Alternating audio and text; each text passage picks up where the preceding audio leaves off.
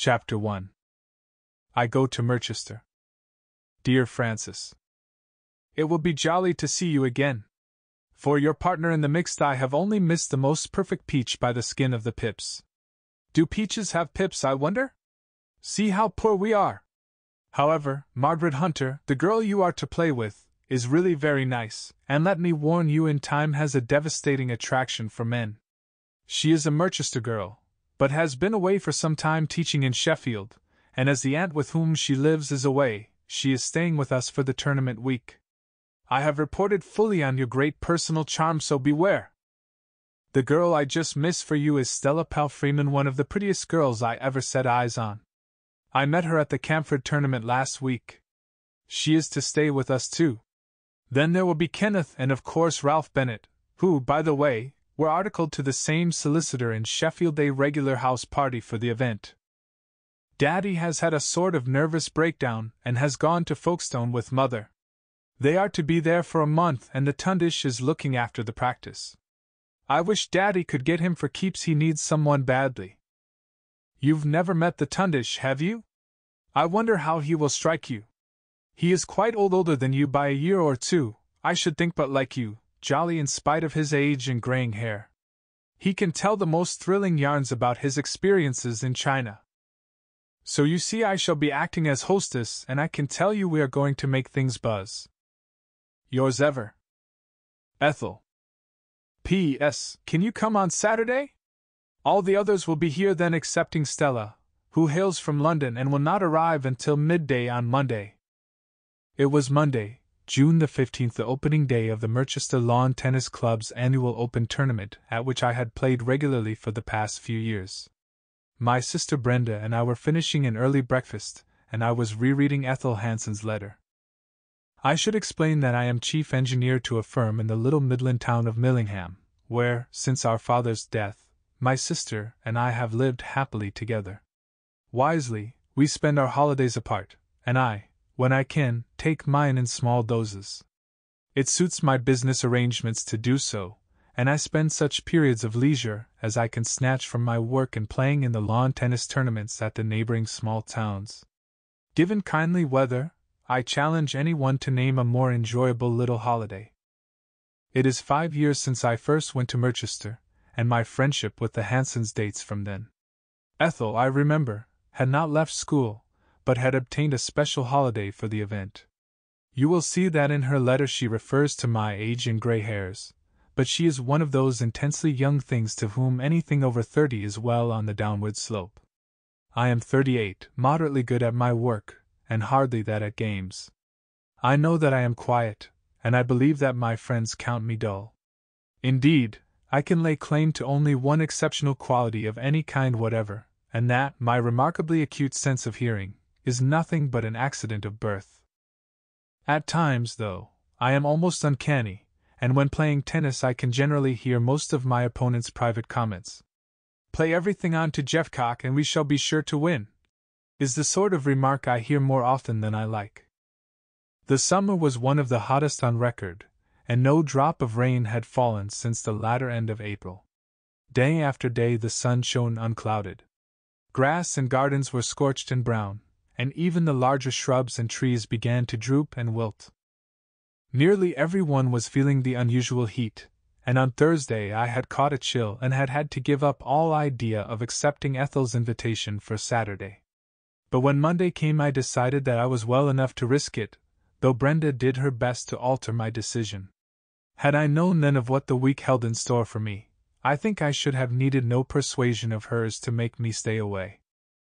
Brenda, dear good soul that she is, had got the car round before we sat down to breakfast, and shortly after 8:30 I started out on my 40-mile run. It was scorching hot before I finished my journey, and having made good time I drew in to the side of the road under the shade of a tree, in order to light my pipe. A slight rise in the ground gave me a wonderful view of Merchester Cathedral from where I sat. It is built of a pale red sandstone that seems able to reflect every shade of light and color. That morning it looked as though it were wrought in pale gold, with the windows ablaze as they flashed back the sun, and the lower part of the building and the top of the hill on which it stands hidden by a summer morning haze. It might have been some fairy structure floating in the air. It seemed to dominate the whole countryside. The city lies huddled round the base of the hill on which the great cathedral and the close are grouped, odd streets straggling out like the roots of some great tree into the surrounding flats. I imagine there can hardly be a point in the whole city from which the cathedral cannot be seen towering up above, and at the hour and at the quarters, every street reverberates with the boom of the chimes from the central tower. The doctor's house stands just at the foot of the hill, and the long garden behind it lies dead level at first, and then rises steeply at about half its length. The garage stands on a tiny plateau leveled off at the top of the slope. There is the shortest of wash yards, and then a double door leading on to the narrow lane that runs the length of the garden and enters the main road at the side of the house. The narrowness of the lane and the abrupt little hill make a very awkward entry, and my old two-seater still bears the scars of my first attempt to negotiate it. The house itself is built of a dull red brick and is of the Georgian period. There is something in the proportions and the setting of the windows that gives it a quiet air of character and strength.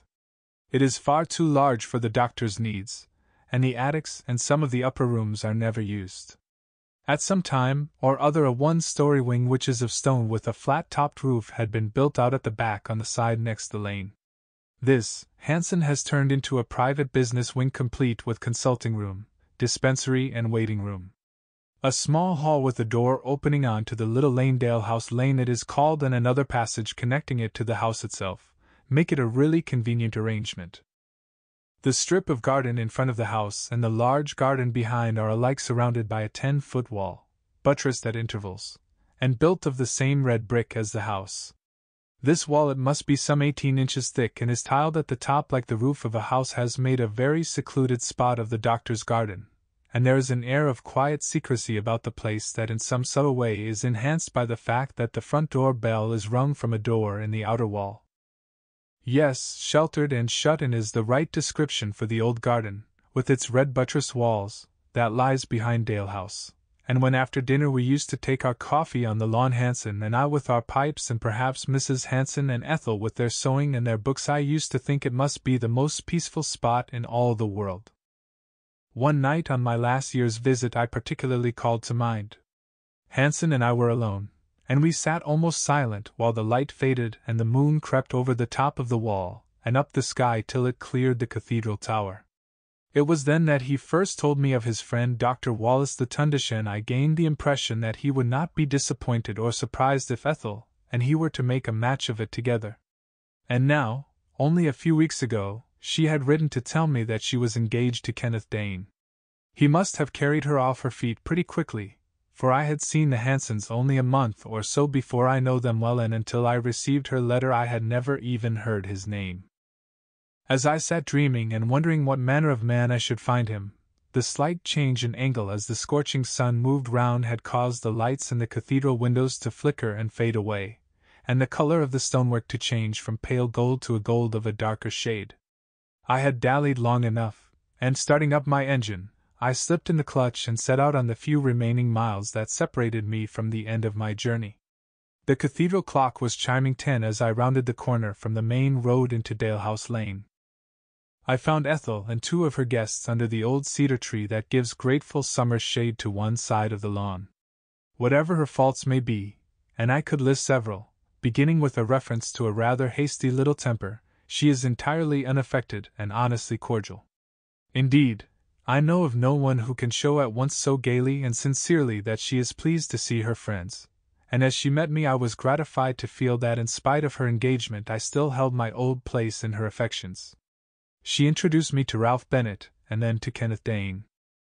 To paint a word picture of any human being is a hazardous undertaking, but in the case of Kenneth Dane I feel that the risk attached to the attempt is a little less than usual, for I summed him up at once, and my later experience proved me correct, as one of those downright souls who carry their character plainly written all over them for each and sundry to read.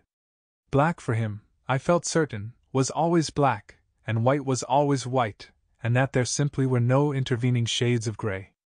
No, there could be no subtle grays for Kenneth. Tall, his broad sloping shoulders made him appear of medium height until you stood against him. With fair brown hair of that close crisp wavy kind that it is a thousand pities Providence does not keep exclusively for girls, eyes of a rather bright pale blue, a straight aggressive nose and a firm mouth and chin to match. He was a fine example of athletic British manhood. The grip he gave to my hand, nearly making me cry out, and his deep, pleasant laugh as he acknowledged my congratulations, were both in keeping with his vigorous appearance. In Ralph Bennett, his friend, I found an entirely different type. Slim and dark, with rather unusual dark brown eyes, you had only to see the two together and I soon found that they were almost inseparable. To recognize that while Kenneth might be the better equipped with character and determination, Ralph was more than his match so far as brain power and intelligence were concerned. But he was so quiet and reserved that one almost overlooked him, and later I was often to wonder on what foundation their friendship had been built. At Merchester play is scheduled to start at 10 o'clock, and though they are lenient to a fault about such matters, it was agreed that Ethel and the two boys should go on to the club, leaving me to garage my car, change into flannels and follow them as soon as I could. I understood that Miss Hunter, my partner, had already left for the ground when I arrived. The doctor's garage was occupied, for young Bennett, whose people were of considerable wealth, had brought a splendid Daimler with him that entirely filled it, and so I had to find accommodation for my car at the rear of a neighboring inn. It was already intensely hot and I felt dizzy on reaching my bedroom, which, although the blinds had been drawn against the sun, was like a baker's oven. Having rested for a short time, I bathed my face and changed and came downstairs to meet Dr. Wallace at the bottom. How he came by his nickname of the Tundish, I have never yet been able to fathom, but we introduced ourselves, no one being present to perform the ceremony for us. He was kindness itself in the way he questioned me about my cold, made me go back and pack up a couple of spare shirts, promised to change after each match, and vowed that when we returned in the evening he would take me in hand and not only have me fit to play next day, but able to enjoy myself as well. Although I have no use for faith healing, or any bunkum of that description, there is no doubt that the personal equation does come into play where doctoring is concerned. When I had sat on my bed holding my head in my hands, I had begun to think that Brenda had been right after all, and that I had been a fool for coming, but it needed only a few of the doctor's short, decisive sentences, when, hey presto! I was feeling a little better already, and there was nothing so very much amiss. While I liked him from the outset, even at the beginning of our acquaintance I think I felt that he was not exactly abnormal, but that he possessed hidden qualities that differentiated him from the rest of us. Of medium height and a thick-set build, his black hair showed just a powdering of gray at the temples, while his pallid regular features seemed a mask through which his deep-set, twinkling eyes looked at you derisively, mocking you and defying you to guess what manner of man it really was that lay beneath. He took me with him into the dispensary to get some capsules to take with me to the club. It lies to the left of the passage that runs along the garden side of the doctor's wing. The consulting room is at the end of the passage, and both rooms have doors opening on to the little hall or lobby that forms the patient's entrance from Dalehouse Lane. A further door connects the two rooms. Beyond the lobby is a small waiting room. I was leaning against the table in the middle of the room, while the doctor, humming a gay air, was finding a pill box to put the capsules in, when I heard someone laughing, a woman most certainly in the waiting room. Not a matter for comment, you may think, but you should have heard the laugh. It was very low, and apparently did not reach the doctor's less sensitive ears, but, oh, how mean and cruel it was! You know how a certain sound, or the scent of a flower, say, may recall to life some vivid scene of childhood's days. When we were children at home there was an old forbidden book describing the tortures of the Spanish Inquisition, and in it there was one illustration depicting a young girl stretched out on the rack with a woman standing by her side laughing at her, which had impressed my young imagination, and had caused me many hours of secret grief. It was an old woodcut, crudely drawn, and I had not thought of it for years, but the woman laughing in the waiting room brought the gruesome little picture back to life. The laugh came twice, then there was the sound of an opening door, then whispering in the lobby. "Who was that, Miss Summerson?" the doctor asked, as the door connecting the dispensary with the lobby opened and a pale, nervous-looking girl wearing a white coverall came in the dispenser, I gathered. The doctor was fiddling about with my pill box as he spoke, but I was looking at her as she came in through the door, and I could have sworn that she was startled when she saw that we were there, and if she were startled, I was surprised when she answered the doctor's question. "There wasn't anyone," she said. "I've been changing the water in the waiting room, and I shut the outer door as I crossed the lobby. Someone had left it ajar." Both her look and the rather over-elaborate nature of her explanation convinced me that she was lying. Too, I could have sworn to that laugh, to the whispering, and to the fact that someone had been there besides Miss Summerson herself. At the time I thought very little about it, however. Someone with a most amazingly repulsive laugh had been to see her, and she didn't want the doctor to know of the visit. That was no business of mine, and I was just making my way toward the lobby. The club lies at the end of Dalehouse Lane. When who should come out of the consulting room but Ethel?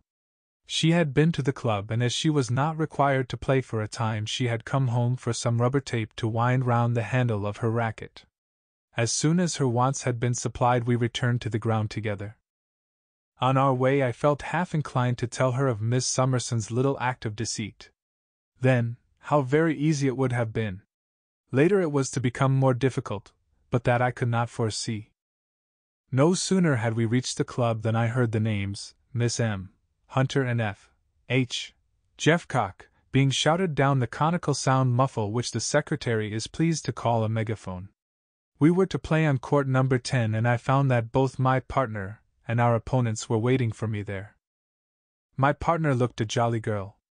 Pink and white and well-rounded, with the bluest of sparkling eyes, and her hair tightly braided in two little close-packed coils, pale gold shells hiding her pretty ears. She had somehow Miss Rio beauty. For a proper chocolate box lady all the ingredients were there, but there was a certain slight heaviness about her features that just, and only just, spoiled the picture she made, and inexplicably led me to the conclusion that her mother was fat.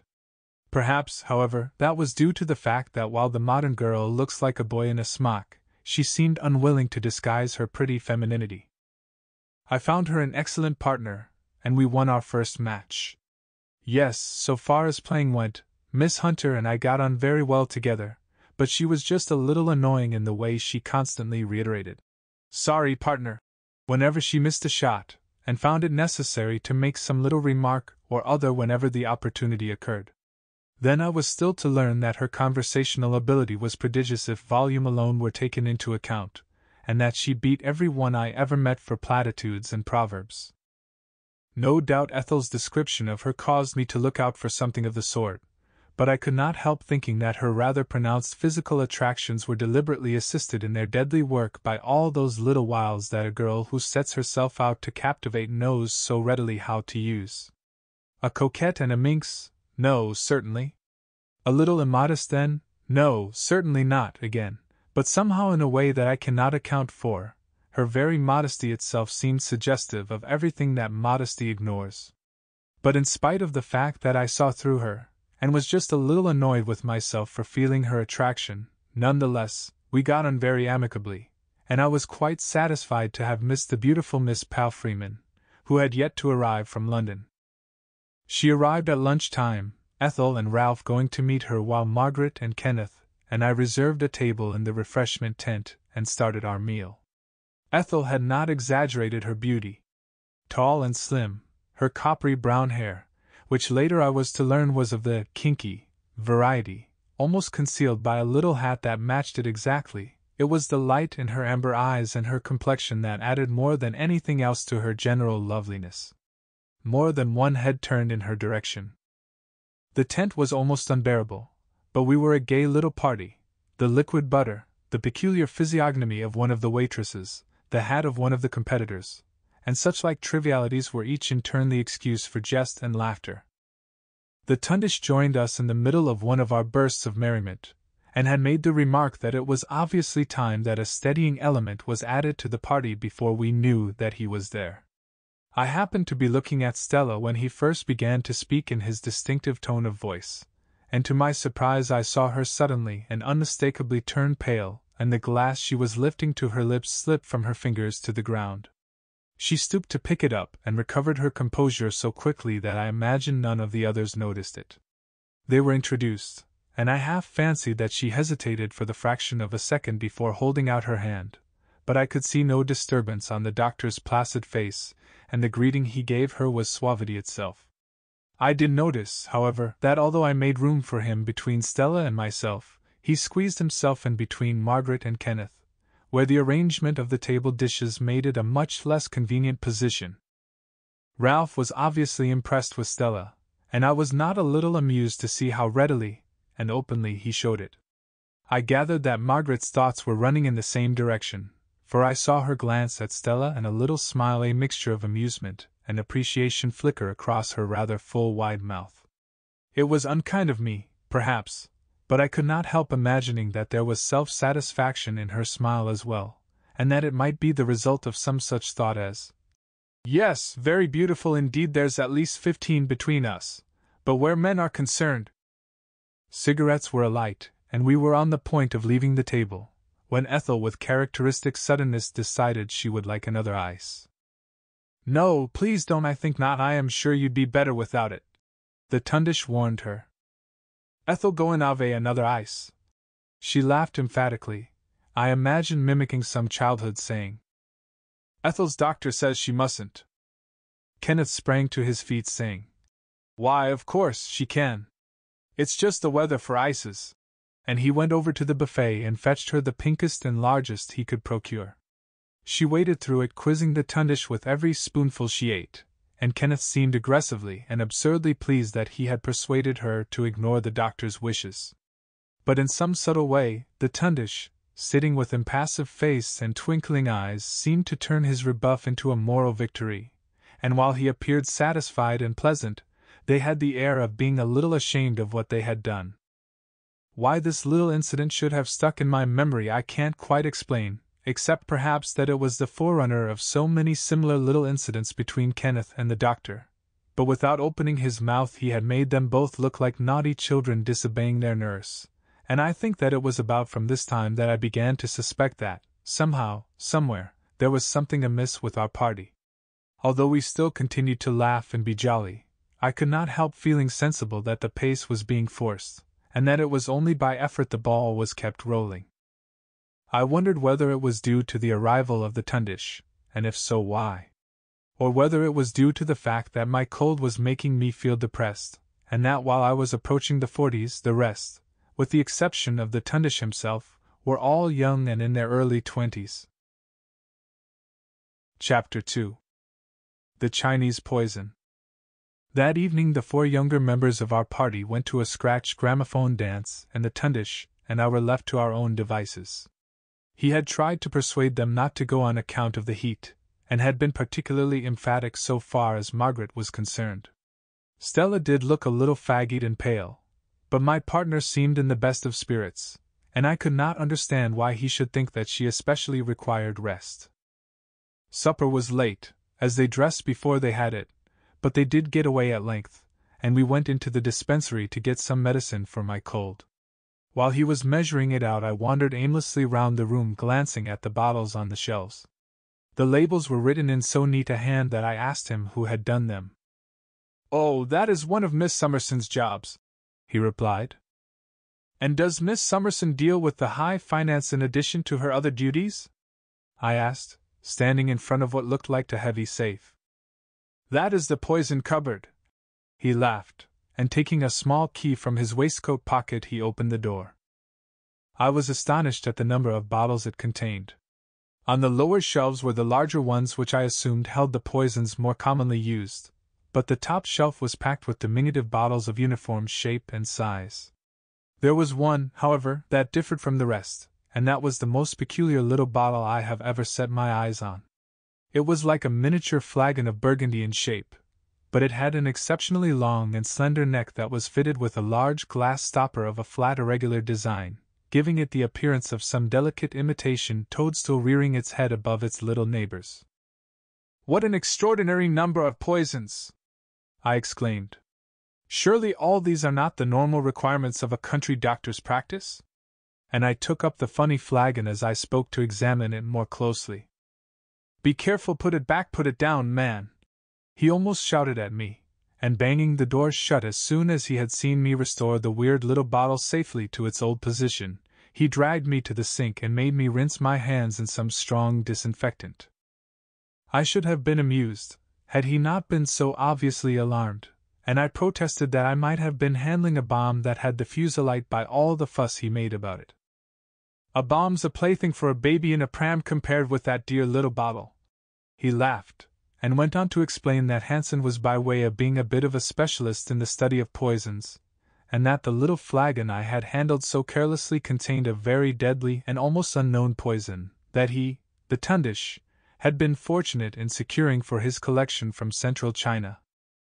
The tiny bottle apparently contained enough to finish off the whole of Merchester, and as yet they had not succeeded in finding any antidote to its action.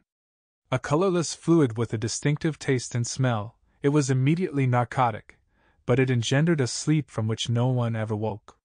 The body of the victim looked exactly as though it had passed out of a peaceful slumber into death, except for the eyes, and they, in addition to the usual contraction of the pupils due to a narcotic, were horribly suffused with blood.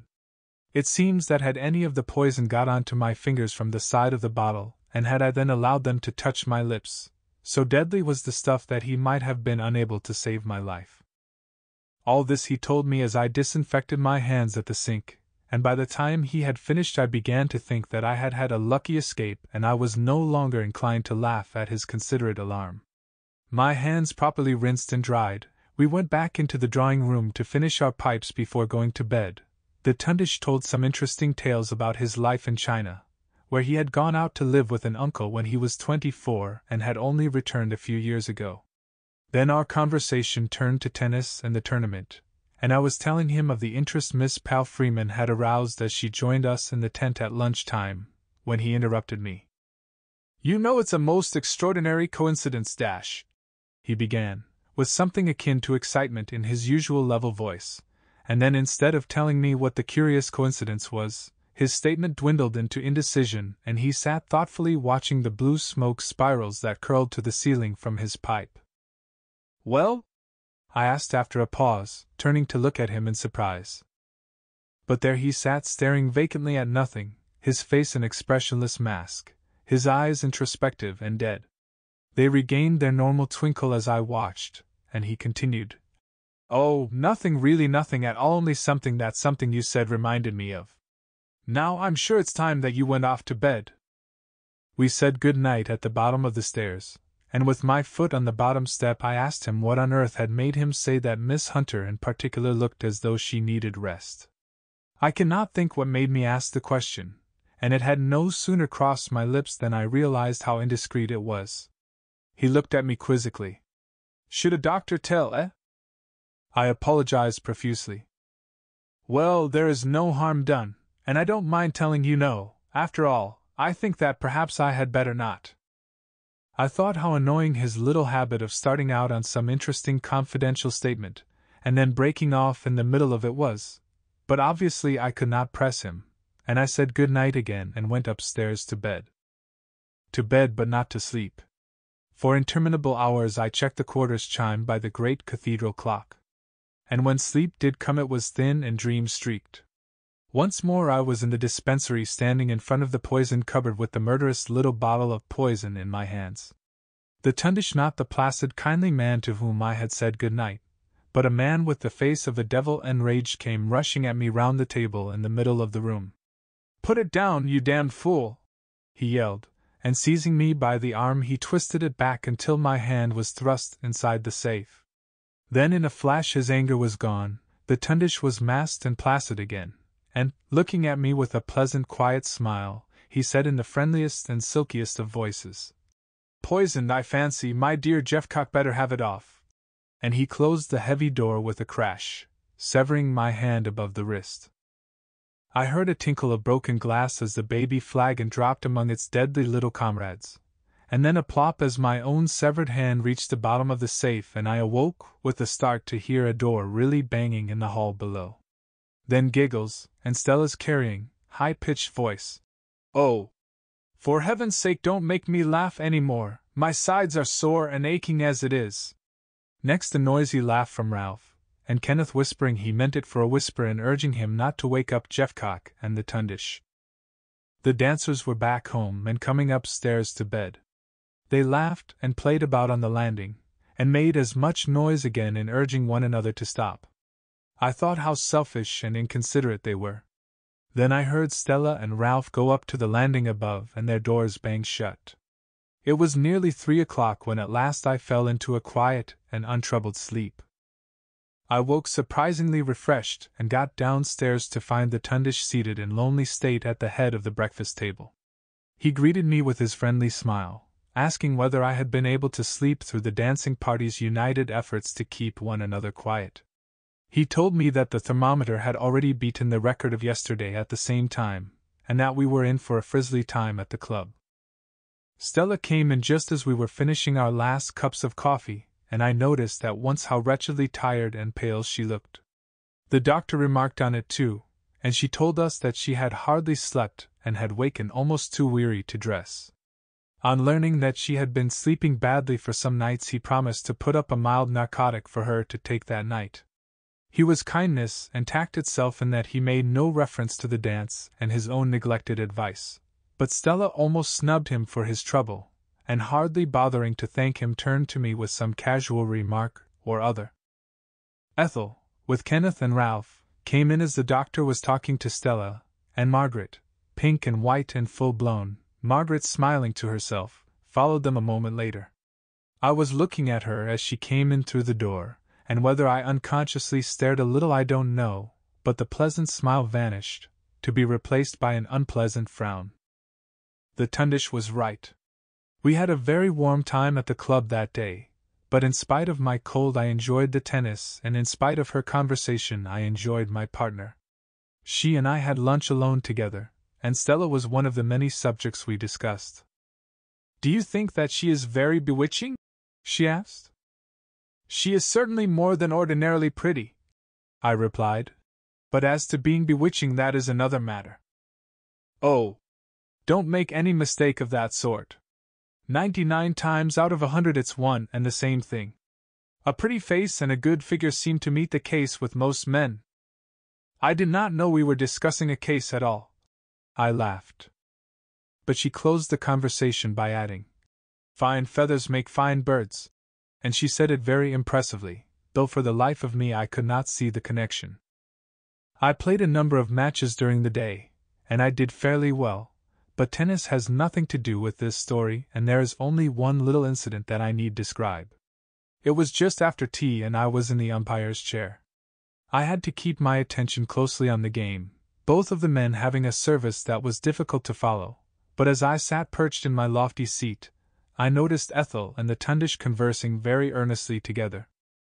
A few minutes later I heard Ethel say, "Well, it's spoiling everything, and I certainly wouldn't have offered to put her up for the tournament if you hadn't been so insistent."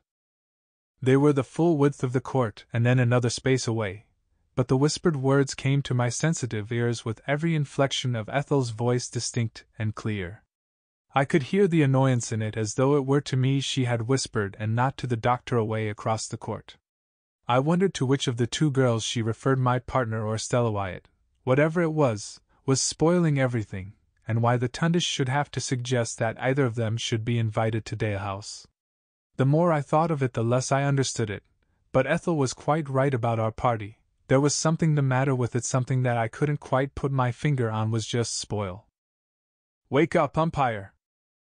I did with a jerk, to find that they had played 2 unregistered points while my thoughts had wandered. It was a long 3-set match, and when I took the result into the referee's tent, although it was getting late, he put me on to play, and I was the last of our party to leave the club. By the time I reached Dalehouse the others had nearly finished supper. There was a sudden lull in the conversation as I came into the room, and I felt certain that I had been the subject of their talk.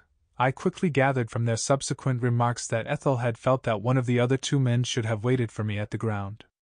It was quite absurd, of course, but her quick little temper was easily roused, especially so if she imagined that one of her friends had been slighted, and apparently she had not hesitated to lay down the law on the matter.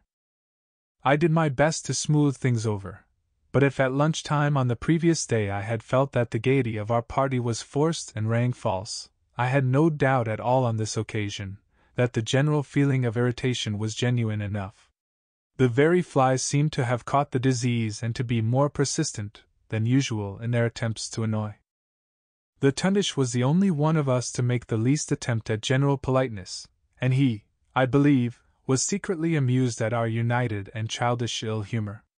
Stella was positively rude when he reminded her of the medicine that he had sent up to her room. First she refused to take it at all. Then she would take it at once, and there was another little scene before she could be persuaded to obey the doctor's wishes and wait for an hour after her meal. The two boys had left the room while we were pacifying Stella, but when Ethel suggested that the four of us should have a quiet game of bridge while the tundish did some work in the dispensary, and she and Margaret descended to the basement to tackle some ironing, the boys were nowhere to be found. Ethel seemed absurdly put out over so trivial a matter.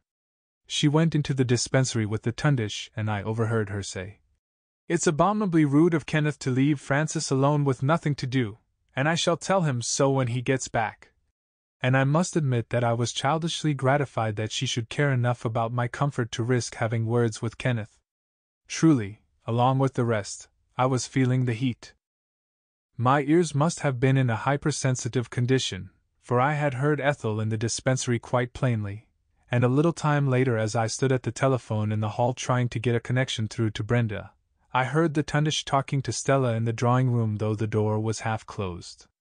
It was a moment before I realized that I was listening to a confidential conversation, and then it was too late. It was the doctor speaking in his most persuasive voice. "Look here, Stella, I am most truly sorry about it, but until I saw you at the club, I really had no idea that the Stella Palfreeman Ethel spoke of was the dumps I used to know in Shanghai."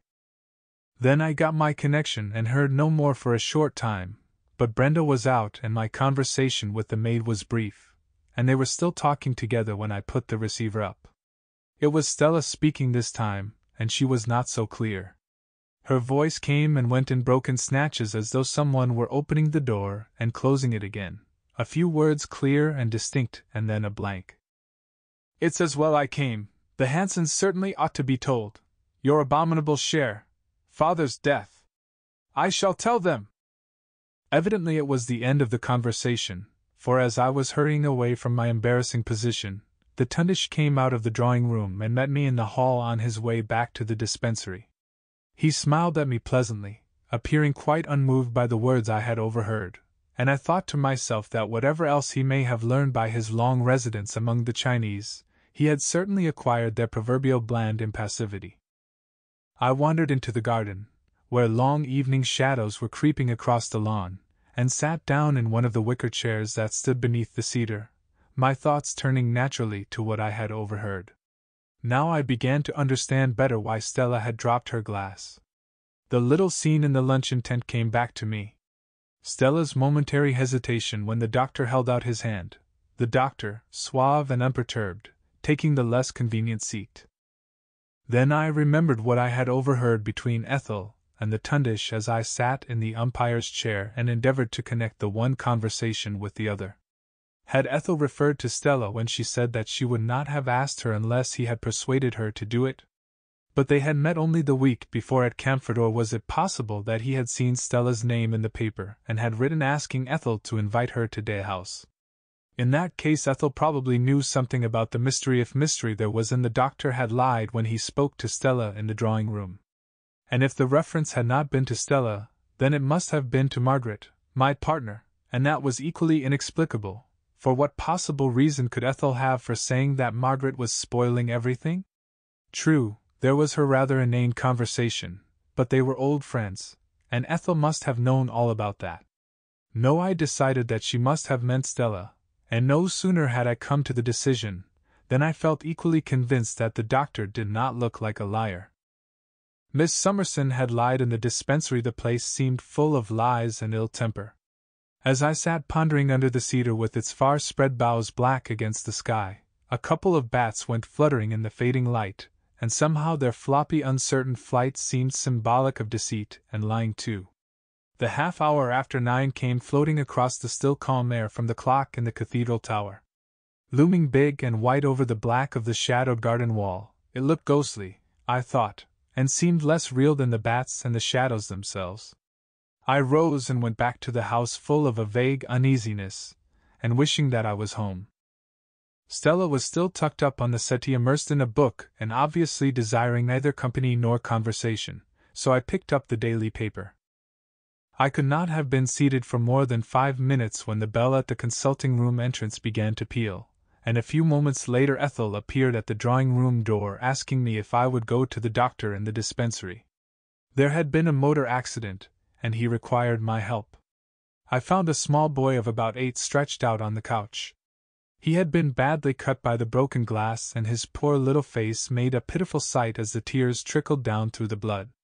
It fell to Ethel's lot to look after the parents, who were distracted to incapacity, and to mine to hold the child while the doctor swabbed and stitched and bandaged. I was astounded at the way he handled that small boy. His deft fingers moved at such lightning speed that the bandages seemed to fly into place of their own volition, and all the time he worked he was chatting kindly to the boy and giving the instructions. How can I describe it? Unadulterated genius, magical a Superman at work on work he loved. Anyhow, incredible as it may sound, the job was completed and he was lifting the patient into the taxi that Ethel had sent for, as the cathedral clock chimed 10.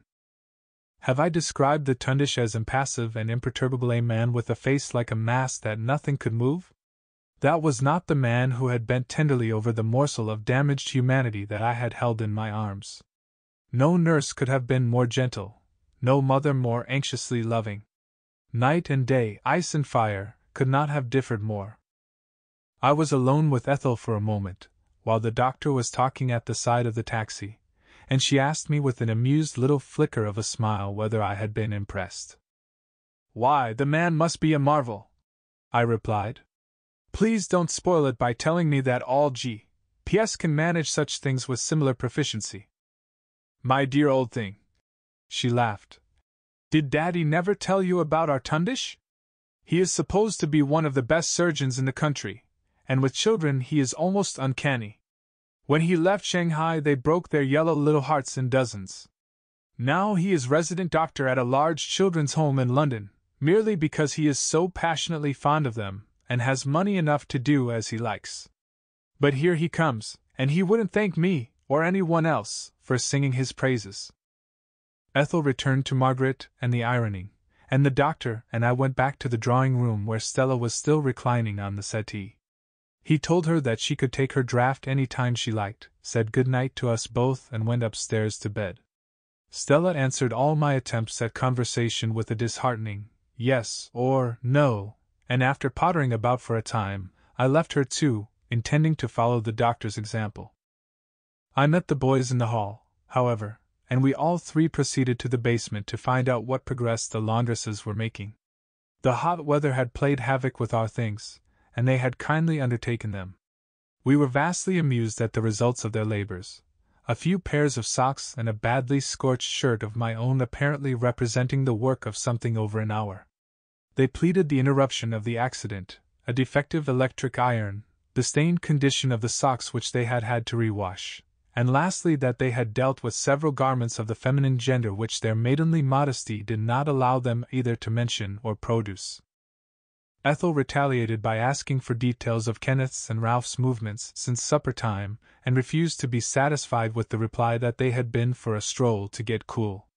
She asked them to state specifically where they had been, and they looked, I thought, not a little confused. Kenneth definitely reddened, and she was unkind enough to call our general attention to the fact, and to say that his efforts to get cool must have sent a rush of blood to the head. We stood chaffing one another pleasantly in this way for some little time, and I dare say it was after 10:30 when I left them at it, and went to bed. I switched on the landing light from the bottom of the stairs, and when I got to the top I found that the Tundish had written out a notice, and had stuck it up above the landing switch, so that we should all see it on our way to bed. It read, "Please let a fellow get some sleep tonight, and don't wake him up by telling one another to be quiet. SGD, the Tundish." I took it down, and going into my room I found that the ink in my fountain pen was identical in color as I half expected it would be, having filled it only the previous day from the inkwell in the consulting room, and that by writing with the back of the nib I could imitate the thin strokes with which the doctor had written, I quickly added the words, "Dark deeds are done at night," and stuck it up again in its old position. I made what I thought a very creditable copy of the doctor's print, having imitated to a nicety his flat-topped A's and sloping D's. My forgery completed, I got into bed. The others came up before I got to sleep, and I heard them discussing it in whispers, and then a little later calling out to one another to "Just come and look here," with a great deal of laughing and running about from room to room. Next I heard Kenneth say, "Shall we go and pull him out of bed?" And Ethel replied that she believed it was I and not the tundish at all. This was followed by a declaration that, whoever it was, they would deal with him tomorrow, and the household gradually settled down into silence and sleep. Next morning, Wednesday, I was up betimes and out in the garden before breakfast. The tundish joined me there. We were just going in answer to the gong when he said, "By the way, your addition to my little effort of last night was remarkably apt, for I played Old Harry with all their bedrooms before I went to bed." He went on to tell me that he had made a realistic skeleton with the aid of a bag of golf clubs in Kenneth's bed, sticking the clubs down the legs and arms of his pajamas, and utilizing a pair of shoe trees for the ears. Ethel's bed he had peppered with tennis and golf balls carefully placed beneath the under blanket, and Margaret's and Ralph's had also received treatment. In spite of the merry twinkle in his eyes, such a practical joke seemed to be entirely out of keeping with his character, and although I am sure I gave no visible signs of my surprise, he might almost have read my thoughts, for he said at once, "Yes, I surprised myself too, but I fancy that I must have been a trifle fey last night. I shall have to look out tonight though, for they are sure to attempt revenge." I told him of the whispered conversation I had overheard on the landing, and he suggested that as I might be going home before night, we should attempt to make them believe that I had really been the culprit. We both of us agreed that a too nice adherence to the truth was not essential in the matter of a practical joke. "No, we will both of us lie like troopers," he said as we took our seats at the table, and whether I succeeded or not, he certainly kept his promise to the full. We arranged that we would both make out that we knew nothing about either the notice or the raided beds, but that my denials should be less assertive than his so that their suspicions would gradually turn in my direction. We had great difficulty, however, at least I had, not to give ourselves away by laughing when the others came into the room. They came in procession, marching solemnly round the table, Kenneth chanting, "Oh yes! Oh yes! A trial will be held." Ethel led the van bearing the notice on a large tray held out at arm's length. Then came Ralph carrying Kenneth's pajamas and the golf bags and clubs, together with a collection of tennis and golf balls and other evidence. Kenneth followed, arrayed in an old cap and gown of Hanson's, and Margaret brought up the rear as train-bearer to Kenneth. They drew up in a row in front of us and said in unison there had evidently been a rehearsal. "There sits the culprit." But we noticed with secret satisfaction that while Margaret and Kenneth pointed at the tundish, Ethel and Ralph were pointing at me. It seems that up to this point in telling my story I must be constantly detailing trivial matters which can have no possible interest taken by themselves, and yet which have a real bearing on the more important later events. Kenneth's inquiry into the doings of the previous night was amusing at the time, and I don't mean it unkindly, but I am sure he enjoyed showing Ethel how acute an inquirer he could be, but it is not a matter of sufficient apparent importance to set out at any length. And yet I think we were all of us to go over every word that was spoken at the breakfast table, time and again in our minds afterward, wondering what possible bearing they could have on the terrible tragedy that was so soon to befall us. I was sitting at right angles to the tundish, who was at one end of the table, and Kenneth handed him the notice, and took his seat at the other side of the table opposite to me, saying, "Well, a confession won't earn a free pardon, but it may certainly incline us to temper justice with mercy." The tundish turned the paper round and round, pretending to examine it with surprise and care. "And what may this be?" he said at last. "I see that it has been written in my name, but apart from that it seems to be reasonable enough, and it expresses what I actually felt very aptly indeed." "You didn't write it then, and stick it up on the landing?" My dear boy, I am really far too old for that sort of childishness. Besides, I ask you, if I had been the author, should I have bothered to print my name at the bottom instead of signing it in the ordinary way? No, I think we shall find that the guilty party is seated immediately to my left, and if you haven't foolishly smudged it all over, we shall probably find his fingerprints. He was sprinkling the notice with salt and blowing it off again into Kenneth's bacon as he spoke, while I protested loudly that I could not understand what they were all of them talking about. Am I doing Kenneth an injustice, I wonder, and do I exaggerate his ill temper and puerile behavior? Then, I had not realized how jealous he was of the doctor, and could make no allowances for it, but oh, how easily he rose, and how absurdly he showed his dislike. He resented the "my dear boy," and he did not like the salt being blown into his bacon, but he endeavored to imitate the doctor's bantering tones. "My dear Tundish," he said, "I happen to know that rough paper of that description does not show fingerprints. It was a poor imitation, as well might a cow pretend to be a swan, and even then he could not maintain the role he tried to play," adding with some heat, "You may be a very good surgeon, but you're a very good liar too. Do you mean to tell me that you didn't upset all our beds last night?" The Tundish never turned a hair as he replied, "I never did anything of the sort. Was your bed upset, Jeffcock?" He could certainly lie magnificently, and he looked the essence of simple injured innocence. "Of course his bed wasn't touched," Ethel chipped in, endeavoring to save Kenneth from making a complete fool of himself, "for the simple reason that he upset the rest." I in turn denied her accusations and that I had any knowledge of the affair. I pointed out that the inquiry was entirely irregular, inasmuch as Kenneth himself, who was acting as the judge, and the others who presumably represented the jury, were all claimants in the action as well, which was a manifestly absurd position. My chief concern, I went on to add, was on account of Ethel, as it went to my heart to think that she was the affianced bride of a young man who had so little knowledge of the world that he could be duped by the statements of such an obvious liar as the Tundish, but I am such a duffer at acting that quite unconsciously my denials only emphasized my guilt, and I did more to confuse them than the doctor himself. Kenneth, who had regained some of his usual equanimity, next produced paper and pencils, and asked us both to repeat the notice from memory, but this gave no very definite results. I tried to visualize the doctor's rather peculiar printing. I remembered his sloping D's and flat-topped A's and made my attempts as much like the original as I could, but I went badly astray over some of the other letters. The Tundish, on the other hand, did his best to repress his normal style, but just failed to succeed, with the result that both our duplicates held certain resemblances to the one that had been placed over the switch, and neither was quite like it. It was the Tundish who pointed out that any of the party in addition to ourselves might equally have been responsible. That either Ethel or Margaret might quite easily have slipped upstairs from the basement during the evening, and that as a matter of fact their poor performance as laundresses was probably due to their absence, and not to the reasons they had alleged. That Miss Palfreeman had been left all alone while we had been engaged with the injured child.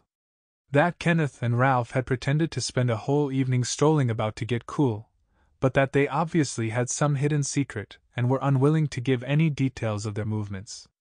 And finally that whichever of them had done it, he or she would certainly have upset his or her own bed as a blind for the rest of us, and that the fact that neither his bed nor mine had been touched was a most important piece of evidence in our favor. In the end, after much argument, carried unpleasantly by all of us with the exception of Kenneth, who seemed incapable of differentiating between an argument and a dispute, they had to admit that each one of us had had the opportunity of spending at least a quarter of an hour upstairs without being missed by the rest, and though suspicion remained divided, we had lied so well that they were not only in doubt as to which of us was guilty, but they really began to wonder whether we were either of us responsible at all. When we had concluded that no conclusion could be reached, Ethel got up from the table saying that she would run upstairs and find out whether Stella was getting up or whether she might not like her breakfast sent up to her room. She was back in a couple of minutes, and although I was seated with my back to the door, I could tell at once by the way she almost stumbled into the room that there was something serious amiss. She hardly had breath enough to speak, but at last she managed to get out.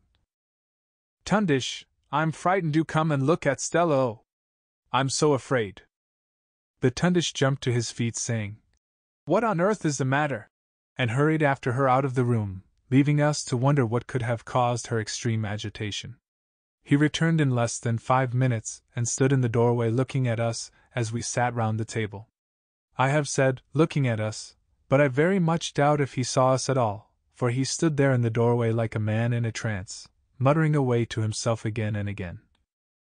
"I can't have made a mistake. No, I simply can't have made a mistake."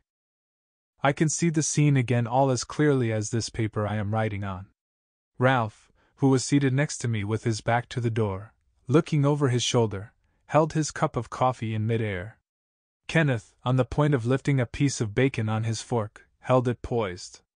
Margaret, sitting opposite, looked pale and scared, and we were all looking first at the doctor and then at one another, while he stood muttering in the doorway and gazing into space. It was almost as though some magician had suddenly thrown an evil spell which we none of us could break. He seemed to come back to life quite suddenly and to realize the amazement with which we were watching him. Then, after a moment's hesitation, he said, "Stella is dead, and I've every reason to believe that she's been poisoned. Please all of you stay here for a few minutes until I come back." There was one wild, piercing shriek and Margaret burst into half-hysterical sobs. It was horrible. First the silence while we waited, amazed, for the doctor to speak, then the appalling words he spoke in his quiet level voice, and then the sudden piercing shriek that filled the sunlit room. Chapter 3. Stella murdered. Stella dead. Stella poisoned. I think that, apart from Margaret, who sat silent after her one piercing cry of alarm, we none of us quite realized the horror of the situation, and I am sure that we none of us understood the doctor's muttered references to a mistake, or gave any thought to the manner of her death. Nothing in the scene before us suggested tragedy. The sun shone in at the 3 long windows which were open wide, and one of the 2 family cats sat leisurely washing her face on the sill, the drowsy hum of the bees at work in the garden border below making a fitting accompaniment to her deliberate graceful movements. The breakfast table was in the homely disorder of a completed meal, and we sat round it in flannels, prepared for tennis. Kenneth was still arrayed in cap and gown. The golf clubs, the shoe trees, and the tennis and golf balls collected from Ethel's bed lay heaped together in one of the 2 armchairs. None of these things suggested tragedy and death, but poor beautiful Stella lay dead upstairs. Only yesterday I had watched her playing vigorous tennis, and one little picture stood out clearly in my mind. She had stooped low to the ground to reach the ball, her bare arm sweeping gracefully at its fullest stretch, her lovely pose, as, lightly poised, she held her balance with one white-clad shapely leg reaching out behind, tip of toe and fingertips of her free hand just touching the ground, her coppery hair showing little pools of sun-kissed ruddy gold. Her amber eyes alight with pure enjoyment as she gave a little involuntary cry of pleasure when the ball, curving low, just skimmed the net, all made a vivid picture of joyous slim agility. And that was only a few hours ago, but now, while we had been fooling round the breakfast table, she lay stiff and cold and dead. Kenneth took off his cap and gown, but for once Ralph was the first to speak. "Look here, we can't just sit round the table gaping. What did the Tundish mean by a mistake? Where is he and where on earth is Ethel? I'm going out to find someone." I tried to persuade him to wait a few minutes as the doctor had so particularly asked us to stay until he came back, and we sat silent again. Then Ralph wondered, why on earth didn't he want us to leave the room? And Kenneth made for the door, saying that he for one wasn't going to be told what he could and he couldn't do at a time like this. Fortunately, Ethel came back before he reached it and added her request to mine. She told us that the doctor was in the dispensary, examining the bottles from which he had made up Stella's sleeping draught, and that he would be with us in less than 5 minutes. She went over to Kenneth and put one hand on his shoulder as she spoke, saying, "Oh, it is all too dreadful. We must try to help the Tundish all we can. It is simply terrible for him." "Do you mean that he has made a mistake then?" Kenneth replied, and I was surprised to hear how hard and harsh his voice was. No hint of sympathy softened the bluntness of his question, and Ethel's hand fell slowly from his shoulder. The door opened and the Tundish came in. He stood in the doorway for a moment looking at Kenneth with as sad a smile as ever I wished to see. "No," he said. "I don't think that I have made any mistake, but I have very serious news for you all. Will you please sit down?" He took the chair at the end of the breakfast table again as he spoke, motioning to Ethel to come and sit beside him. His arm was resting on the table, and I saw her put her hand against it with a timid little touch of sympathy which he acknowledged with a smile of thanks.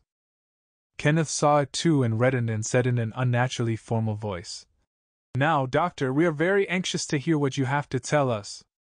I could have kicked him for the way he said it, and I think that that was the first time that it crossed my mind that he might be jealous of the Tundish. The doctor took no notice of his remark, but proceeded immediately to tell us in a calm, friendly voice, that, as we already knew, he had made up an ordinary sleeping draught for Stella the night before. The medicine had been taken up to her bedroom and placed on a little table by her bed, by the maid, Annie, just before supper. It had consisted of a mild narcotic taken from one of the bottles that stood on the lower shelf of the poison cupboard, to which he had added one or two other ingredients which it was not necessary for him to specify, as they were entirely harmless in their action. Every prescription, he explained, was registered in a special book kept for the purpose in the dispensary, as soon as it was made up, and this he had done in the usual way. The draught was a mild one, and there was no possibility that it by itself could have caused death or have had any harmful action. He had just roughly checked over the contents of each of the bottles he had used, and they each of them contained exactly what they were alleged to contain. He told us how the poison cupboard, in addition to the stock poisons that were placed on the lower shelf, held a number of rare and some of them very dangerous poisons, collected by Dr. Hansen over a long period in connection with his research work, on a shelf at the top. These were seldom touched, and it had not been necessary for him to handle them in making up the sleeping draught for Stella. As far as he could tell, they had not been disturbed. Here he turned to me, saying, "But you may be able to help us there, Jeffcock, for you saw them with me only the night before last. You had better come along and tell me if, as far as you can remember, they are still placed as they were then." We trooped into the dispensary, and he opened the heavy steel door of the cupboard, with the little key which he took from his waistcoat pocket. The bottles, apparently, were in the exact positions in which I had seen them only 2 nights before, the tiny Chinese flagon lifting its long slender neck with its queer flat stopper above the diminutive bottles that surrounded it. As far as I could recollect, it was in the identical place in which I had replaced it when the Tundish had so urgently begged me to put it down, but, as I explained, any of the other bottles might have been changed or moved about, for they were all identical in shape and size, and I had not taken any note of the names and formulae on the neatly written labels. "As far as you can see, then, the Chinese flagon has not been moved?" the Tundish asked. "Do you think that you would be prepared to swear to that?" I hesitated before I replied.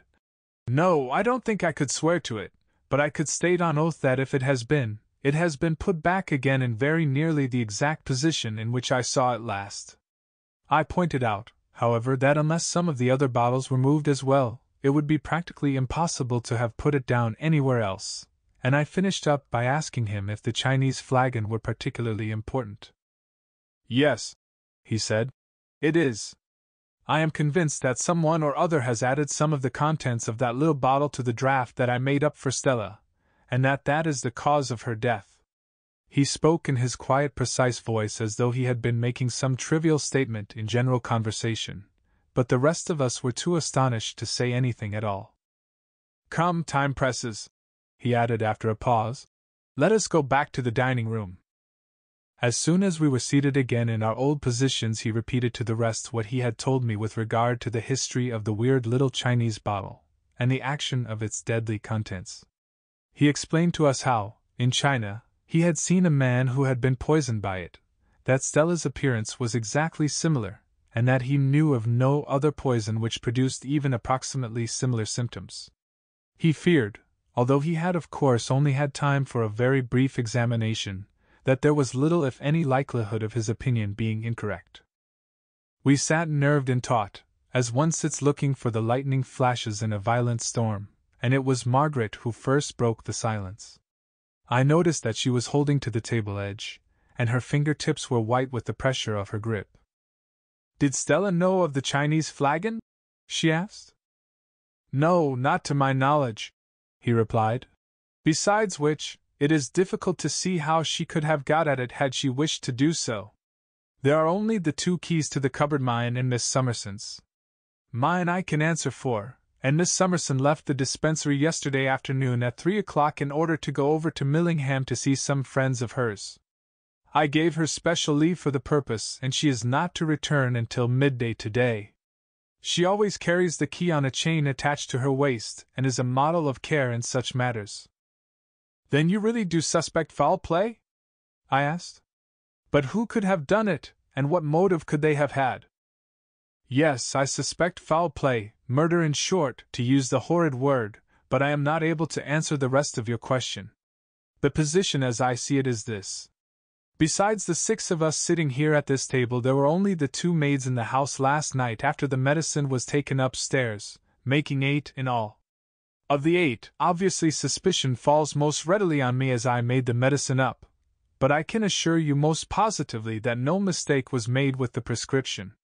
So far as I know, Annie, who carried it upstairs, does not even know of the existence of the little flagon, and I think that we can probably rule her out of it. Of the rest of you, suspicion points most readily to you, Jeffcock, for I told you all about the poison only the night before, and to you, Ethel, who already knew about it from your father." He put his hand over hers and smiled at her as he spoke, but Kenneth sprang up at once, crying out angrily, "How dare you make such a suggestion about Miss Hanson?" "Don't be a fool, Kenneth," she replied tersely. "And I was Ethel to the tundish when you were a little boy at school." The doctor stood up, all pleasant serenity. "I do think I was very careful to say that suspicion pointed most readily to me, but we are delaying too long, and there are things that must be done. The police must be informed, they will have to investigate the matter, and so this is perhaps the last opportunity we shall have of talking quietly together. Stella has been killed unmercifully and in cold blood. It seems impossible to believe, but terrible if it is true, that the murderer is probably here with us in this room now.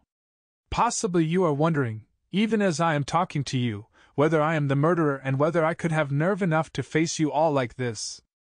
Well, I want to beg and pray of you that you will put all such thoughts on one side, for if we once allow our imaginations to run riot and let our suspicions get the better of our friendships and beliefs, these next few days may grow memories that we shall all look back on with nothing but shame and regret. I do solemnly swear to you that I did not do this horrible thing. If I am arrested on suspicion, remember that suspicion may still fall on you. We shall all be questioned again and again by the police. If any information should come to light to ease my own position, then it may equally throw suspicion on one of the rest of you. I don't for one moment suggest that we should do anything to hinder their investigations, but apart from that, for God's sake let us keep our heads and admit no one guilty until his or her guilt has been actually proved." I think that we were all of us impressed by the earnest way in which he spoke, and Ethel went up to him and kissed him there in front of us all. "Of course you didn't do it, Tundish dear," she said, "and no one who knows you could think so for a moment."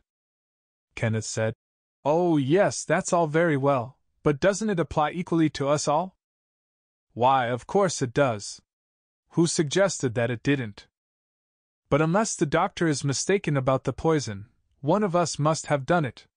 You simply can't get away from that." I said, "I am sure that the doctor is right, the less we think about who it may have been the better." But I was already thinking of the conversation I had overheard between Ethel and the doctor at the club, and what he and Stella had said in the drawing-room last night. The words, "Your abominable share, father's death. I shall tell them," came whispering in my ears. Ethel had taken her chair again, and I saw the tears well up in her brown eyes as Kenneth was speaking, and then suddenly she buried her face in her arms. The Tundish put his hand on her shoulder, saying, "Now we must waste no more time. First the servants must be told. Ralph, please ring the bell. And I must telephone or wire to Stella's people." What is her address, Ethel? It's in Kensington. She lives with her uncle, Mr. Crawford, but she told me only yesterday that he is away and that the house is shut. I haven't the least idea where he has gone to or what his address is now. Whatever shall we do? Oh, don't worry about that. The police will see to it for us. Very likely she may have some letter stating where he is. We will tell them directly they come. Annie, the maid who had taken the fateful medicine upstairs the night before, appeared with a tray to clear away the things. She was a nice quiet girl of about 28 who had been with the Hansons a good 10 years. She put the tray down on the sideboard, saying, "Why, what's the matter with Miss Ethel? There's no bad news from Folkestone, I hope, sir?" "No, Annie, but run downstairs and tell cook that I want her here at once. Come back again yourself." The cook was an acquisition of about 6 months. I suppose that it really is impossible for the mere male to appreciate the value of a good servant, and to understand how easily the mistress of a house may be willing to allow efficiency to pardon defects in appearance and manner. But I felt that, for myself, I would sooner live on perpetual bread and cheese than suffer the Hansons' cook.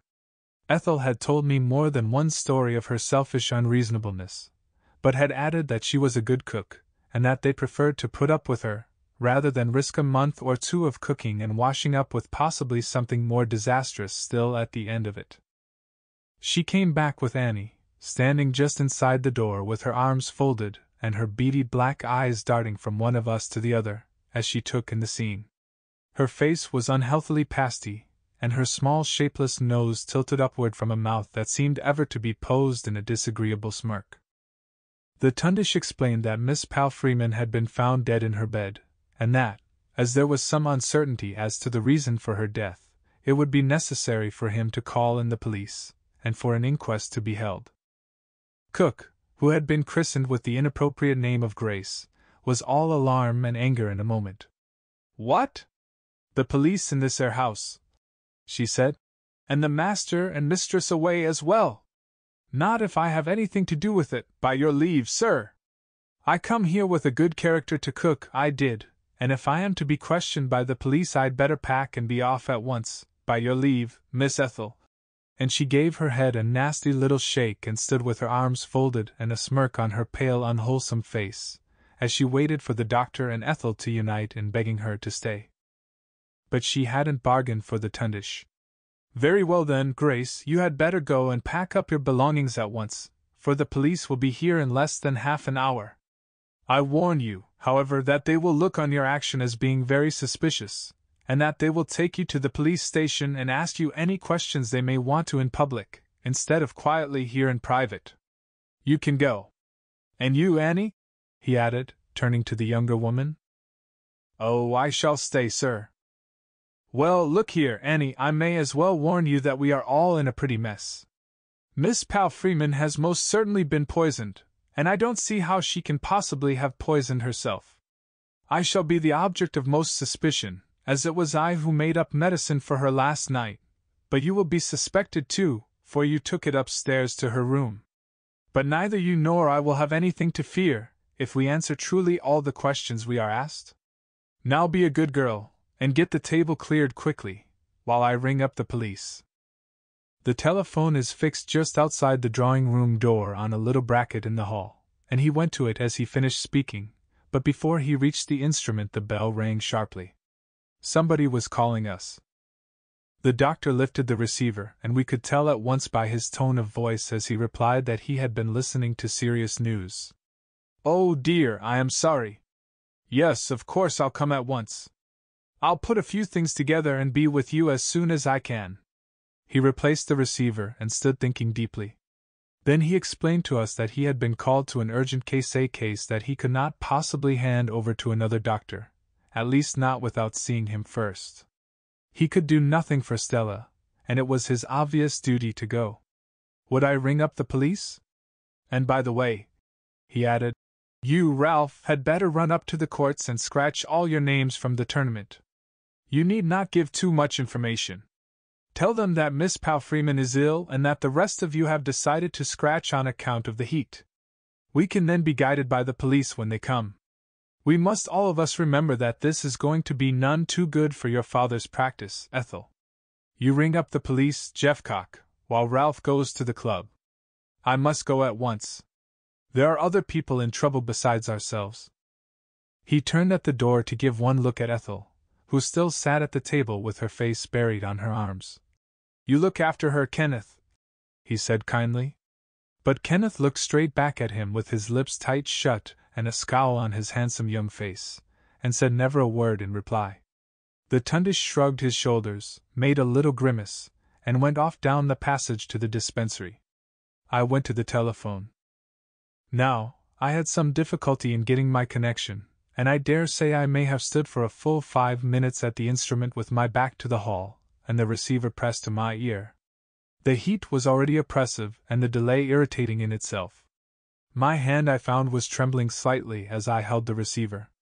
The cathedral clock chimed out 10 as I stood, and I had to look at my watch to make sure that I hadn't missed a chime, for it seemed incredible that only a little more than an hour had passed since the Tundish and I had sat down to breakfast, and we began the farce of the mock inquiry about the notice that he had stuck up over the landing switch.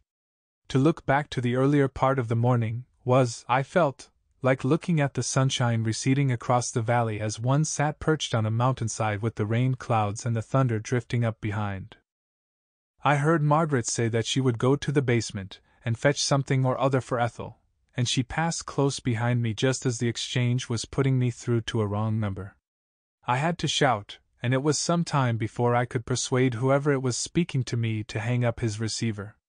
The girl at the exchange seemed to pay no attention to my repeated attempts to attract her attention. Then, just as I did get the number I wanted at last, I fancied that I could hear someone coming softly down the stairs behind my back, but my attention being all for my message, I did not turn round to see who it was. Fortunately, I got through to the station superintendent himself without any further delay. I told him briefly how one of the doctor's guests had been found dead in bed, and that Dr. Wallace, the physician in charge of the practice, had asked me to ring him up and tell him that he strongly suspected poison. Would he please send someone round at once along with Dr. Jeffries, the police surgeon, if he was available? He promised me that they would both be round in less than a quarter of an hour. I put down the instrument with a sigh of relief. A step, however small, I felt, had been taken toward knowledge and away from uncertainty and indecision. I turned round to find the Tundish standing close behind me in the hall. I was surprised, because my hearing is so acute that I am not often taken unawares. I wondered how long he had been standing there quietly behind me. He explained that he had come back to ask me to make quite sure that in his absence no one went up to Stella's room before the police were on the scene. He ought to have locked the door, but had forgotten. I promised him that I would see to it, and he went back down the passage to the consulting room and out into Dalehouse Lane, his patient apparently living in that direction. Margaret came up the stairs from the basement, carrying a tray, as we concluded our brief conversation, and I stepped forward to take it from her. Somehow or other I felt every bit as sorry for her as I did for Ethel. She was so soft and feminine, and there had been such a note of horror in that one shrill cry of hers when the Tundish had told us so calmly that Stella was dead, and now that she had recovered from her first alarm she seemed all concerned for Ethel, her blue eyes shining brightly, her deep breast rising and falling and her hands fluttering against mine as we stood with the tray between us. "How splendid he is!" she whispered, looking back at the Tundish as he disappeared through the baize door at the end of the passage. "How awful when they arrest him, and what will poor Miss Summerson do?" "Miss Summerson!" I echoed in surprise, but she gave me no explanation, just shook her pretty golden head and turned into the dining room to rejoin the others. We found Kenneth standing awkwardly in front of Ethel. She had been very brave and was recovering again from her little collapse. Margaret sat down at her side, and made her drink and did her best to comfort her. "It may be a mistake about the Chinese poison, dear," she said caressingly. "Doctors do make mistakes, you know." I remembered the doctor's words, however, and how he had described a death like a peaceful slumber, a slumber rendered horrible by staring bloodshot eyes and narrow contracted pupils. There could be no mistaking such a death, I thought. The front door bell rang from the outer gate in the garden wall, and we could hear the tread of feet along the garden path. Annie came up to open the door. We were face to face with the situation at last. The three men who were shown into the room were of strikingly different types. The foremost, Inspector Brown, introduced the other two to us with a wave of his hand. With his flat-topped peaked hat, his dark blue uniform braided with black, and his ruddy, healthy, none too intelligent face, I thought him typical of that section of the police who have been promoted from the helmet and the beat to higher spheres of action. He spoke briskly, however, and to the point. "Dr. Jeffries you know already, I think, Miss Hanson," pointing to a thin, elderly gray-haired man. "But I have been fortunate in bringing with me Detective Inspector Allport of Scotland Yard, who happens to be in Merchester, and was, as a matter of fact, with me in my room when your message came through." Now we must all of us have painted some sort of a mental picture of the detective of fiction, even if we have never seen the real living article in flesh and blood, but I am not willing to imagine that Detective Inspector Allport of Scotland Yard could hold a place in anybody's mental picture. Without exaggeration, he was the ugliest little man I have ever set eyes on, and yet, scanning him feature by feature, I was only astonished that the tout ensemble was not even more grotesque. Little and undersized, his pale watery eyes bulged after the manner of those of a great many extraordinarily clever people. His forehead was broad but sloping, and if his skin had not been of such a visibly coarse, unhealthy-looking texture, this would have been his one redeeming feature. His nose was bulbous, his mouth slopped all over the place, and his little chin was bunched up into a kind of irregular prominence which was rendered interesting by reason of an unbelievably regular, circular dimple in the middle. I gazed on him, fascinated, and thought at once that for a man so handicapped to be anything higher in the social scale than a lavatory attendant must argue a character and mental equipment to be reckoned with, and I very soon found out that if perhaps I was inclined to exaggerate his apparent deficiencies and defects, I altogether underestimated his brain power and those hidden qualities that compel attention and respect. He took charge of the situation at once, speaking rapidly in a voice of markedly pleasant tone. "Dr. Wallace, I presume?" he said, turning to me. I explained the circumstances of the Tundish's enforced absence, and how we had been unable to wire to Stella's uncle. Ethel gave him the uncle's address. "I will look after that as you suggest. There may probably be information as to Mr. Crawford's present whereabouts among the unfortunate young lady's papers. If not, they will soon find it for me in London. You can leave it to me and need not bother further. But the doctor? It is very unfortunate that he has been called away, but I suppose that he will be back before long. He has no doubt left a note of the address to which he has gone." I had to confess that I didn't think he had, and Ethel, on being questioned, could only state that so far as she could gather from what she had heard of his conversation on the telephone, it might be one of three. He pulled down a corner of his funny little mustache and stood biting at it, obviously annoyed. "Strange, very strange, that he should have left the house," he muttered angrily. "However, doctor, you had better examine the unfortunate young lady yourself in the meantime. Perhaps Miss Hanson will be kind enough to show us up to her room. The rest of you will kindly oblige me by not leaving this room until my return. Please call up the servants and keep them here as well." He asked Ethel if the room had been locked up and everything in it untouched, and I explained what the Tundish had told me about how he had left the door unfastened and the instructions he had given me. The little gargoyle frowned his disapproval, turned on his heel and left the room, Ethel, Dr. Jeffries and the inspector following. I rang the bell for Annie and cook. "Little swipe," was Kenneth's comment, and I think we all of us felt that we could endorse it. The maids came up at once. Grace, clad in her outdoor clothes, sat down ostentatiously on the edge of a chair with the feather in her atrocious hat nodding her disapproval and independence. Her whole attitude showed that she considered her term of service to be at an end, and that, far from taking the doctor's advice, another minute would have seen her out of the house. I saw Ethel give a wry little smile. Annie stood respectfully against the wall. Grace God save the mark, and Annie had barely settled down when we heard footsteps on the stairs. I imagined that it would be Allport and Brown returning with Ethel to ask us the questions we all expected to have to answer, but to my surprise Dr. Jeffries came in with them as well. Allport came in first, rudely stepping straight in front of Ethel, and his bulging eyes seemed more prominent than ever as he asked me angrily, "Where is the key? You told me Dr. Wallace said that the door of the room was unlocked." Chapter 4. Detective Inspector Allport.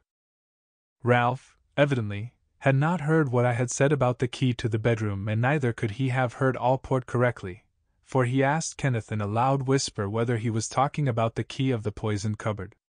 Allport gave him one swift glance, but then he turned to me, waiting for my answer to his question. "Surely you must be mistaken," I answered at length when I had conquered my astonishment. "Dr. Wallace told me most definitely that he had forgotten to lock the door, and he came back on purpose to ask me to prevent anyone from going upstairs until the police arrived to take charge." "Oh, I must be mistaken then, of course, if you say so. The key is in the door all the time, and we all came downstairs again for the sake of a little exercise." My reply seemed to have angered him beyond all reason, and he stuck his ugly little apology for a face over the edge of his stiff stand-up collar, and glared at me as he spoke. Then he turned to Ethel. "You are quite certain that the key was in the door?" "No, I am not. But you told me just now that it was." "I beg your pardon, but I said nothing of the kind. What I said was that the key was generally in the door. You don't suppose that I stopped to make an inventory?" I could have clapped her on the back for standing up to the little spitfire, and as a matter of fact, he seemed rather to enjoy it himself, for he smiled quite amicably and turned to Annie, asking her if she could give him information on the subject.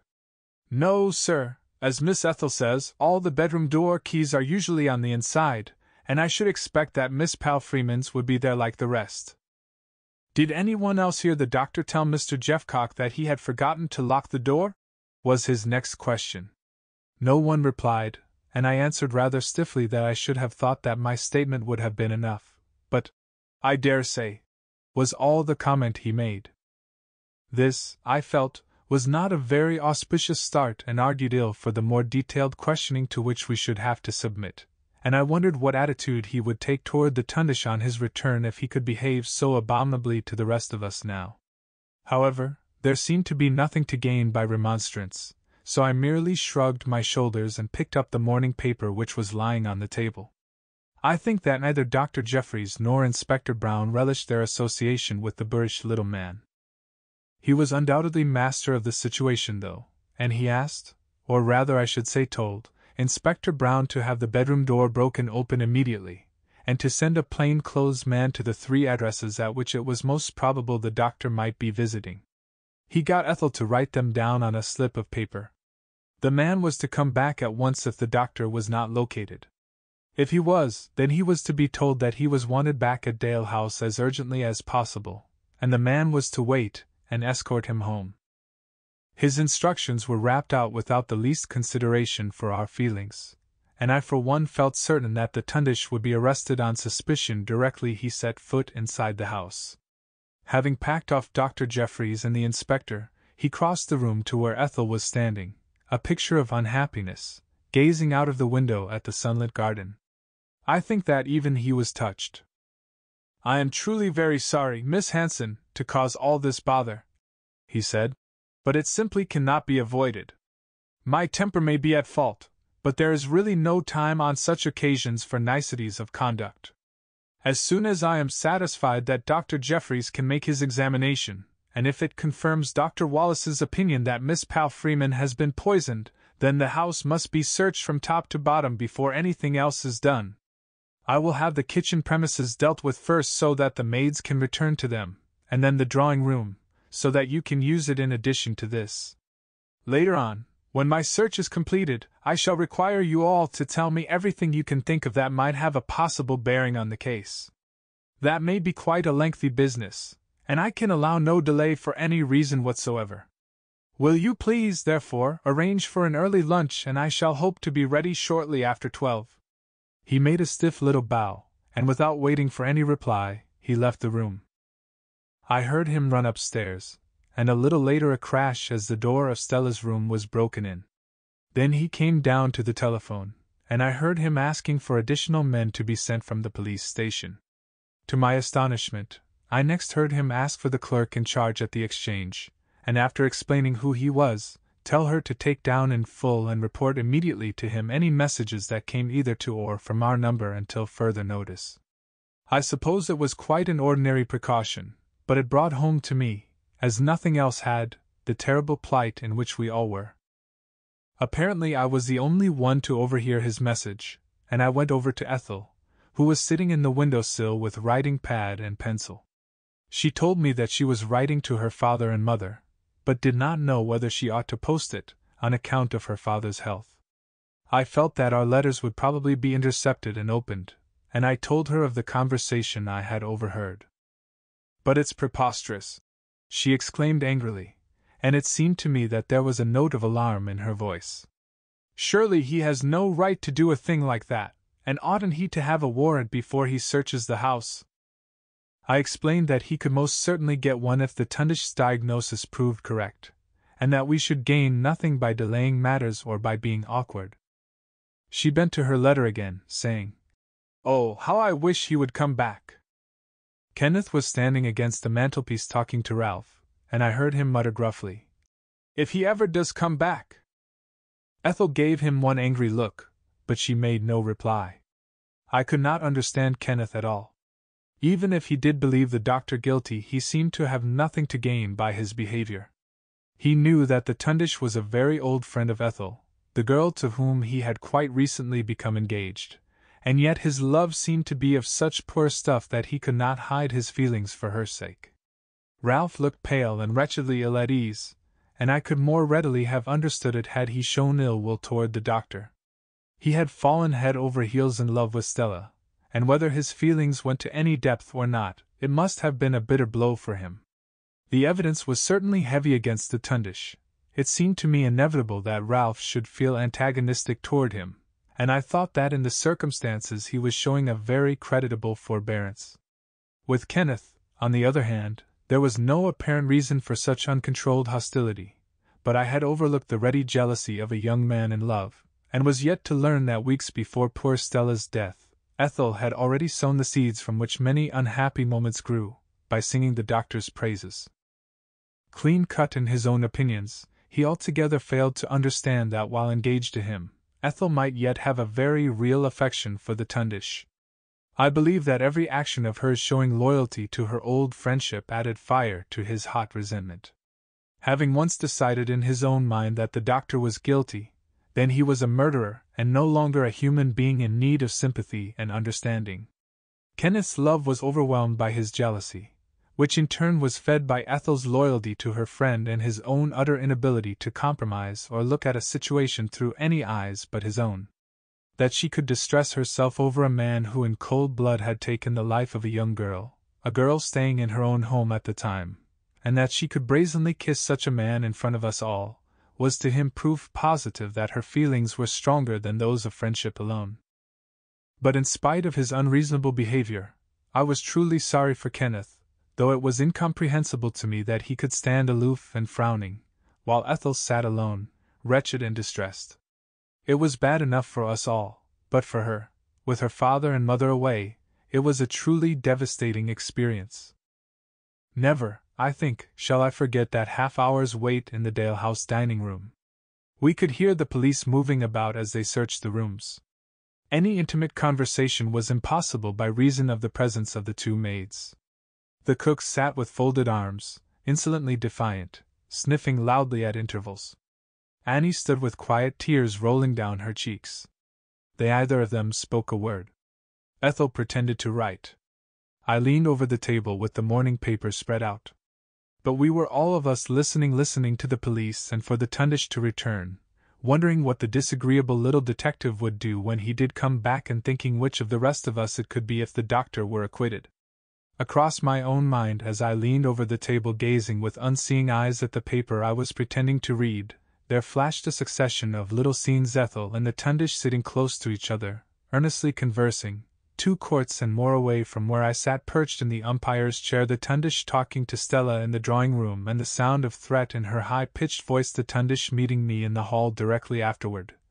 Pleasant and serene, and lastly, the sound of a woman laughing in the waiting-room, suddenly reviving my childhood's terror-fascinated memories, pale Miss Summerson lying elaborately to the doctor in the dispensary, and Ethel, who was supposed to be up at the club, appearing surprisingly from the consulting-room, having returned to get some tape for the handle of her racket.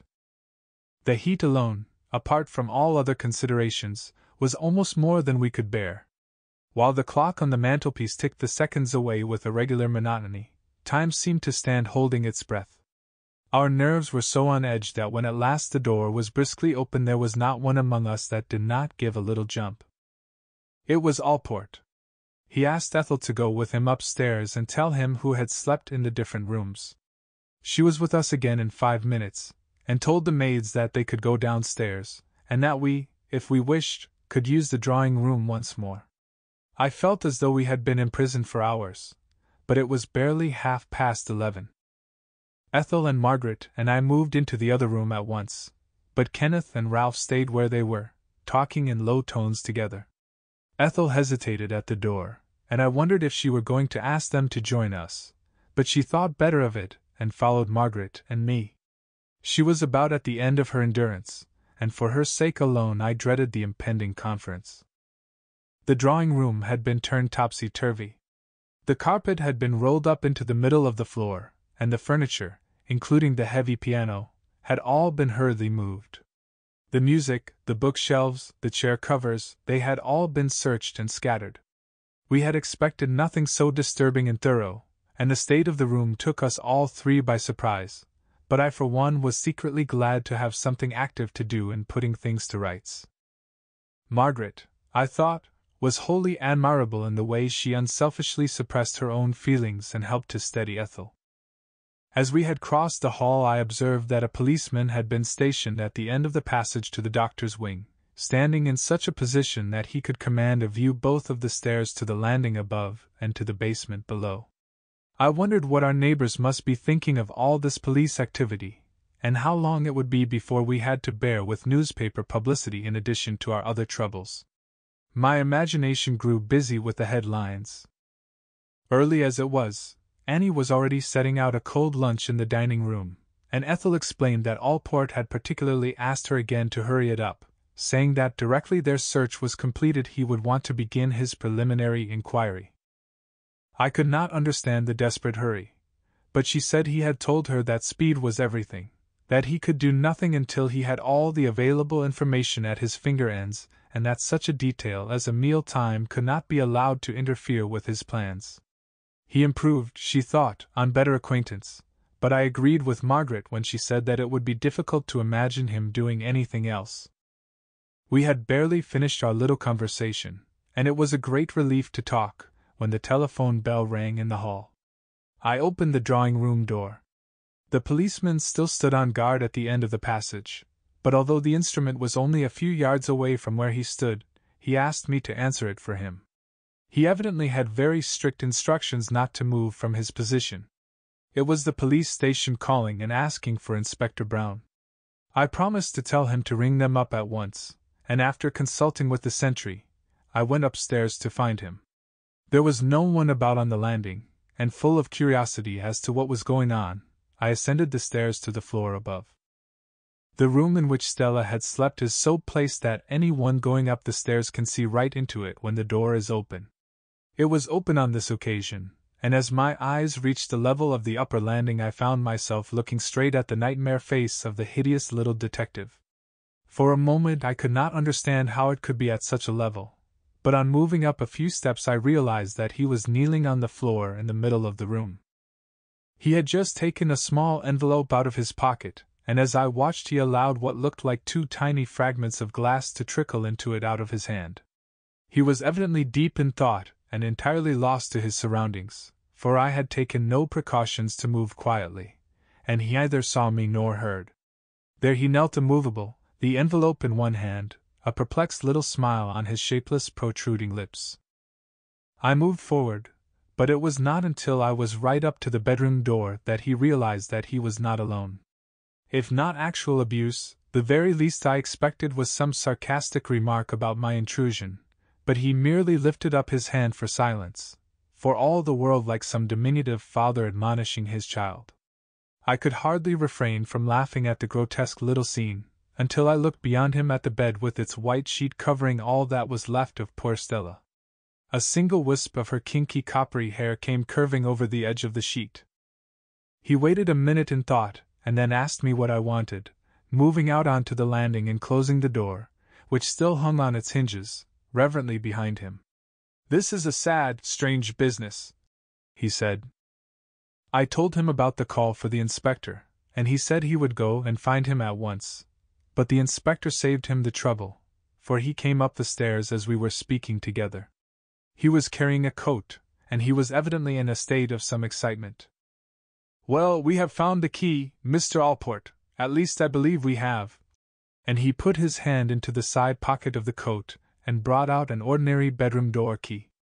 It fitted without any trouble, although the lock itself had been almost wrenched from the woodwork when the door was broken open. He handed it over to his superior. "Where did you find it?" he asked, holding out his hand for the coat as well. "Among the other coats on the pegs in the hall." It was a thin alpaca house coat that the Tundish had been using during the hot weather. I recognized it at once and remembered that the doctor had been wearing it only that morning at breakfast time. My heart sank. It was difficult to believe that in the excitement he might have locked Stella's door and then have forgotten all about it.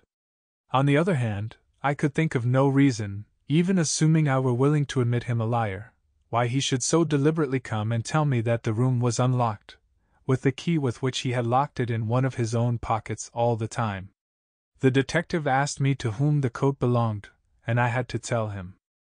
We stood silently on the landing, the three of us, Allport holding out the key in front of him as if it were some astonishing specimen, instead of an ordinary key to a bedroom door. I remembered how, as I stood at the telephone when ringing up the police, I had thought that I heard someone on the stairs, and how a few moments later I had been surprised to find the Tundish standing close behind me, but puzzle my brains as I might, I could see no reason why, even if he were guilty, as both the detective and the inspector obviously thought him, he should run secretly upstairs to lock Stella's door, and then go out of his way to tell me that he hadn't.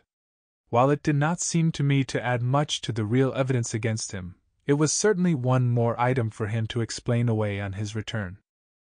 Now my thoughts had been so absorbing that for a time I had forgotten both my companions and my whereabouts. However, a gentle chuckle from the inspector brought me to my senses, and looking up, I found that if my thoughts had been interesting, the detective was still gazing at the key as though he had been hypnotized. "That is strange, very strange indeed," he whispered at last.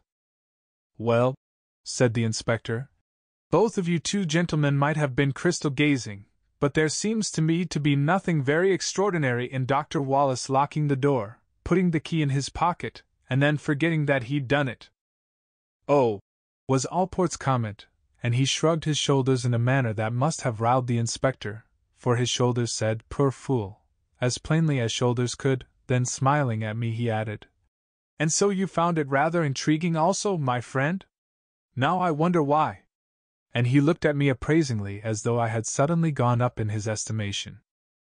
Then he stood thinking deeply again, and I thought for a moment that he was sinking into another reverie, but he went back into Stella's room and looked out of the window which was immediately over the flat-topped roof of the doctor's wing. Next to the house the roof is of plain cement, but at the end away from it is covered thickly by a large leaved ivy which runs riot a good foot deep. I went up and stood beside him, but I could see nothing that might have aroused his sudden interest, or which could have any possible connection with the key that had been found in the doctor's pocket.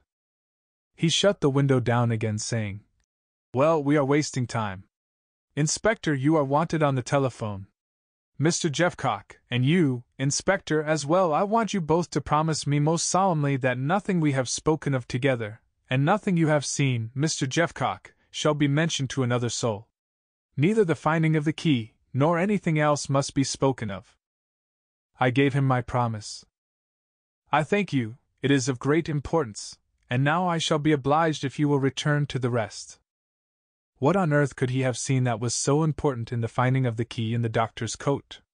Why did he go back into Stella's room and look out of the window, and what were the little pieces of glass that I had caught him so carefully preserving? These were the questions I asked myself as I went back to the drawing room, but I agreed with Ethel that the little man was inclined to improve as one got to know him better. Ethel and Margaret had, I found, completed the straightening out of the furniture. I was afraid that they might ask me for the reason of my prolonged absence, and I had no answer ready to give them, but although I fancied Margaret watched me with a kind of half-eager expectation, neither of them asked me any questions. Annie came to tell us that lunch was served. It was a sad meal. A place had been set for Stella by mistake. The Tundish had always said a short grace before our meals. It was a practice of Hanson's which he kept up while he was away. Ethel began to say it in his absence, but she broke down after the first sentence and had to retire to the window while she regained her self-control. What little we ate in silence.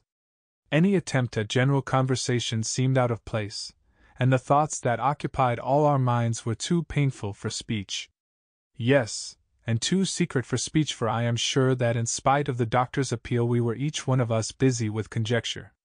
The Tundish, and if not the Tundish, then who? We were about halfway through our meal when he returned. We heard him tell the man stationed in the hall to let Inspector Brown know that he was back, and then he opened the door. Ethel got up at once with a little cry, and went to meet him, her arms half extended. We were all forgotten.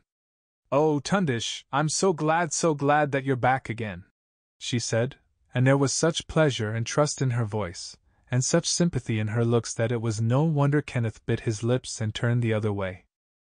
The doctor looked tired, and little beads of perspiration glistened on his forehead, the result of a hurried return, I surmised, and not of fear or panic, for his eyes were steady and his look self-confident and calm.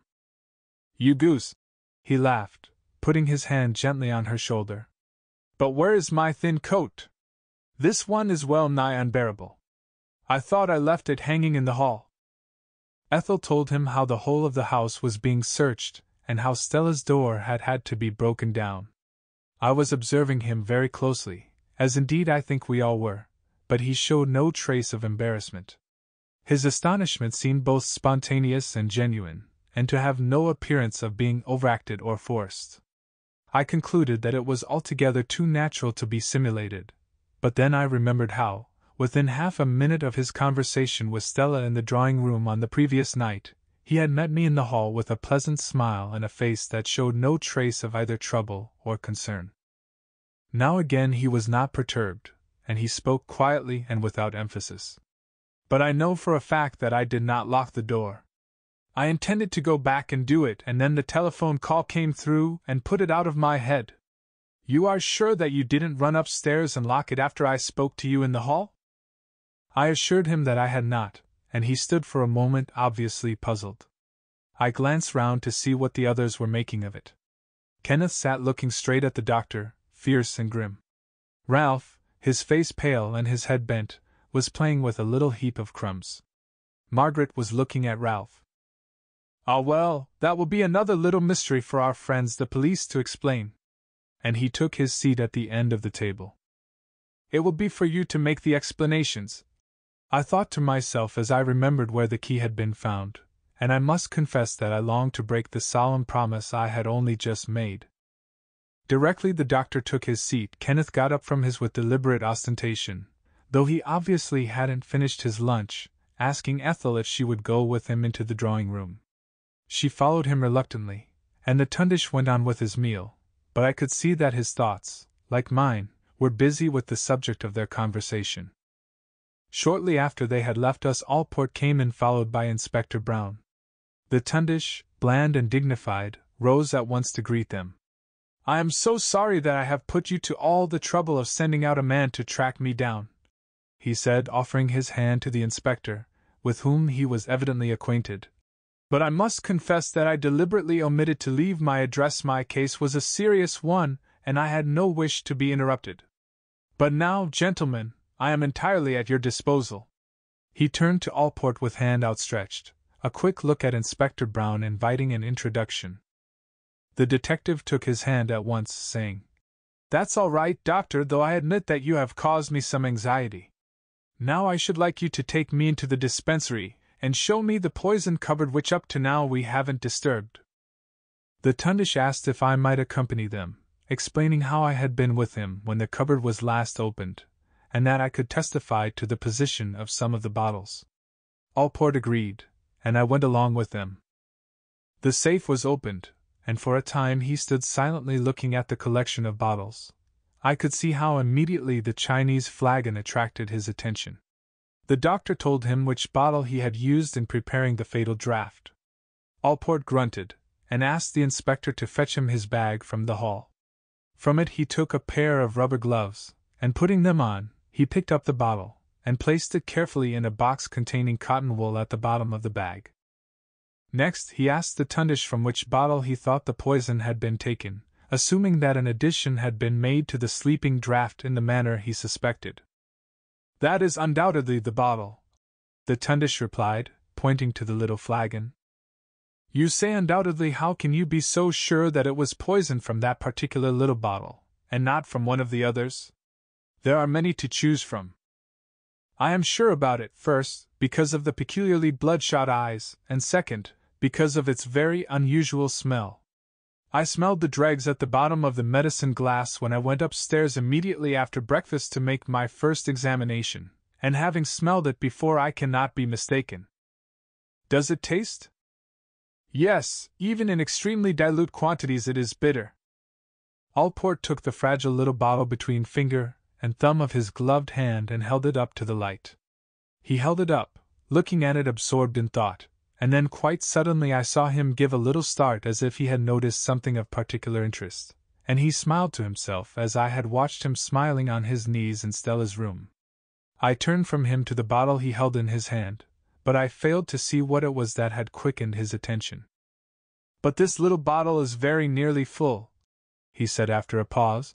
"The neck is exceedingly narrow and the liquid is less than half an inch from the bottom of the stopper." Once more the Tundish explained how he had obtained the poison, telling the detective exactly what he had told me only 2 days ago. He ended by saying that a single drop, added to Stella's medicine, would have been quite sufficient to kill. "Can you tell me, from the position of the liquid in the neck, exactly how much of the poison has been used?" The doctor thought for a moment, and then replied, "Not with any very great accuracy, of course, but I should say not more than 2 or 3 drops at the most. I brought 2 similar bottles with me from China, giving them both to Dr. Hansen. They were both of them full to the stoppers and I had them sealed before my journey. Hansen used about half the contents of one bottle in the course of his investigations, with which I helped him. The remainder he sent away for further examination and test to a chemical society to which we both belong. Of the contents of the second bottle, we used exactly 1 cubic centimeter in an experiment we made together the last time I visited him, which would be about 6 months ago.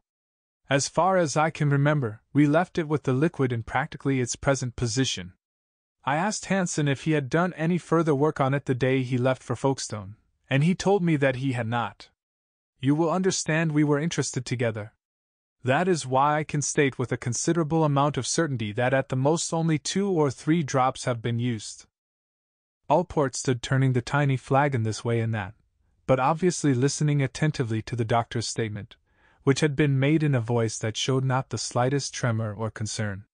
Then he turned round quickly and asked him, "You would be surprised then if I were to find any recent fingerprints of yours on the bottle?" "Yes." "Any more recent than 6 months ago?" "Has it occurred to you that whoever added the poison to Miss Palfreeman's medicine, providing you are correct in your assumption that it has been taken from this bottle, must have been closely familiar with its properties? He or she evidently intended to kill, or else why add poison at all? Yet, on your own showing, only 2 or 3 drops were added. It was known to the murderer that would be enough. He was familiar with its action." The 4 of us stood in silence, then he added very quietly, "That, you will agree, narrows down the field of inquiry somewhat?" The Tundish neither paled nor turned a hair as he replied, Yes, oh yes, it certainly narrows it down. As far as I can see, it reduces it to either me, or Jeffcock here, or to Miss Hanson. To my knowledge, we are the only 3 people in the house having information about the poison. To your knowledge? Why do you say that, to your knowledge? Because it is always possible that the maids or someone else may have overheard Hanson and myself talking together about it. Miss Summerson, for instance? Oh, Miss Summerson knows all about it. In fact, she has helped us with some of our experiments. She left the house, however, before the draft was made up, and she has not yet returned. To your knowledge, Allport added. Why, whatever do you mean? The Tundish said, showing some little excitement at last. Miss Palfreeman's room looks on to the flat-topped roof of the surgery wing, and an entry could have been made from it with the greatest ease. The window, I take it, would be open on a night like last night? Yes, it was open wide at the bottom, when I went into the room after breakfast, but Miss Hanson had been into the room before me. But it is possible. So far as I know, Miss Summerson and Miss Palfreeman were complete strangers to each other. To your knowledge once more. The detective laughed. But if you had had my experience, you would know that it is by no means safe to assume that apparent strangers are strangers in fact. Again I saw that the Tundish was moved and his eyelids gave a flicker. Did the little man notice it too, I wondered? And did he know of the doctor's previous meeting with Stella in China, or was it a shot in the dark? He seemed to be entirely absorbed in the little bottle, and to be carrying on the conversation as a sort of accompaniment to his examination of it. It almost appeared as if he thought that if he were only to look at it long enough and hard enough he might wring its secret from it. And all the time he looked his face held its puzzled smile. Well, let us return to the dining room, he said at length, and he laid the Chinese flagon carefully in the box in his bag along with the other. We were just leaving the dispensary when a sudden thought occurred to me. Wait a moment, I cried. Surely it is not safe to assume that only 2 or 3 drops of poison have been taken from the bottle. Any one would almost certainly fill it up again to its old level from the tap, which is all handy at the sink, before they put it back in its place in the cupboard.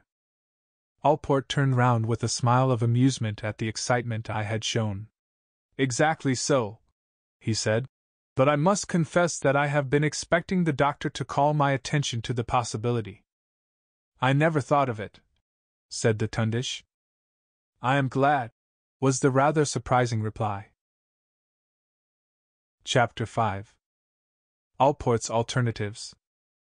Without further remark, Allport turned and led the way back to the dining room, the inspector following immediately behind him, the Tundish and I bringing up the rear. As we walked along the passage, the doctor decreased his pace, so that after the other 2 had passed through the dining room door, he and I were alone for a moment in the hall. He whispered to me hurriedly, Jeffcock, you must do all you can to keep the peace between Kenneth and Ethel. You can see for yourself that I can do nothing. What with her hot temper and his subconscious determination to make his conduct match his mouth and chin, we shall have their young love affair on the rocks before we know where we are. He gave my arm a squeeze of thanks as I promised to do whatever I could, and we were at the door of the room with no more time for conversation. It was patent that Ethel and Kenneth had quarreled. They were standing a little apart in one of the windows at the far side of the room. She was fondling the cat which still lay on the sill, basking in the blazing sun, and he stood looking at her, dour and sullen. She turned and spoke to him as we came into the room, and I feel almost certain she said, Very well then, Kenneth, there's no more to be said. If your love for me depends on my deserting a friend in his trouble, it's the sort of love I don't want. Allport broke in on them before Kenneth had time to make any reply, saying that he wanted to make the position clear to us all before he took any further steps in the task he had before him. I have 2 alternative courses of action before me, he explained, and the one I adopt will rest entirely with you, though I can hardly think that you will show any hesitation in making your choice. Dr. Jeffries, I must tell you, agrees with Dr. Wallace that Miss Palfreeman met her death by poisoning. He is unable to state the nature of the poison used, which tends to confirm Dr. Wallace's suspicion that an addition was made to the sleeping draught from the small flagon that I now have safely in my bag. That, of course, will be looked into more closely as soon as a proper post-mortem examination can be made." He paused for a moment to wipe the perspiration from his face. It was nearly midday, and the room was suffocating. The sun shone straight onto the 3 long windows which stood wide open, but the dark green blinds drawn halfway down prevented the least movement of air. A bee, which had become trapped between one of the blinds and the window, buzzed away unhappily. I took advantage of the detective's pause to ask him if there could be no possibility of suicide. Ralph scowled at me for my pains, and it was only then that I remembered that my suggestion would be casting a slur on poor Stella. It seemed to me, however, that would be a comparatively happy solution, bearing in mind that the only alternative was cold-blooded murder. Murder, too, not by some unknown outsider, but in all probability by one of us now in the room listening to the little detective making his suggestions. The Tundish, Ralph, Kenneth, or one of the 2 girls, it seemed equally absurd to associate any one of them with such a crime. Allport soon settled the point, however.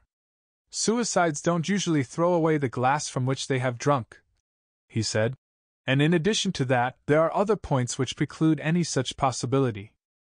I had given no thought to the glass from which the poison had been taken. The references seemed to rouse the Tundish. He was sitting on the end of the table, apparently entirely at his ease, his legs swinging idly, as he lighted a cigarette. The match burned down and scorched his finger ends, making him start, so absorbed was his attention in the detective's remark. Ethel had seated herself on the window-sill, where she was pensively stroking the cat, her mind occupied, I felt sure, more with her quarrel with Kenneth than with the matter immediately in hand. She turned round quickly, however, directly the glass was mentioned, and burst out with, "But the glass." Then she paused uncomfortably, reddened, and resumed her caressing of the cat. "Yes? But the glass?" Allport queried. It was the Tundish who completed the broken sentence, however, calmly lighting another match as he did so. "Miss Hanson was going to say that the glass was on the little table at the side of Miss Palfreeman's bed when she first went up to her room. It was still there when I went up a few minutes later to make my hurried examination. The glass was one of the usual graduated taper measures. I lifted it from the table, saw that there were a few drops of liquid at the bottom, which I smelled, and then I put it back on the table again. When I came downstairs I meant to lock the door but forgot to do so, and as I have already explained, I asked Mr. Jeffcock to see that no one went into the room just before I went out to see my patient. That is all I can tell you about it." None of us spoke a word. The detective was deep in thought. He was half seated on the arm of one of the 2 heavy armchairs that stood at either side of the fireplace. Margaret and Ralph were leaning against the mantelpiece, which is backed by a long, low-looking glass framed in oak. She was half turned toward it, and I could see her full face reflection as I stood against the door. Kenneth stood by the table. Ethel was still in the window seat a little way behind him. The Tundish seemed the least disturbed of any of us, and was obviously enjoying his cigarette. The bee, which was still buzzing behind the blind, escaped from its trap, and the sudden cessation of its hum somehow marked a period and plunged us into silence. At last the detective spoke. "And the key was found."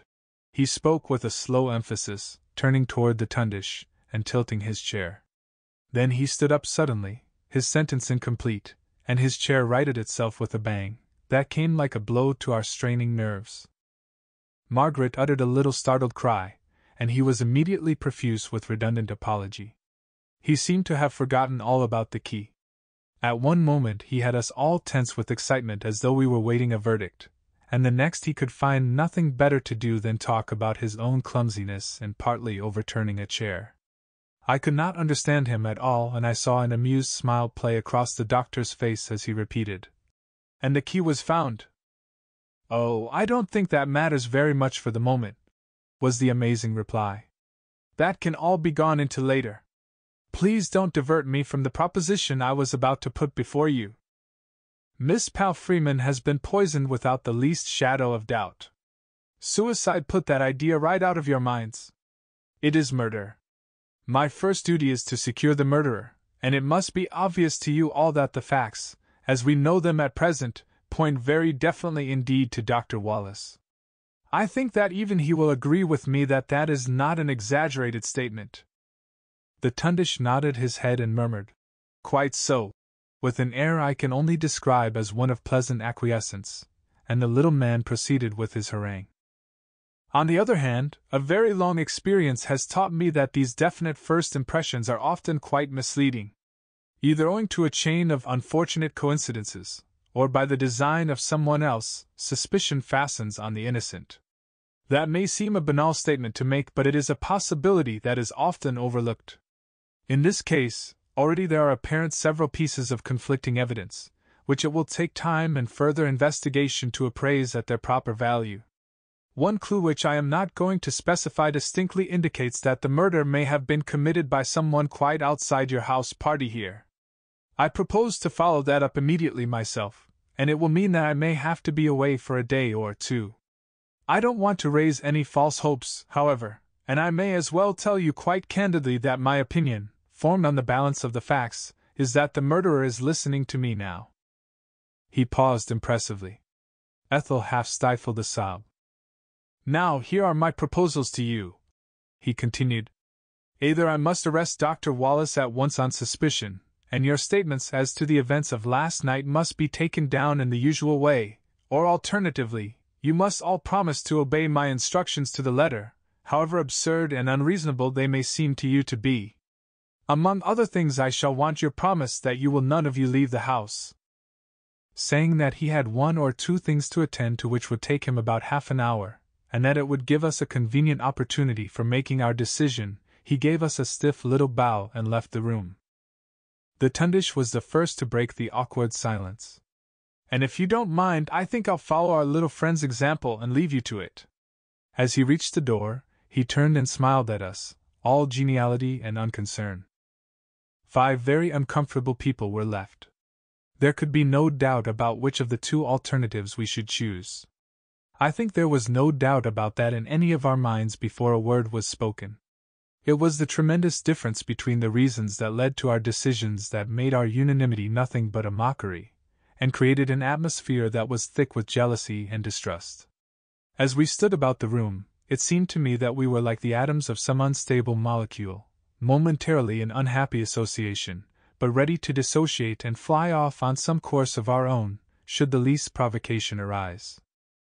It was Ralph, for once, who took the initiative and broke the unpleasant little silence. "Well, of course we must agree to do what he tells us, though it seems to me that it is only prolonging the agony, and if I were in the doctor's place, I should be glad to be gone and have done with it." I could see that Kenneth was ready for an outburst, and it came directly Ralph had completed his remark. "I can't understand you. I can't make you out at all. Murder might hardly be criminal from the way you seem to take it, and even a detestable murder like this, a girl poisoned in her bed, something to be borne in silence. I can hardly keep my hands off the brute, and the rest of you seem quite willing and even anxious to be friends. Kenneth, how can you? Oh, how can you be so cruel? Suppose that you were in the Tundish's place, how would you like it if we all of us turned against you and were ready to believe the worst? You seem almost as though you were anxious to believe that he did it." Ethel had spoken quietly at first, but her sentence ended on a note of bitterness. "That is a grossly unfair thing to say," Kenneth answered hotly. "I might just as well say that you don't care whether he did it or not, and I begin to think that I shouldn't be far from the truth if I did say that. Everything proves that he doped the draft, and you can kiss him and fondle his hands. You don't even reserve your judgment, and say this man may be a vile murderer. You just flaunt your absurd hero worship in front of us all. If he had a spark of decency in him, he would give himself up." "Oh, yes, I know that is exactly what you would do. I can just see you doing it. I suppose you haven't given a thought to what this will mean to Daddy's practice." "Why, what on earth do you mean? Surely he is not implicated in any way? It can't make any difference to him." "Oh, can it?" It was horrible to hear them quarreling, and I tried once or twice to interrupt them, but in their anger they ignored us entirely, and might have been alone. At last I did manage to get in the remark that every one should be considered innocent until his guilt has been proved. It was a fatuous remark worthy of Margaret herself, and Kenneth sneered that I seemed to have rather funny ideas on the subject of innocence. It was Margaret, however, who ultimately turned the discussion in a more pacific direction. She pointed out that Ethel knew the doctor about 10 times as well as the rest of us, but even so she didn't see how anyone could be expected to ignore entirely all the evidence against him. However, she concluded, Mr. Allport as good as said that he thought that he probably did it, but that there may be just an outside chance that he didn't. Well, for my part, I am quite willing to wait until he has investigated that outside chance. And she turned to Ralph, asking him what he thought about it. Ralph paused perceptibly before replying. There is nothing to be gained by beating about the bush. Allport would not have said what he did if he had much real hope from his outside clue.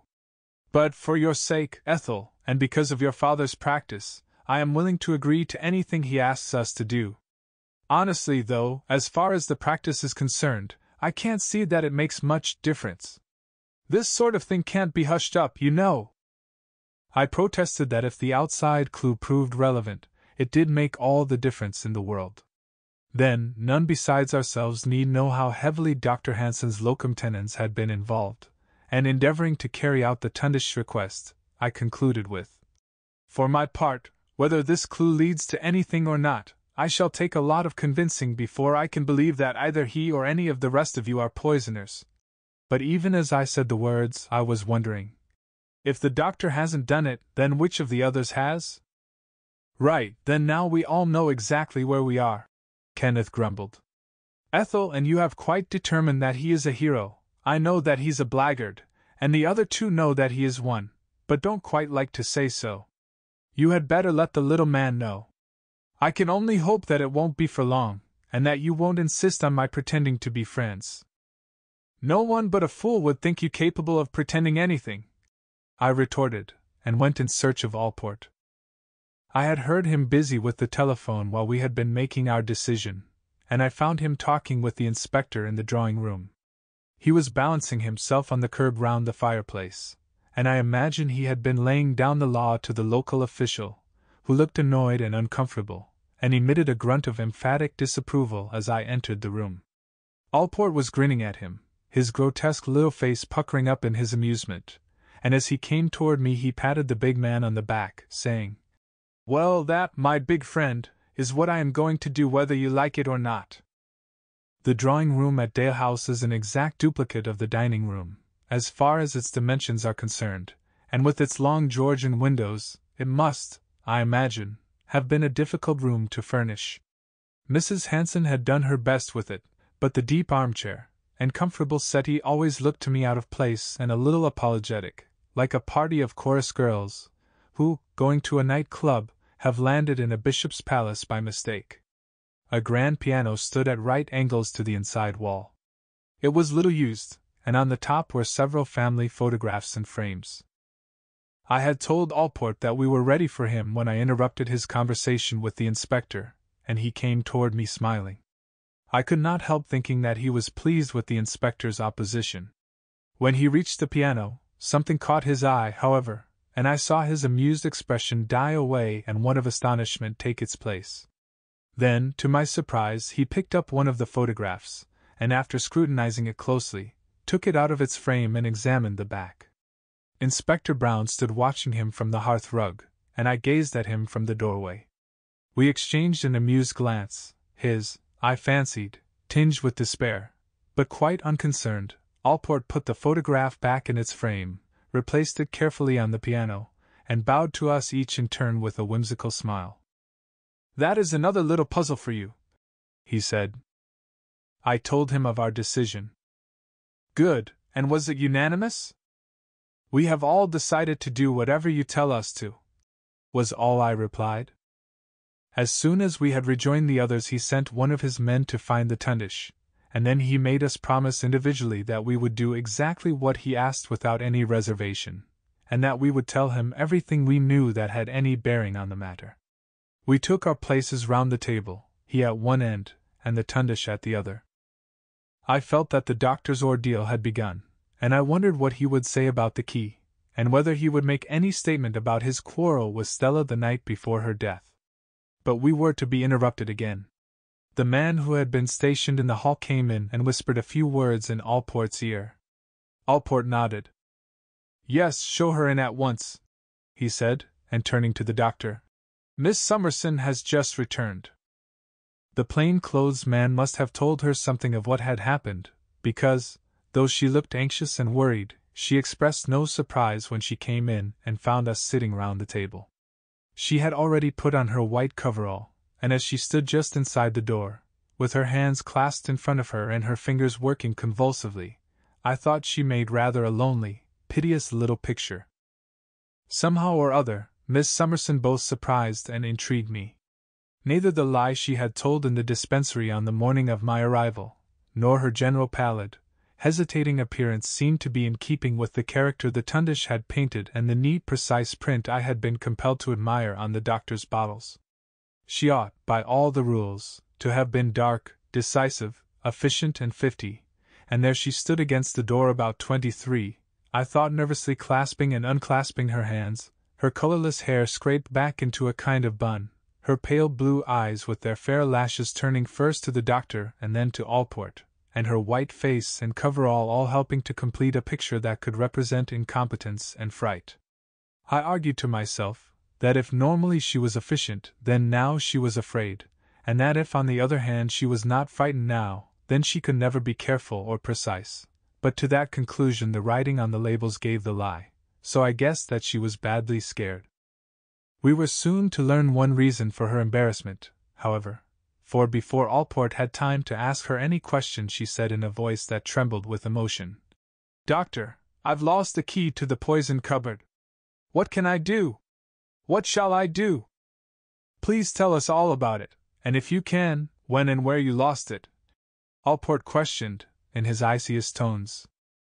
"I didn't miss it until I got to," she stammered, and then to our general discomfiture she read into the roots of her pale hair, put her hands to her face and burst into tears. Ethel got up and went to her, while the rest of us waited unhappily for the flood of tears to abate. The detective looked angrily over his shoulder at the clock. "I never went at all," she sobbed at length, turning toward the Tundish. "I told you an untruth about going to Millingham. I wanted the time off and thought that you would be more likely to let me go if I gave some definite reason. I am so very sorry." She dried her eyes, and having made her little confession seemed to regain some of her composure. "But what has all that got to do with your losing the key?" Allport snapped. "Please do answer my question." She explained that she carried the keys in a special pocket that she wore underneath her skirt. They were apparently secured to a chain attached to some part of her underwear, 5 or 6 on one ring, and the key of the cupboard, being especially important, on a ring of its own, connected to the rest by a piece of leather lace. When she had opened the cupboard on Tuesday morning she had noticed that the leather was becoming frayed, and had made up her mind to have it renewed. The key was there when she locked up the cupboard at 3 o'clock the same afternoon, and she had put it back in her pocket as usual, and had then gone home. She didn't notice that the lace was broken, and the ring with the key gone, until she undressed on going to bed. "What did you do then?" "Nothing. What could I do? It was 11 o'clock. "But surely you ought to have come and told the doctor first thing in the morning. It was rather an important key to lose, wasn't it?" "Yes, but I thought that most likely it must have dropped out onto the dispensary floor. I don't use the pocket for anything but for the keys." "Where were you this morning? In Merchester?" "Yes, first thing." "And yet you didn't come to make sure that the key was safe?" "No," and after some hesitation, "I couldn't." "Now, why couldn't you?" "Well, for one thing I had told Dr. Wallace that I was going to Millingham for the night when I wasn't, but it wasn't altogether that." "What was it then?" "I don't want to tell you." "But my dear young lady, you must tell me. This is not a game of clumps, it's a serious matter. Come now, what is it that you don't want to tell me?" "I got engaged this morning." "Oh ho! Yes, but surely you could have spared just half an hour to ask about the key?" "But you see I didn't know that I was going to get engaged." My fiancé came to stay with us yesterday afternoon. He was going away by car first thing this morning, and we had arranged beforehand that I was to go as far as Boston with him, and then come back by train. We started at 6:30. I was upset about the key, but I wasn't going to give it all up. You see, it meant too much to me. And quite right, too, came emphatically from the Tundish, and, yes, I should think so indeed, from Ethel. Then it amounts to this, continued Allport, who seemed quite callous to the girl's obvious and natural embarrassment. You had the key at 3 o'clock yesterday, and you missed it at 11 o'clock when you went to bed. I suppose you made a thorough search of all your pockets and your bedroom and so forth? Yes. Well, then, will you please go into the dispensary and write down very carefully and in full detail exactly what you did and where you went, between 3 and 11 o'clock yesterday? That's all I want for the present. Miss Summerson had barely reached the door, however, when he called her back again and asked her to show him the other keys. She fumbled about underneath her coverall, and produced a small bunch of keys on a ring at the end of a chain. Tell me exactly how the other key was fastened to these. It was on a little ring by itself, fastened to this ring by a short piece of leather lace. But what a most extraordinary arrangement! Why didn't you keep it on that ring along with the rest? It would have been safer, wouldn't it? Yes, I suppose so, but these are my own keys, and I wanted to keep the other separate. Why? Miss Summerson made no reply, but stood miserably in front of him, fiddling with the bunch of keys. You are sure that all this about the leather lace is not imagination? No. Almost inaudibly, then. I mean to say yes, there was a lace just like I've said. Have you ever seen this queer arrangement, Doctor? The Tundish, I thought, hesitated for the merest fraction of a second, then he said pleasantly, No, I don't think I have. I knew that Miss Summerson had the key secured to a chain, somewhat in the way she has described, but I never had any reason to handle her keys or ask her exactly how they were attached. Allport sat drumming with his fingers on the table for a time, then he shrugged his shoulders, and told her curtly that she could go, adding, Please be careful to be exact in the report I've asked you to write out. Miss Summerson hurried from the room. Chapter 6. The inquiry in the dining room. No one has found the key, I suppose? Was Allport's first question as soon as Miss Summerson had shut the door. The maid would have reported it if she had found it when she swept out the dispensary this morning, I suppose, Miss Hanson? Yes, but if you like I will go and ask to make sure, Ethel replied. No, don't bother to do that. Then, after a pause, he asked, And which of you were in the dispensary last night after Miss Summerson locked the cupboard at 3 o'clock? Were you? He asked each of us the question individually in turn, and it transpired that Ethel and the Tundish alone had passed from the hall into the dispensary itself, though I had been in the consulting room at the time of the accident to the boy. I began to think that the inquiry would be a lengthy one if each question were to be repeated so monotonously, but he seemed to take an enormous interest in our replies, and to wait with a kind of ghoulish excitement after each. And were you? As though he were hoping to catch us in the admission of an indiscretion. I have often thought of that hour in the stifling dining room at Dalehouse as the most tense and exciting of my experience. The little man, seated at the end of the table, was angrily determined to search out the truth. In deadly earnest he looked at each speaker as one by one we answered his numerous questions, but he found time to glance swiftly round the table now and again to see what impression this question or that had made on the rest of us, then back again, like some hawk with its prey. While he seemed to have no method or order in framing his questions, it soon occurred to me that a great many of them were put, not so much for the purpose of getting any answer, or even information, but rather to see what the effect of the question itself on the rest of us might be. The doctor sat bland and impassive through it all. Nothing disturbed him. His replies came out suave and sure. Never once did he hesitate, not once did he give the impression of being on the defensive. And I think it was this quality in his replies that rather accentuated the feelings of all of us as we sat unhappily round the table. To Ethel, I feel sure, and to me as well, his calm and his dignity were splendid. To Kenneth, I am equally sure, they were nothing but an additional proof of guilt. I could gauge his every thought. No one but a villain could keep thus collected in the face of such suspicion. Innocence, surely, would have shown more concern. And Ethel, how could she? She seemed to hang on the doctor's every word. From him to Allport, as answer followed question, she turned her pretty head. Hurt when the questions were brutal and direct, proud and glad for the dignified reply. He a murderer, a poisoner, and she the girl whom he loved. I believe his soul was sick with jealousy. And Margaret and Ralph, I could see, thought him guilty too, but they were more aloof. They did not condemn, and they had some sort of feeling of pity. There we sat through a long, long hour, the blinds drawn against the streaming sun, the pleasant garden noises coming in through the open windows. The clock ticked the time slowly and leisurely away, and once there was the sound of tramping feet on the stairs, as they carried Stella's body down to take it to the mortuary. The room was at fever heat, and our pulses raced as Allport tortured us each in turn. "And your key, Dr. Wallace, where do you keep it?" "Here in my waistcoat pocket." "Not a very safe place, surely?" "I have always found it so." "You are sure it has not been out of your possession?" "Yes, I could swear to that." "What do you do with it at night?" "I don't do anything with it. I leave it in the pocket." "And you really think it's safe to carry a key of such importance loose in your waistcoat pocket?" "Yes, I think it is as safe there as it would be anywhere else."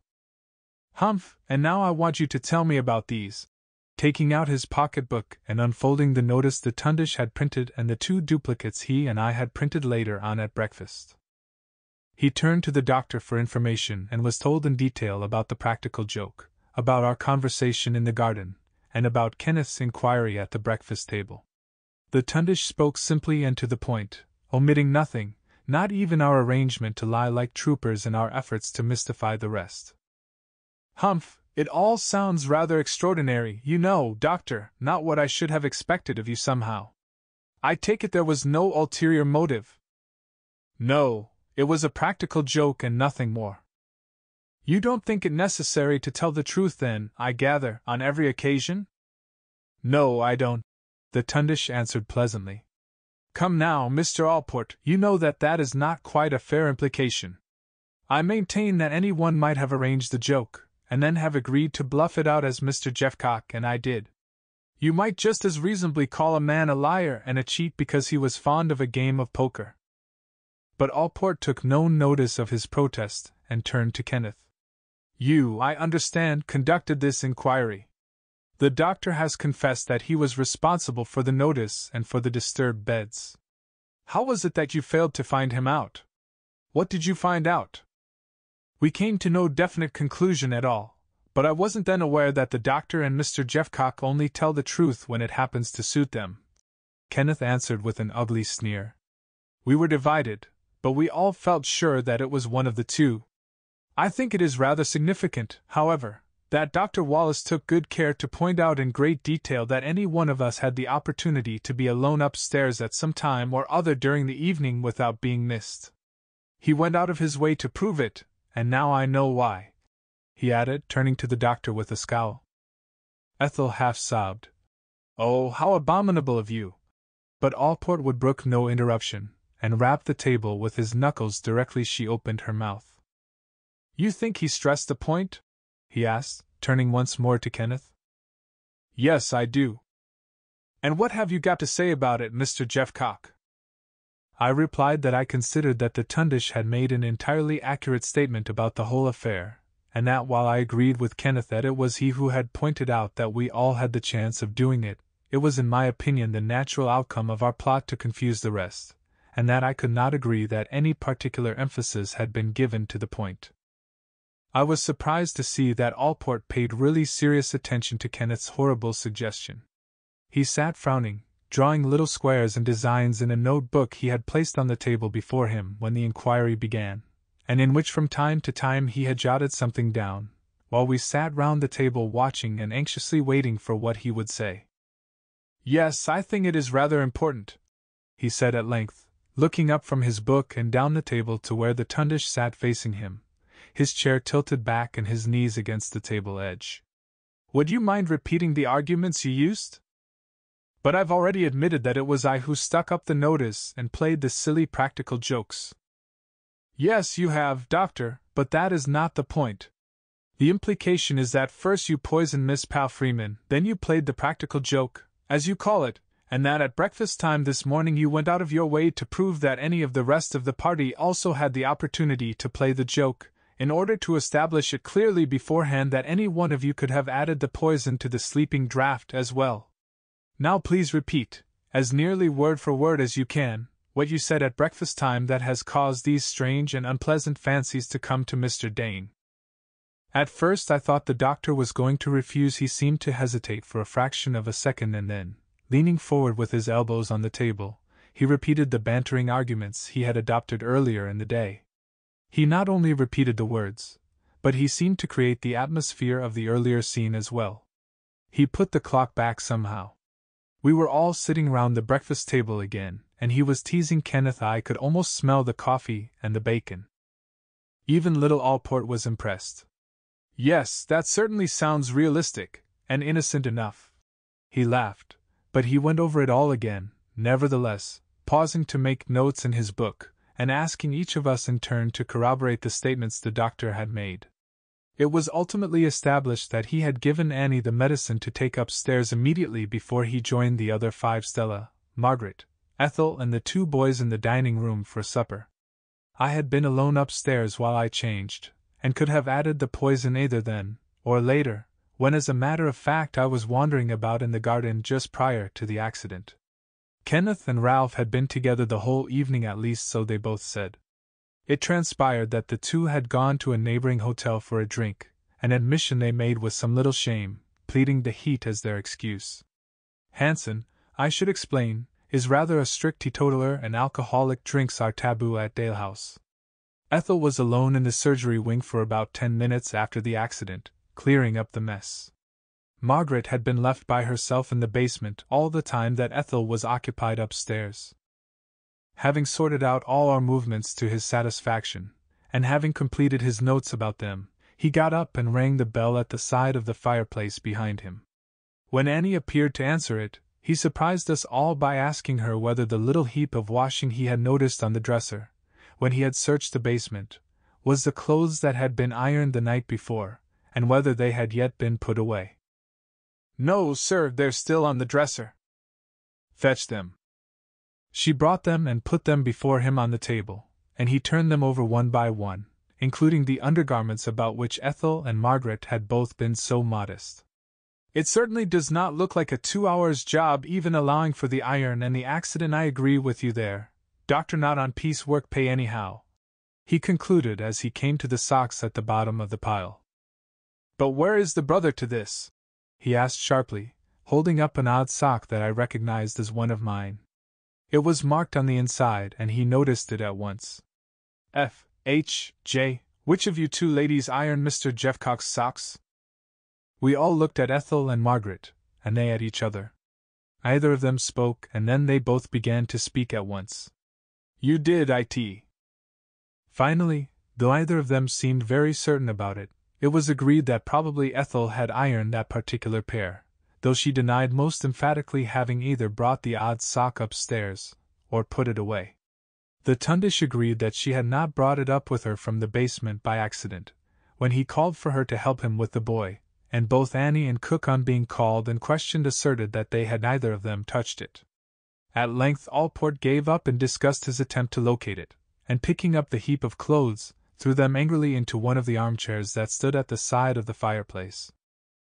Having done so, he seemed to make a new start, and turned to me.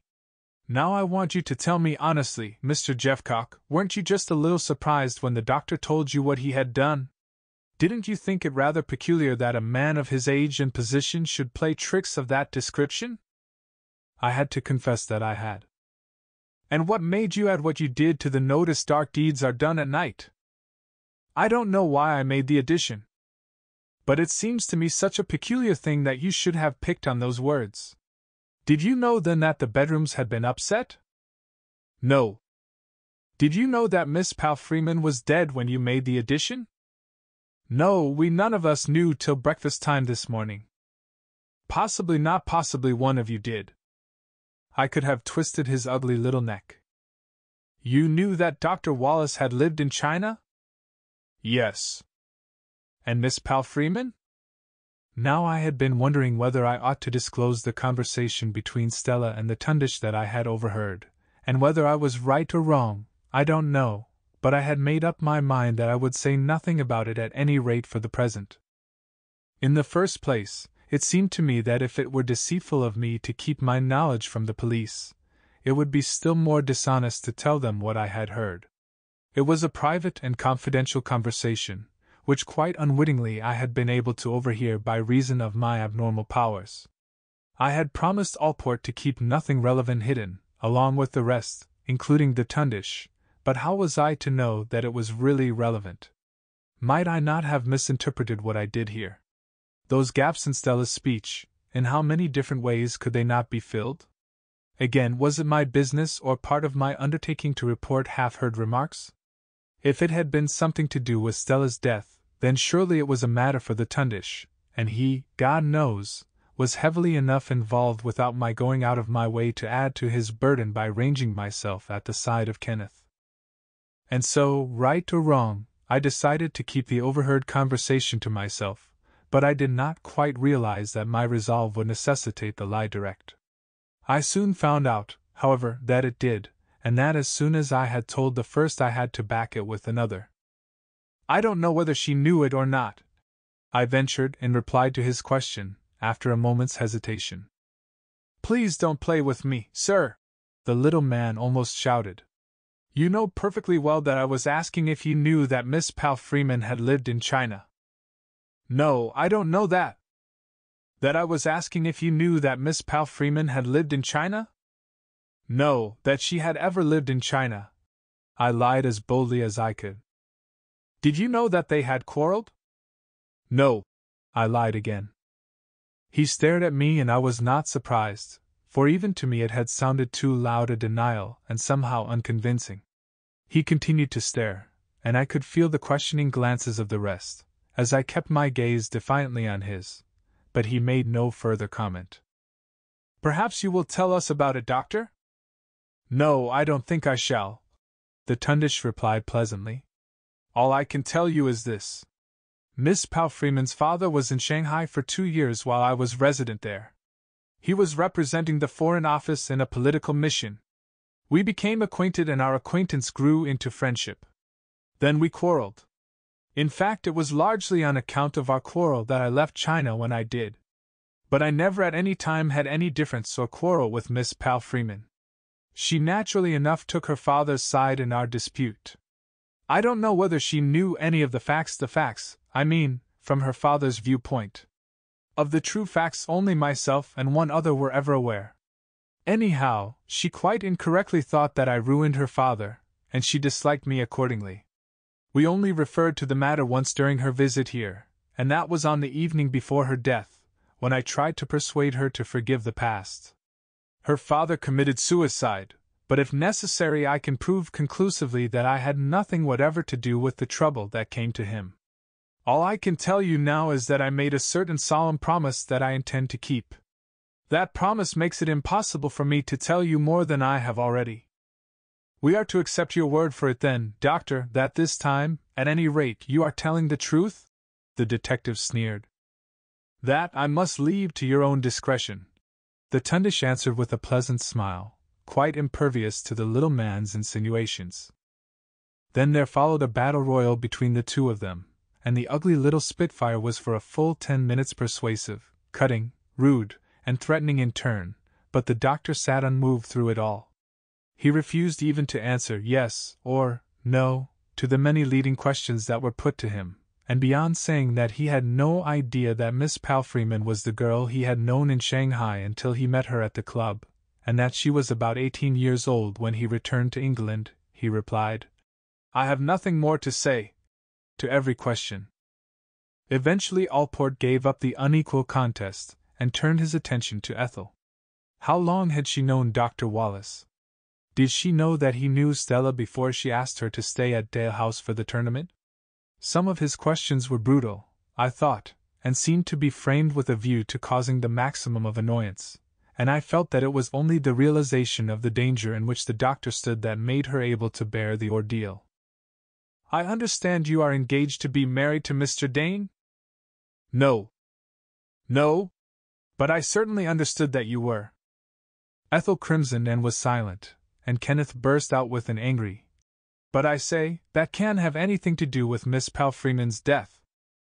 Alport held up his fat, podgy little hand in angry protest. "That you must please leave for me to decide. Either you must answer my questions or we must deal with the matter in a more formal manner." This he said with a threatening glance at the doctor. There was silence, and he continued. "Come now, Miss Hanson, why did you break off your engagement?" Poor Ethel was very near to tears, but she started her answer bravely. "We differed over Dr. Wallace. Mr. Dane objected. Oh, but I can't tell you."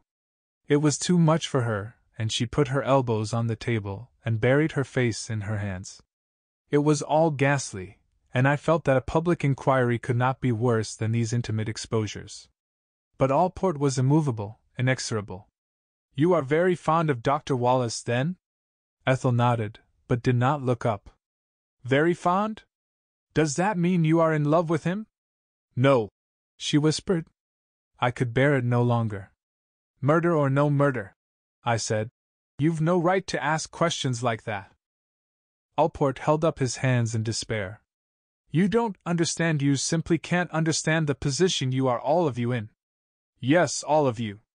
Suppose Dr. Wallace were brought to trial, what sort of questions do you imagine the counsel for the defense would ask you?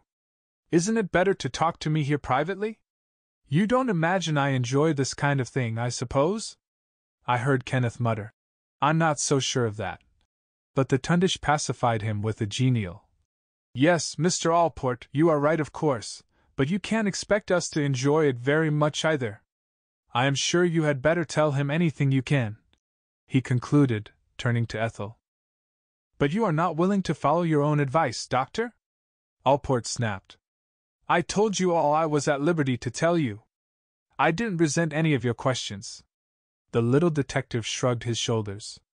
"Well then, Miss Hanson, I'm to understand that you broke off your engagement with Mr. Dane because you differed from him over this unfortunate affair, and that you are very fond of the doctor here, but that you are not in love with him. Is that correct?" "I suppose it's near enough," Ethel whispered. "Now I want you to answer this very carefully. Had you noticed anything between the doctor and Miss Palfreeman? Had you any reason at all to suspect that while she disliked the doctor, he might have had other feelings with regard to her?" "No. It's quite absurd. He hardly knew her."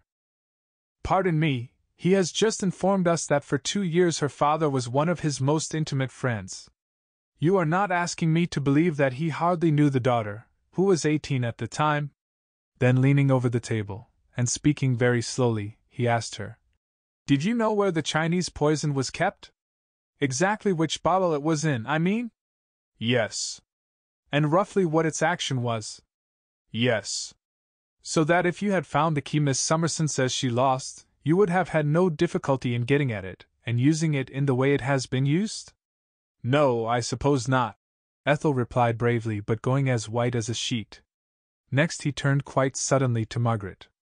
"And what were the papers you burned in your bedroom grate, Miss Hunter?" "I didn't burn any papers." "Oh. Please think carefully now. Surely you did burn something. I found the charred pieces there, myself, and Annie has told me she cleaned out the grate only the morning before." "What was it that you burned?" "I didn't burn anything." "Not a photograph, for instance?" "I didn't burn anything at all. I really didn't." "Then you expect me to believe that someone else went into your room for the purpose of burning paper in that particular grate?" Margaret made no reply to this, and Alport went on to question her closely about where she had lived in Sheffield. At which school had she taught? Why did she leave it? Did she have to work for her living?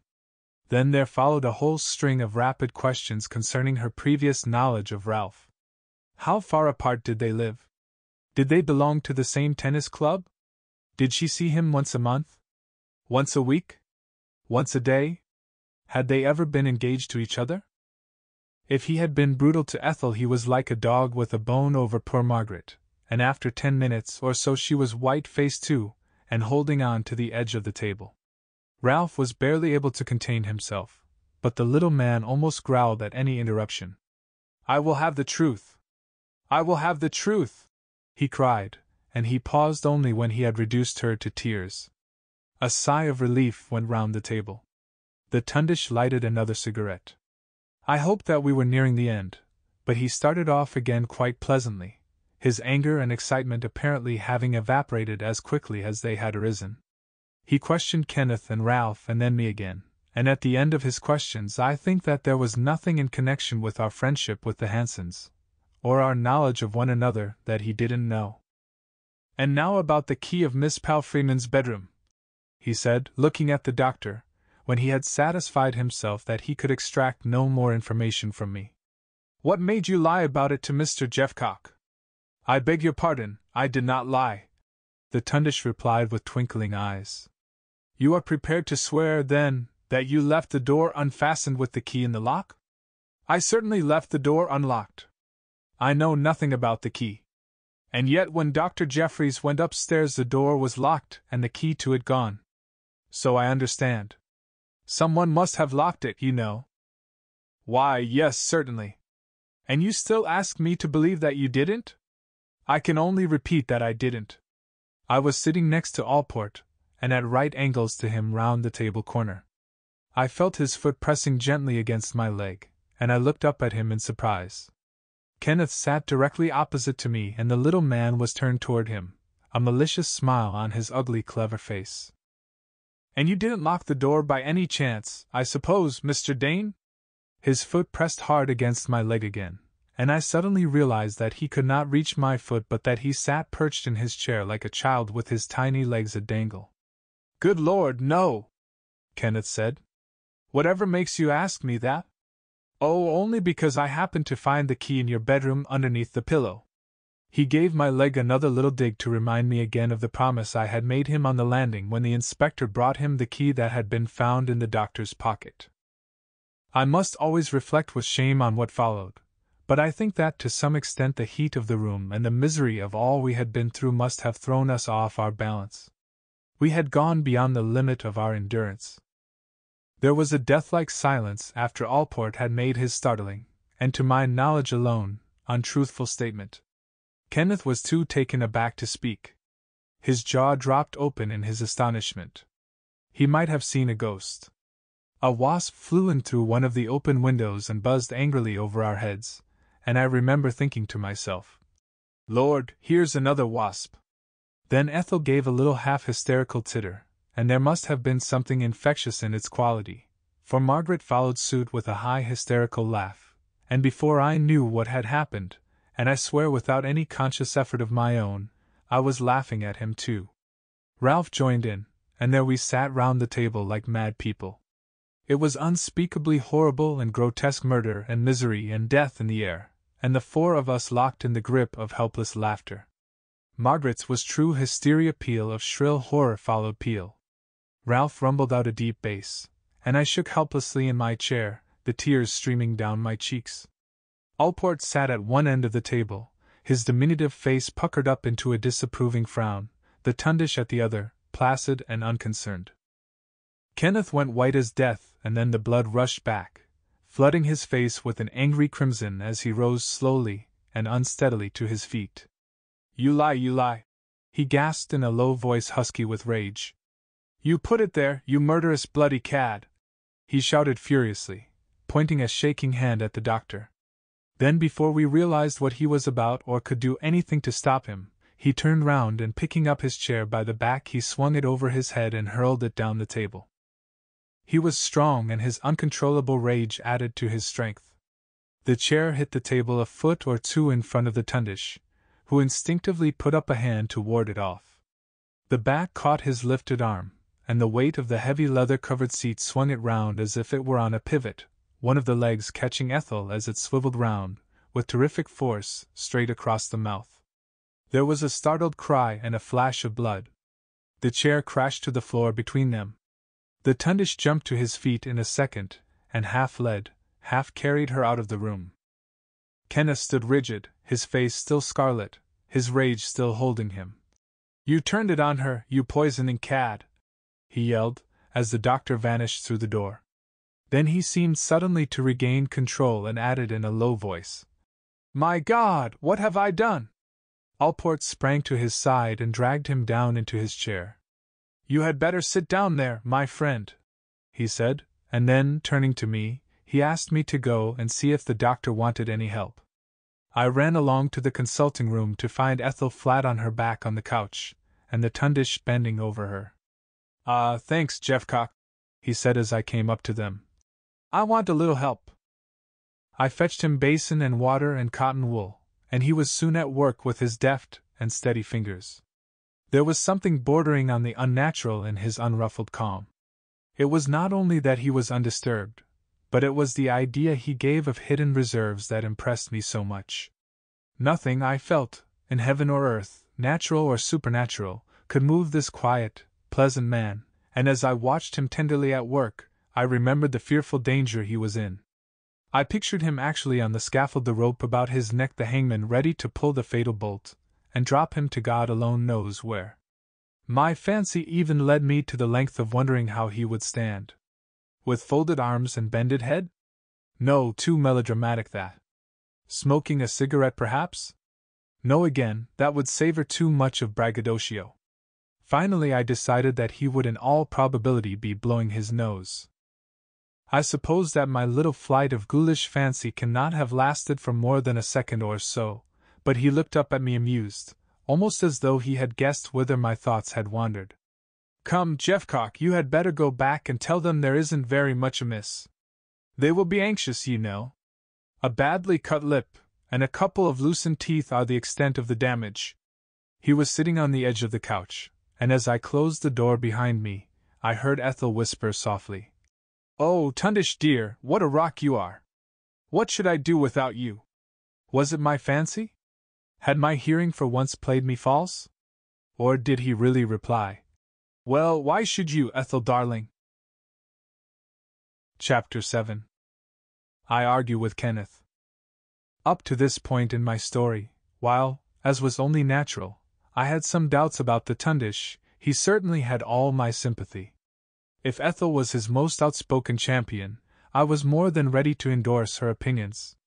While she showed by every possible action and by every look that she was sure of his innocence, desolated by his awful plight, and ready to take his part against those of our party who were less inclined to ignore the evidence against him, I was less demonstrative, and I think more tolerant of the opinions held by Kenneth and, to a less degree, by Margaret and Ralph. But I was quite eager to feel as sure as she was about his innocence. I was ready to set down the finding of the key in his coat pocket, his unsatisfactory account of his dealings with Stella's father, and all the other evidence that indicated his guilt so strongly, as nothing more than a string of coincidences, mere unfortunate accidents of circumstances, that time and patience would be sure to explain away. Indeed, when I look back, I am always astonished at the way the doctor dominated our little party. He made no effort to clear himself, he accepted all the damning facts that told so heavily against him, without either attempting to belittle or explain them away, and then he simply ignored the whole uncomfortable position.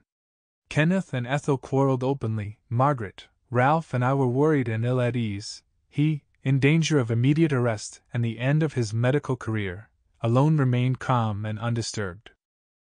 But somehow, I did not like the idea of his falling in love with Ethel, or at any rate making any open declaration of his feelings. It was not only that I felt that it added yet another note to the general discord. It was unseemly and inopportune, it was deliberately inconsiderate.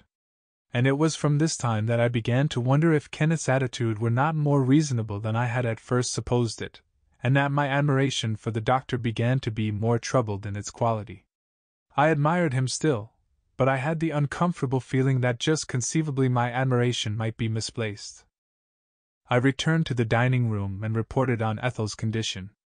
Kenneth sat at the end of the table in the chair that little Allport had been occupying. His own still lay on the floor where he had hurled it. He was looking straight before him, a picture of glum despair.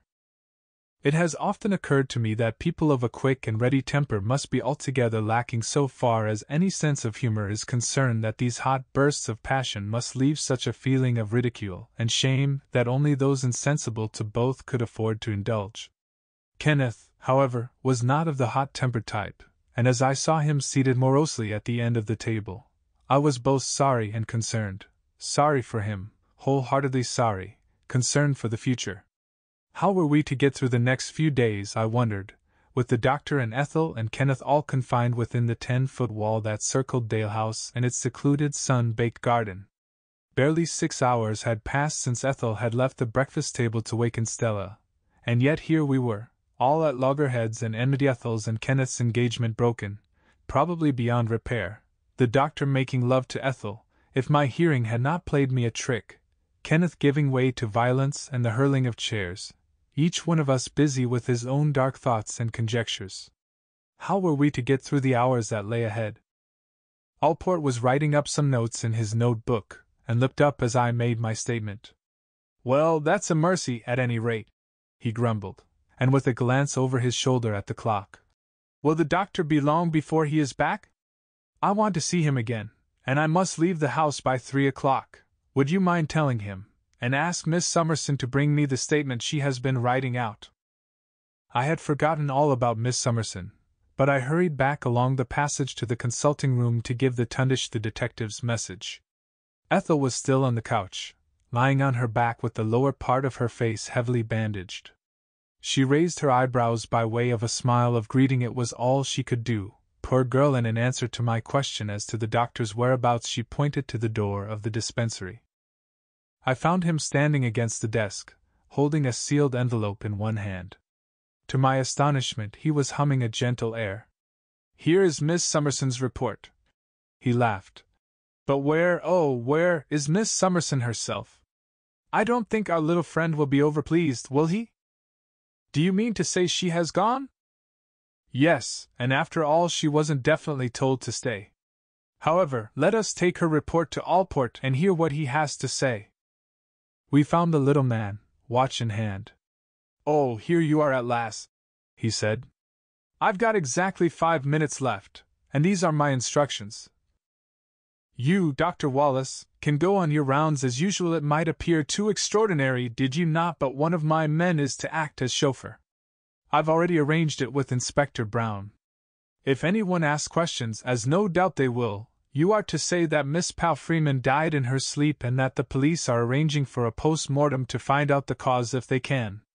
You can say it's a mystery, as indeed it is, and you need mention neither suicide nor murder. I don't know, will be your best answer to most of the questions you are likely to be asked.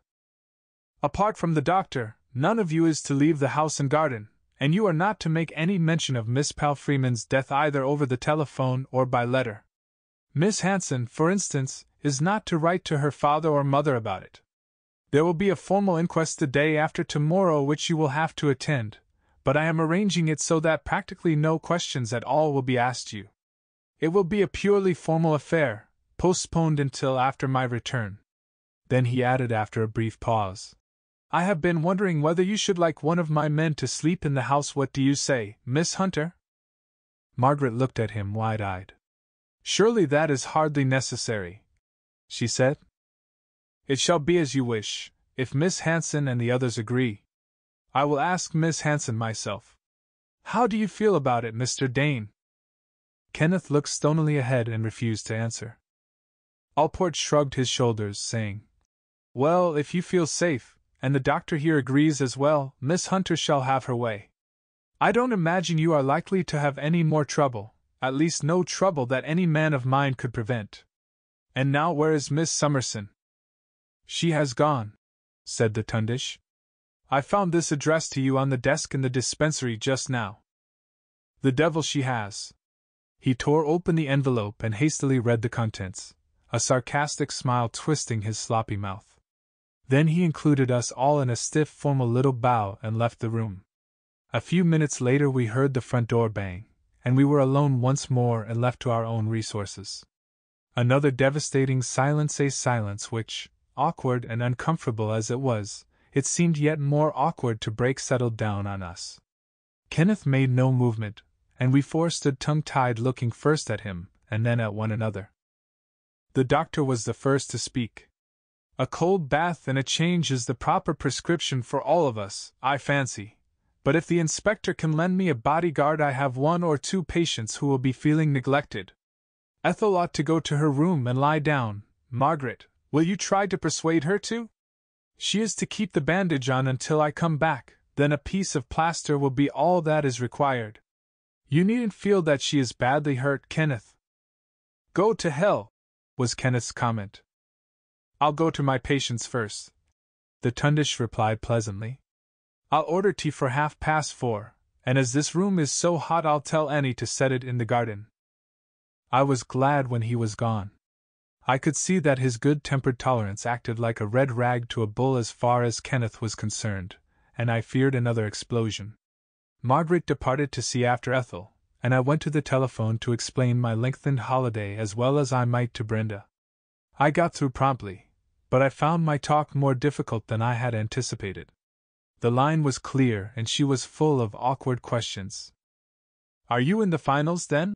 She queried in a jesting voice that was anything but complimentary. No, but I am staying on over Thursday and perhaps until the end of the week. But I thought you were to be in London on Friday? That will have to be postponed. I can't help myself. I shall get back as soon as I can, but it may not be till Saturday. You do sound mysterious and not a bit as if you were enjoying yourself. What on earth's the matter? There's nothing the matter, and I'll let you know more exactly when I shall be home as soon as I can. You must hold your curiosity in check until you see me. Oh, I say. And then with a giggle that sounded doubly inane over the wire. Have you gone and done it at last? I put the receiver down with a bang. Why on earth did Brenda always imagine that I was on the brink of a matrimonial adventure? She was nearly as bad as the diminutive Allport. A bath and a change of clothes brought some relief from the depressing heat, but I had an encounter with Kenneth which went very far to nullify it, and I came to the conclusion that I had better leave matters alone, and that peace would be attained only if those of us who differed could keep apart. He was coming out of the bathroom as I came out of my bedroom to go downstairs, his dark blue dressing gown open at the throat, and showing the splendid proportions of his chest. I asked if I could come along with him and have a chat while he dressed. Why, yes, of course, he answered pleasantly enough. He found me cigarettes and matches, and pulled out a wicker armchair. Look here, how are we going to get through the time until Allport releases us? I began with some little hesitation. Can't we arrange some sort of a compromise? Surely we have compromised. At any rate we have agreed to put up with him for a couple of days. Yes, but that's not much good if you and he are going to quarrel whenever you meet, I ventured. Won't you try to believe that he may be innocent until Allport has gone into it a little further? No, I won't. You mean well, Jeffcock, I know, but it's no good. You think I'm unreasonable, but just ask yourself how you would like it if you were in my place. He commits a cold-blooded murder, and then takes advantage of Ethel's absurd hero worship to persuade her to break off her engagement with me. Ever since I first knew her she has been singing his praises. But you can't be as certain as all that, I insisted.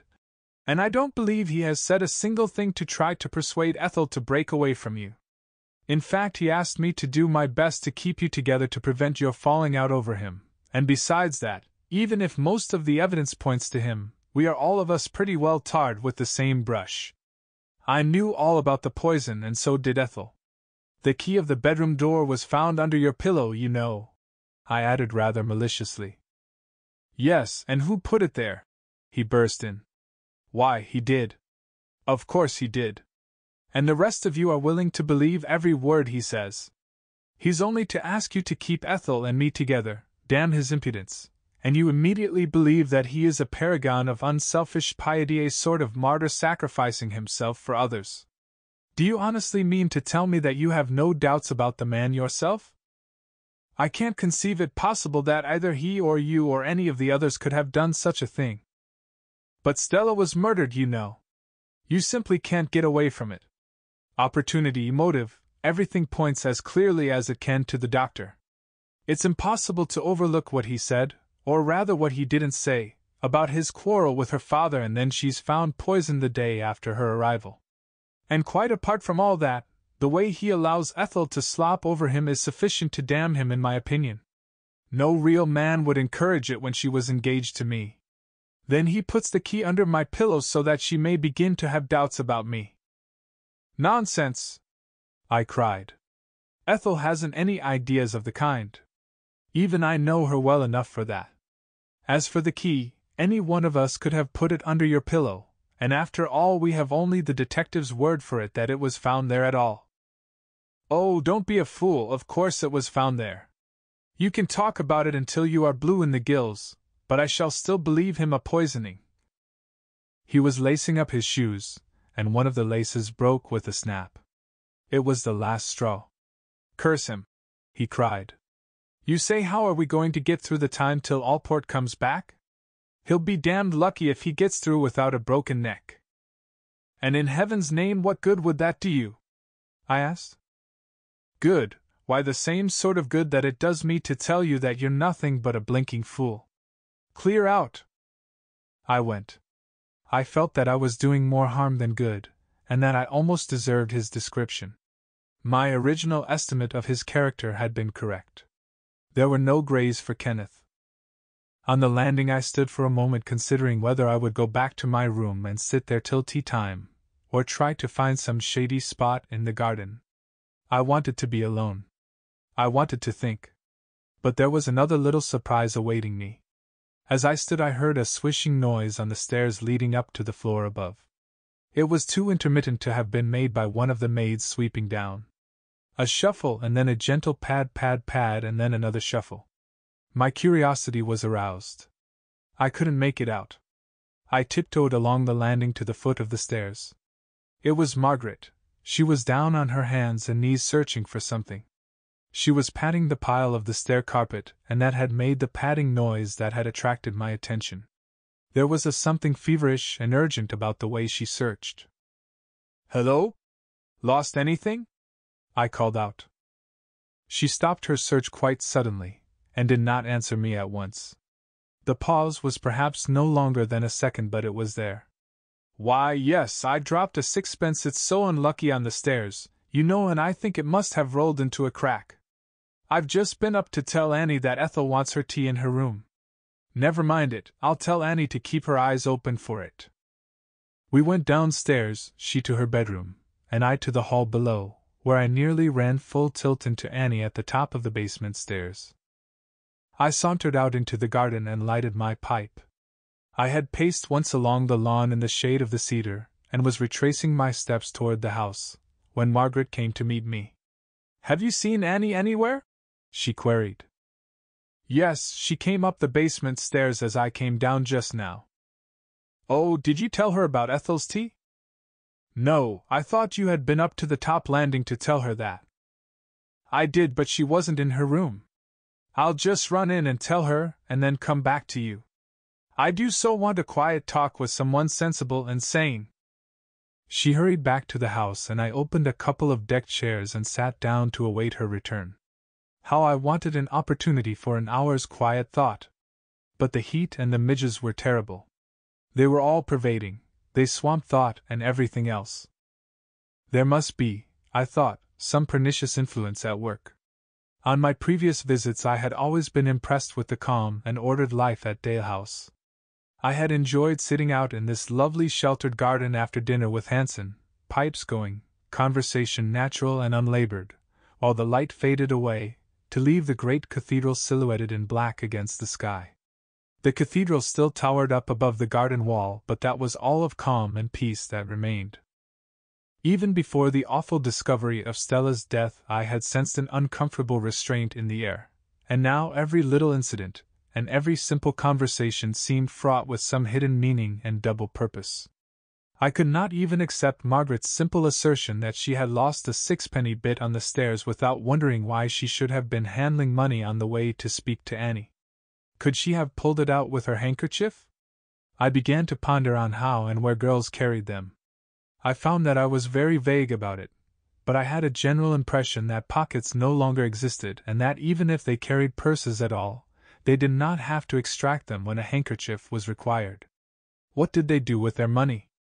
No, it somehow did not seem natural and reasonable that she should have dropped a sixpence on those stairs, but why she should lie to me about it, or for what else she could have been looking so urgently if she had lied, I could not guess.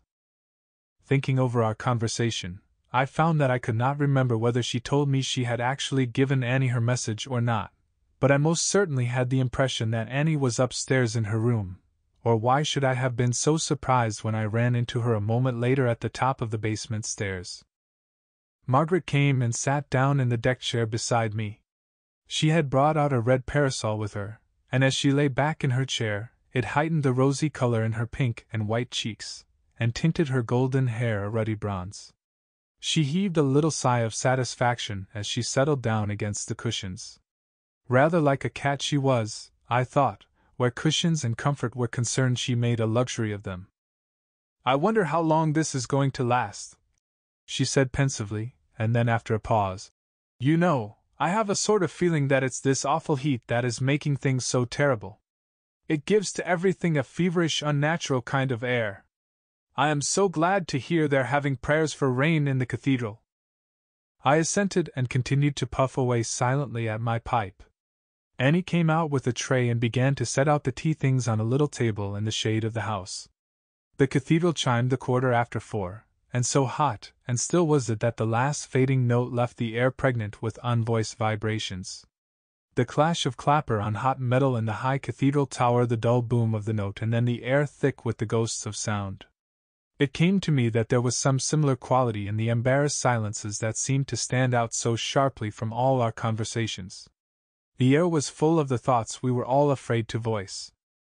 "Mr. Jeffcock," she continued after a time, "I want you to promise not to be vexed, but I do so long to ask you a question." I nodded. "You are sure you won't mind, promise?" she repeated, holding up one finger with a coquettish air. "I promise I won't show it anyhow," I returned. "Well," she continued, "you remember, tell me, did you put the key under Kenneth's pillow?" I was aghast. There was a little puzzled frown on her face. I looked at her closely, but she gave me look for look. "I did no such thing. What on earth made you think that I did?" I replied, trying to keep my voice pleasant and unconcerned. "Why, I have been thinking it over, and it simply can't have been any one else, so it is all so thrilling. You remember, just before Dr. Wallace went out to see his patient this morning, I came up from the basement with some things for Ethel, and met you in the hall?" "Yes, I remember that." "Well, you know how the basement stairs go down under the main staircase up from the hall to the first landing? I don't know if you have noticed how plainly you can hear any one on the stairs just above, but I could swear that as I came up from the kitchen, I heard someone tiptoeing down them over my head. I did really, Mr. Jeffcock. Then I found you in the hall. Wasn't it queer? Do you really mean to say that it wasn't you?" "No, it most certainly was not I. I was at the telephone until just before you appeared, and I never left the hall at all." I hesitated whether to tell her how I too had fancied that I heard a stealthy tread on the stair. But a good 5 minutes must have passed between what I heard and the time when she came up from the basement, for I had continued to speak to the police station, and then I had spoken to the Tundish after that. Could the noise I thought I had heard have been someone creeping up the stairs, not down them? But in that case, who could it possibly have been? Everyone, including the Tundish, could then be accounted for. I decided to say nothing at all about it. Instead, I asked her as pleasantly as I could, "And have you conveyed your rather unkind suspicions to any of the others?" "No, oh no," she replied. "And I really did not mean to be unkind. But the whole affair is so puzzling. Things happen and there's no one to make them happen. There's no good solid reason for anything." Then after a little pause she added, "Do you think, then, that Kenneth threw away the medicine glass? I suppose that he must have done it, and then have locked the door to Stella's room and put the key under the pillow in his own, meaning to throw it away as well a little later on. But why, oh, why should he do it?" "He can't have done it," I reminded her. He was in the dining room with Ethel and Ralph all the time. Don't worry your head about it. Leave it to Allport. Here is Annie with the tea. Annie put the teapot on the table, and was just on the point of returning to the house, when she turned round and called out good-naturedly, "Oh, please, miss, I found your sixpence." "Thank you so much, Annie. Where was it?" "On the landing, miss." "Oh. It must have rolled down then after all. I am so glad it is so unlucky on the stairs." It was the first time I had heard the theory that ill luck followed the dropping of money on a staircase, but Margaret was famous for such quaint little superstitions, about ladders, umbrellas, the moon, and so forth, and she was continually throwing salt over her shoulders, or doing something equally silly, to save herself from catastrophe.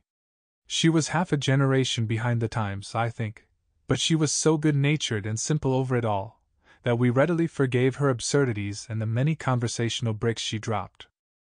Anyhow, I thought to myself, that solves the mystery of the girl who searched the stairs in fevered haste. And I wondered how many of the other little incidents on which I had pondered, and how many of the intriguing remarks I had overheard, might not be capable of explanation in a similarly simple manner. We found that the table had been laid for three, Kenneth and Ralph, doubtless with a view to avoiding the doctor, having decided to stay indoors for their tea. We moved the little table from the back of the house to the shade of the cedar tree, and the Tundish joined us just as we were sitting down. I envied the easy way in which he kept the conversation going, without once touching or obviously appearing to avoid the unhappy subject of all our thoughts. There had been a stack fire at the Cattersons' farm, a mile or two out of the city. A horse had been burned to death. Canon Searle had been nearly drowned on holiday at Bournemouth Cramp when he was swimming out of his depth. So on and so forth, for a full 20 minutes. It was a relief to hear someone talking naturally and lightly about nothing in particular. And then he pulled up sharply in the middle of a sentence. I looked up to see what had caught his attention. Two men were coming in through the door in the wall at the end of the surgery wing. Each held one end of a ladder.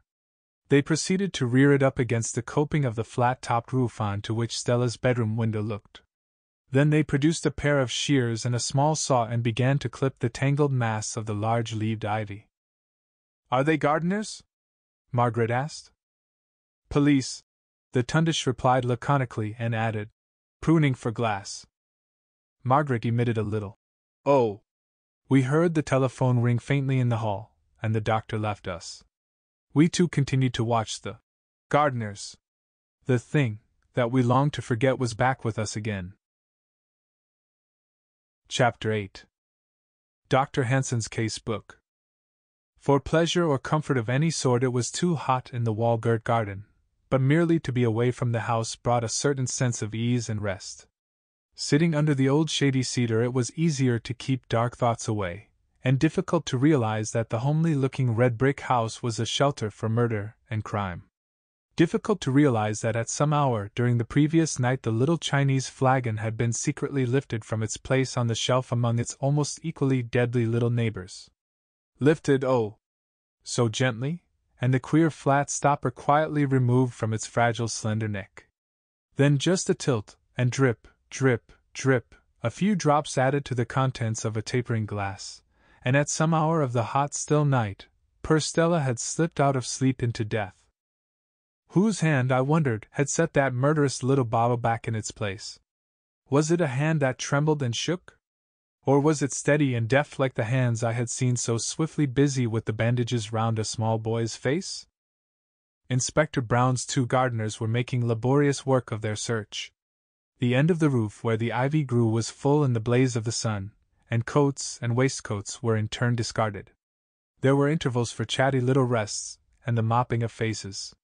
In 3/4 of an hour a very small bit of the roof had been dealt with, and I calculated that it would be dark before the whole could be cleared unless progress was speeded up. The inspector was evidently of the same opinion, for he came in while we were watching and we soon heard his loud-voiced complaints across the lawn. A little later the party was increased to 3. They cleared the roof methodically, a foot at a time. When the main strands of the tangled growth had been cut and disentangled, they were carefully shaken out, and thrown to the lawn below. The loose leaves on the roof were examined and put into a bucket. These having been removed, the smaller bits were collected together and riddled through a sieve. The siftings were swept aside and the remainder carefully searched. Then another few strands were cut and the process repeated. Margaret and I watched them idly as we sat, their clippings and the noise of the bucket as it was handled up and down from the roof punctuating our desultory conversation. I fancy we were both meditating with lazy inconsequence on the day's events, and our few remarks reflected our meditations. "We are sure to have some of them down from the club to make inquiries this evening," I said. "Yes. It will be rather awkward, won't it?" A long pause in which I puffed away leisurely at my pipe and she lay back gently rotating her red parasol.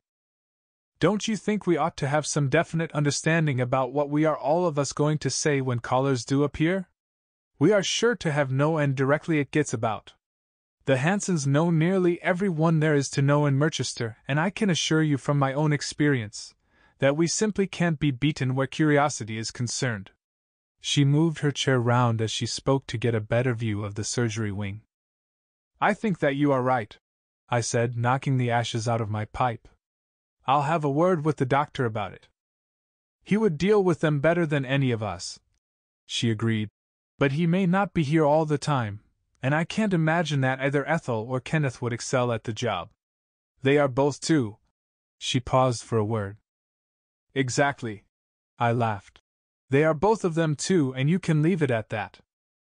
We fell back on our meditations, and I thought what a peaceful drowsy scene it would have made if only the men at work on the roof had been gardeners indeed, and Margaret and I the remnant of some pleasant social gathering.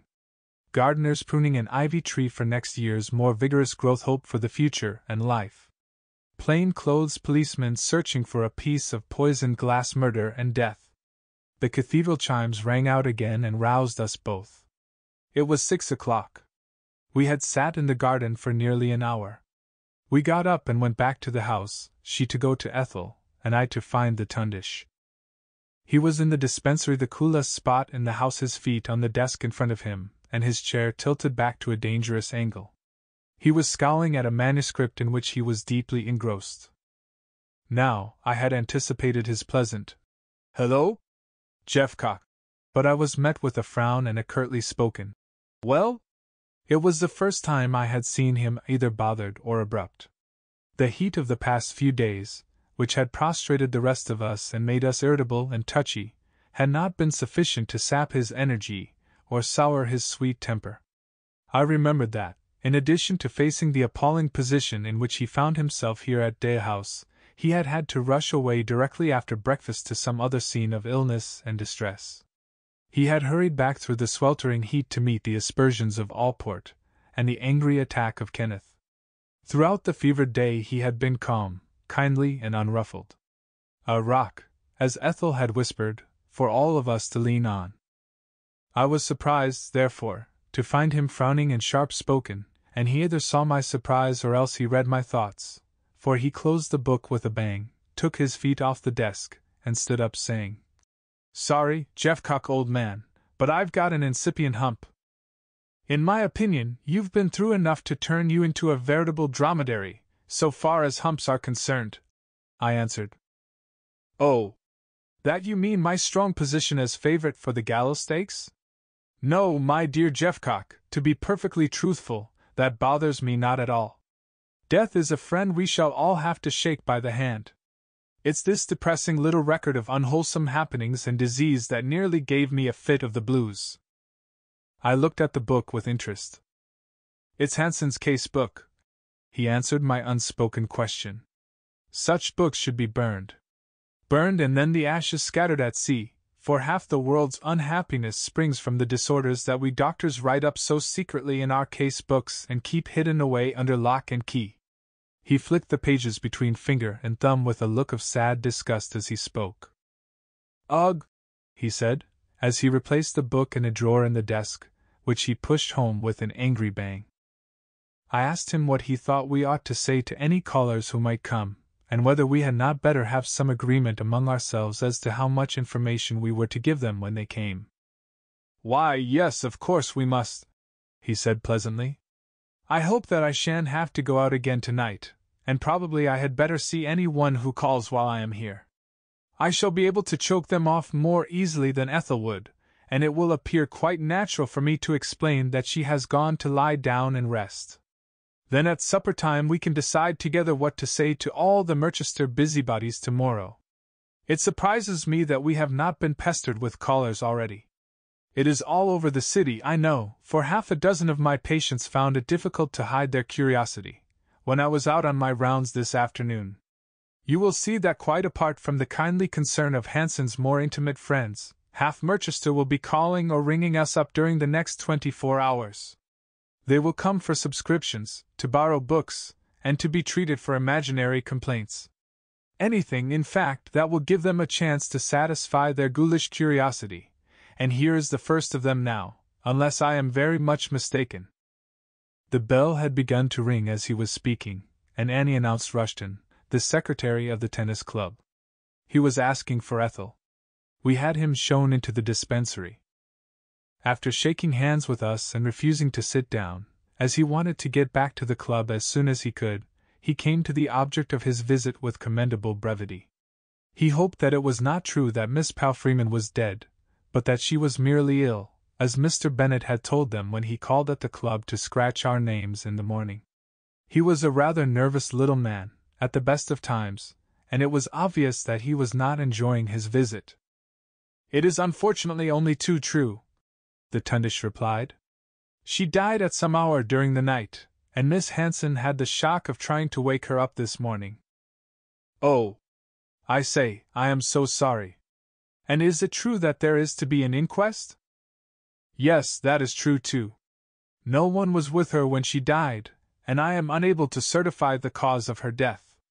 We have consulted the police, and they tell us that an inquest can't possibly be avoided." Rushton stood embarrassed, and muttering, "Oh dear, how sad! How very, very sad!" Ill at ease, he was tracing half-circles on the cork matting with the toe of his shoe. "Look here, I don't want to add to your troubles," he said, looking up suddenly, as though he had made up his mind to go through with an unpleasant task. "But I thought I ought to tell Miss Hanson about it at once. I wanted to see her and tell her. There are all manner of things being whispered about at the club." He hesitated again uncomfortably, and then went on with a sort of nervous rush. "They are saying that the police have been in and out of the house all day long. That Miss Palfreeman was murdered, that you have all of you been detained, and that you, Dr. Wallace, were seen being driven off to the police station itself under escort.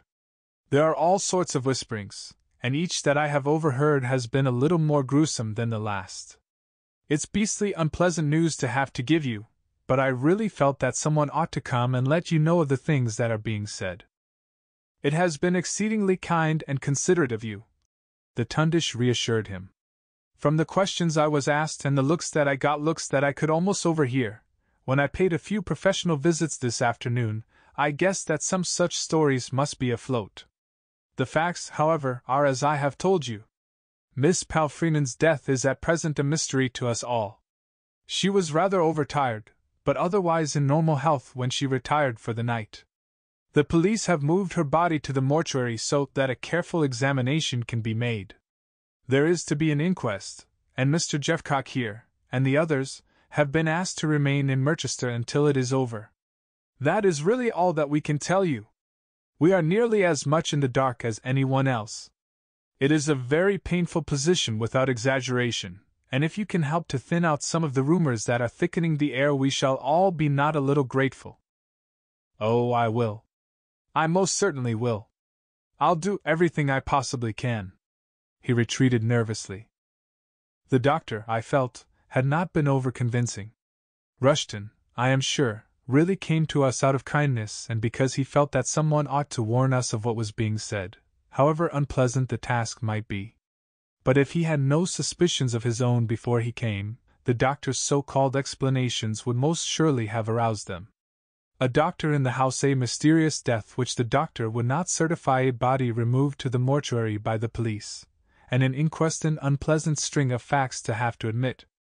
Add a little imagination, a dash or two of spite, and a misunderstanding here and there as the details are whispered by one scandal-loving cathedral matron to the next, and it is easy to realize that the final story might even out-crimson the actual facts.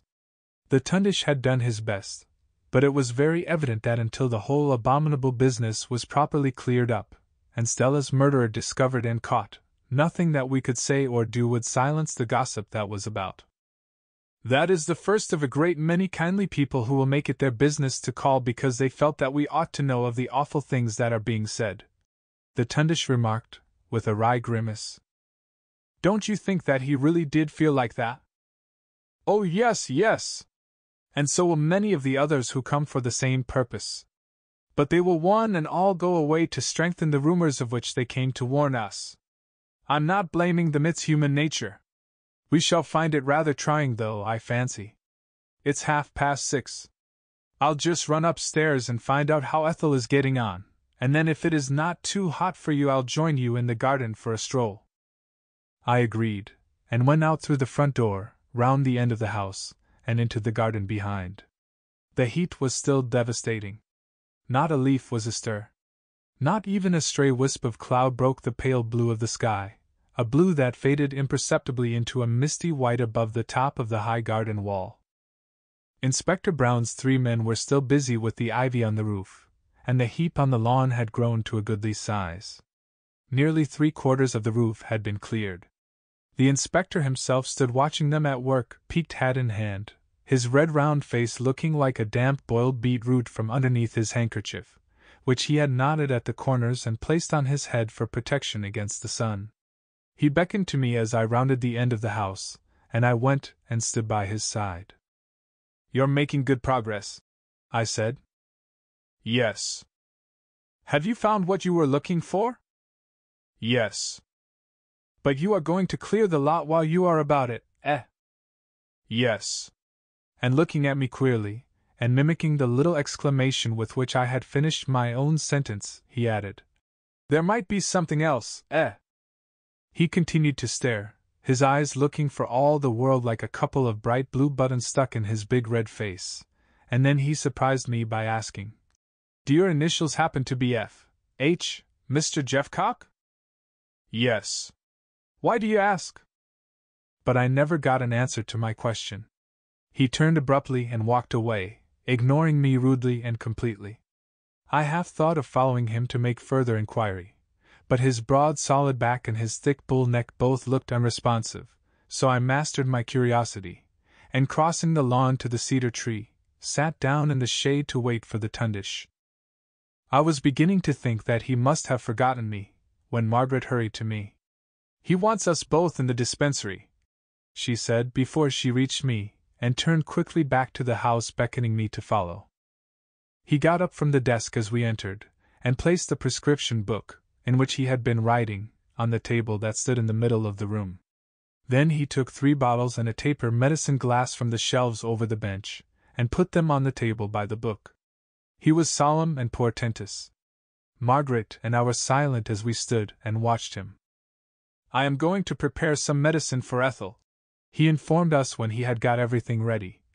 And in the circumstances I feel that I should like you to see me make it up. I can't explain my wish in so many words. In fact, I really don't quite know why I want you to be here. If I wanted to poison Ethel, I could of course do it with the greatest ease while you both stand looking on. For instance, you can check the prescription which I have written out in full, and you can check the bottles with the prescription, but you can't possibly be sure that I haven't already tampered with the bottles. So you see it is all rather farcical, and yet I do very definitely feel that I should like you to witness me making it up. I was aghast at the horrible suggestion his words contained, but he stood smiling at us pleasantly, imperturbable, inscrutable. I think that I can understand your feelings a little, Margaret said inaptly. You're afraid it might somehow happen again. Is Ethel really ill then? No, oh no, not exactly ill, but the bang on her mouth has loosened one tooth and some of the others have had a nasty jar.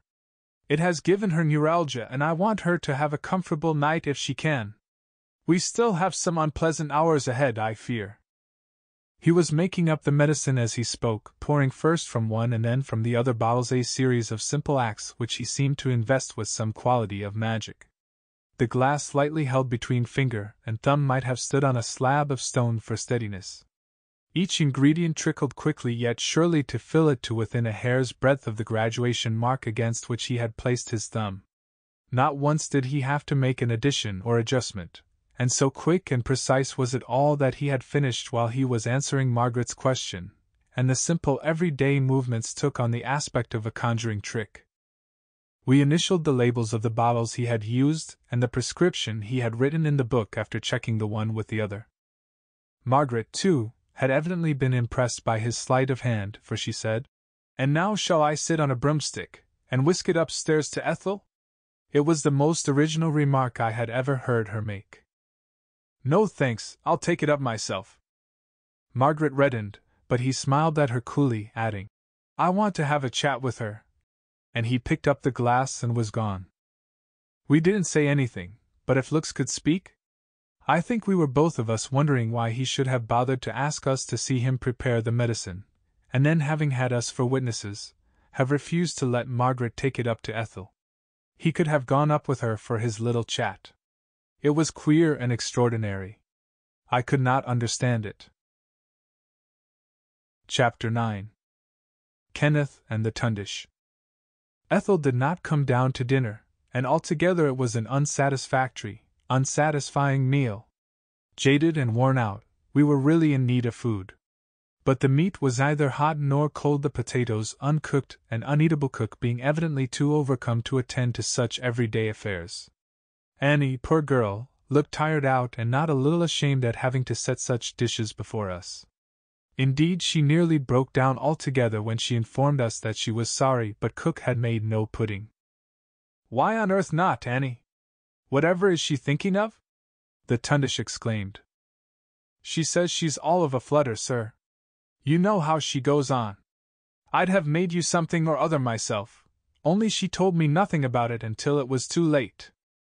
You're a good girl, Annie, and it's no fault of yours. I'll see cook afterward." Margaret looked her amusement, and as usual managed to bring in one of her proverbial sayings.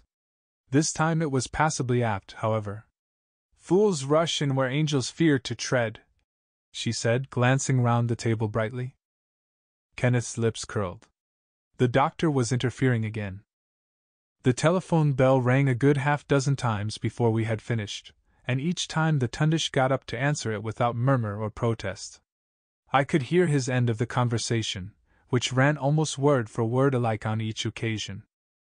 "I'm sorry, but she's gone to lie down and I don't want to disturb her." "Yes, very sad indeed." "Sorry, but I can't hear what you are saying. This line is very indistinct. Hello? I'll let her know that you rang her up." Then the receiver was put up and he would return looking amused. "It's easy work on the telephone," he laughed. "It's all far too easy," was Kenneth's comment. After dinner we sat about uncomfortably, Margaret curling herself up like some large cat in one of the big armchairs and busying herself with her interminable knitting. I felt that, somehow, it would have been in keeping with her had she produced black wool, but it was still a pink jumper which had appeared at many odd moments before that engaged her attention. The two boys strolled up and down the garden for a time, and then they tried a game of chess. I went out into the garden with a book and sat under the cedar with the Tundish. We hardly spoke. He was really reading, I think, from the regular way he turned the pages of his book, but try as I might, my own thoughts would wander from the printed page and revert to the day's events. But I could not think consecutively. Ethel had set the seal of terror on us all when she had burst in on us at breakfast time with her "Do come! I'm afraid." And from that moment, while the sun had blazed and scorched, we had passed from distress to distress. Now the shadow under the garden wall was broadening out across the lawn toward us. Would that darker shadow, that seemed to threaten this unruffled man reading so calmly and so peacefully at my side, with its steady inexorable encroachment, darken his life and then blot him out forever? Or would a door in the high wall open, slashing the shadow with a path of light down which he would pass? Perched high on the center post of the arch that spans the garden walk where it pierces the hedge of yew, a thrush was filling the air with its limpid song, and when the deeper notes of the chimes came booming down from the cathedral tower, he would stop a while, bright head cocked, alert and listening.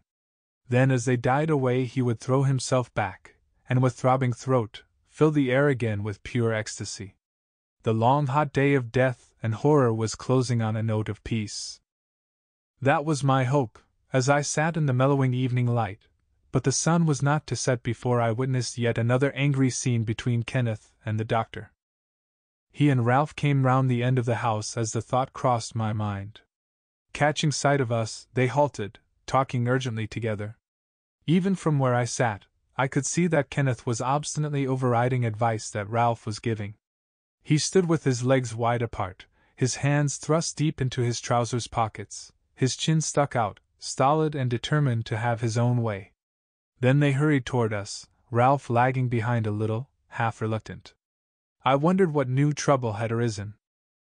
It was the medicine the Tundish had given to Ethel. Margaret had told them about it. Kenneth was furious. "I say, is it true about your giving some medicine to Ethel?" he asked, planting himself straight in front of the doctor's chair. "Yes, quite true. Have you any objection?" The Tundish replied, gently closing his book, keeping his place with inserted finger, and looking up with a slow smile and a twinkling eye. "Objection? I should think I damned well have. I, for one, don't care for your way of making up prescriptions." "No? Well, if you should be taken ill, Kenneth, and I have to prescribe, the medicine shall be made up at a chemist's and delivered in a sealed bottle. Now, if you will excuse me, I should like to get on with my book. But Margaret says she has just been upstairs to find out if Ethel wanted anything, and her bedroom door is locked and there was no reply when she knocked," Ralph urged, looking anxiously up at Ethel's bedroom window, in which the blinds were drawn. "My dear young friend, I told her to lock it myself. I do hope that Margaret hasn't waked her up. Now please be sensible and let the poor girl have what rest she can get. You can do no earthly good by making any bother. If I have poisoned Ethel's medicine, which I take it is the friendly suggestion you are both of you making, she is dead by now, and nothing that you or any one else could do would save her. If I haven't, then isn't it rather a pity to wake her up merely to satisfy your curiosity? That's the logic of the position, but if you feel it to be your duty, go and have a word with Inspector Brown about it. He is just packing up his treasures prior to departure." This, I felt, was taking things a little too calmly, and I could understand the frown that had gathered on Ralph's dark face while the doctor was speaking. Could not his behavior, which I had described to myself as calm and unruffled, perhaps be more aptly labeled callous and cold-blooded? And if so, what revision of ideas and estimates of possibilities might not then be necessary? Kenneth had turned round and called out to the inspector at once as he was on the point of opening the door into Dalehouse Lane. Ralph was hesitant, but Kenneth took him by the arm and dragged him across the lawn. While I watched them talking to the inspector, wondering with interest what that stolid individual would advise them to do, the Tundish had returned to his book. He was absorbed, immediately lost to the world. He had given them his advice, and that apparently was the end of it as far as he was concerned. After a few minutes' conversation, Inspector Brown departed. A brief consultation between the two boys followed, and then Kenneth came back to us alone. "We have decided to do as you asked us," he said tersely. "Thank you. I'm very glad to hear it." Kenneth came a step nearer. "But if anything happens to Ethel, I'll kill you." He spoke very slowly and leaned over toward the doctor. His fists were clenched, and for a moment I thought that he was going to strike. The Tundish never moved a muscle. "Do the hangman out of one job, and give him another? That the idea?" He laughed pleasantly, and returned once more to his interrupted reading. Kenneth controlled himself with difficulty and strode away. A boy went whistling down the lane. The doctor continued his reading. I looked at him slyly as he sat quietly engrossed by my side. "I can't help sympathizing with Kenneth and Ralph, you know," I said. "It isn't that I suspect you of having had anything to do with Stella's death, but..." "But?" he interrupted quizzically. I did not know how to finish my sentence, how to put into words that would not offend the feeling I had that there was something foreboding, something suggestive, in his having made up medicine for Stella one night, and then again after the terrible disaster for Ethel. The circumstances were too much alike. 2 taper glasses. 2. Come, Jeffcock, he said kindly, when he saw my hesitation. For heaven's sake, don't let the hot weather get on your nerves too. That's all very well, I reminded him. But you must have had some very similar feelings yourself, or why did you want us to witness your making up of Ethel's prescription? He looked at me and laughed outright. Wrong again, I never felt a qualm. I wanted you and Margaret in the dispensary for a very different reason. I am sure that my astonishment was obvious, but he ignored my surprise and closed his book, saying, Now I'm going to bed. Thank God, this awful day is over. It was evident that I should get no further information from him as to his real reasons for our presence in the dispensary, even if I pressed him. The subject was closed. We walked slowly across the brown scorched lawn and back to the house. In the hall we met Cook, dirty and unkempt, a wisp of greasy hair straggling across her pasty, unhealthy-looking face. She was on her way upstairs to bed. The Tundish was as good as his word and asked her rather sharply why the dinner had been so badly cooked. She folded her arms across her floppy ample bosom and leered at him offensively. Come, Grace, I want an answer to my question.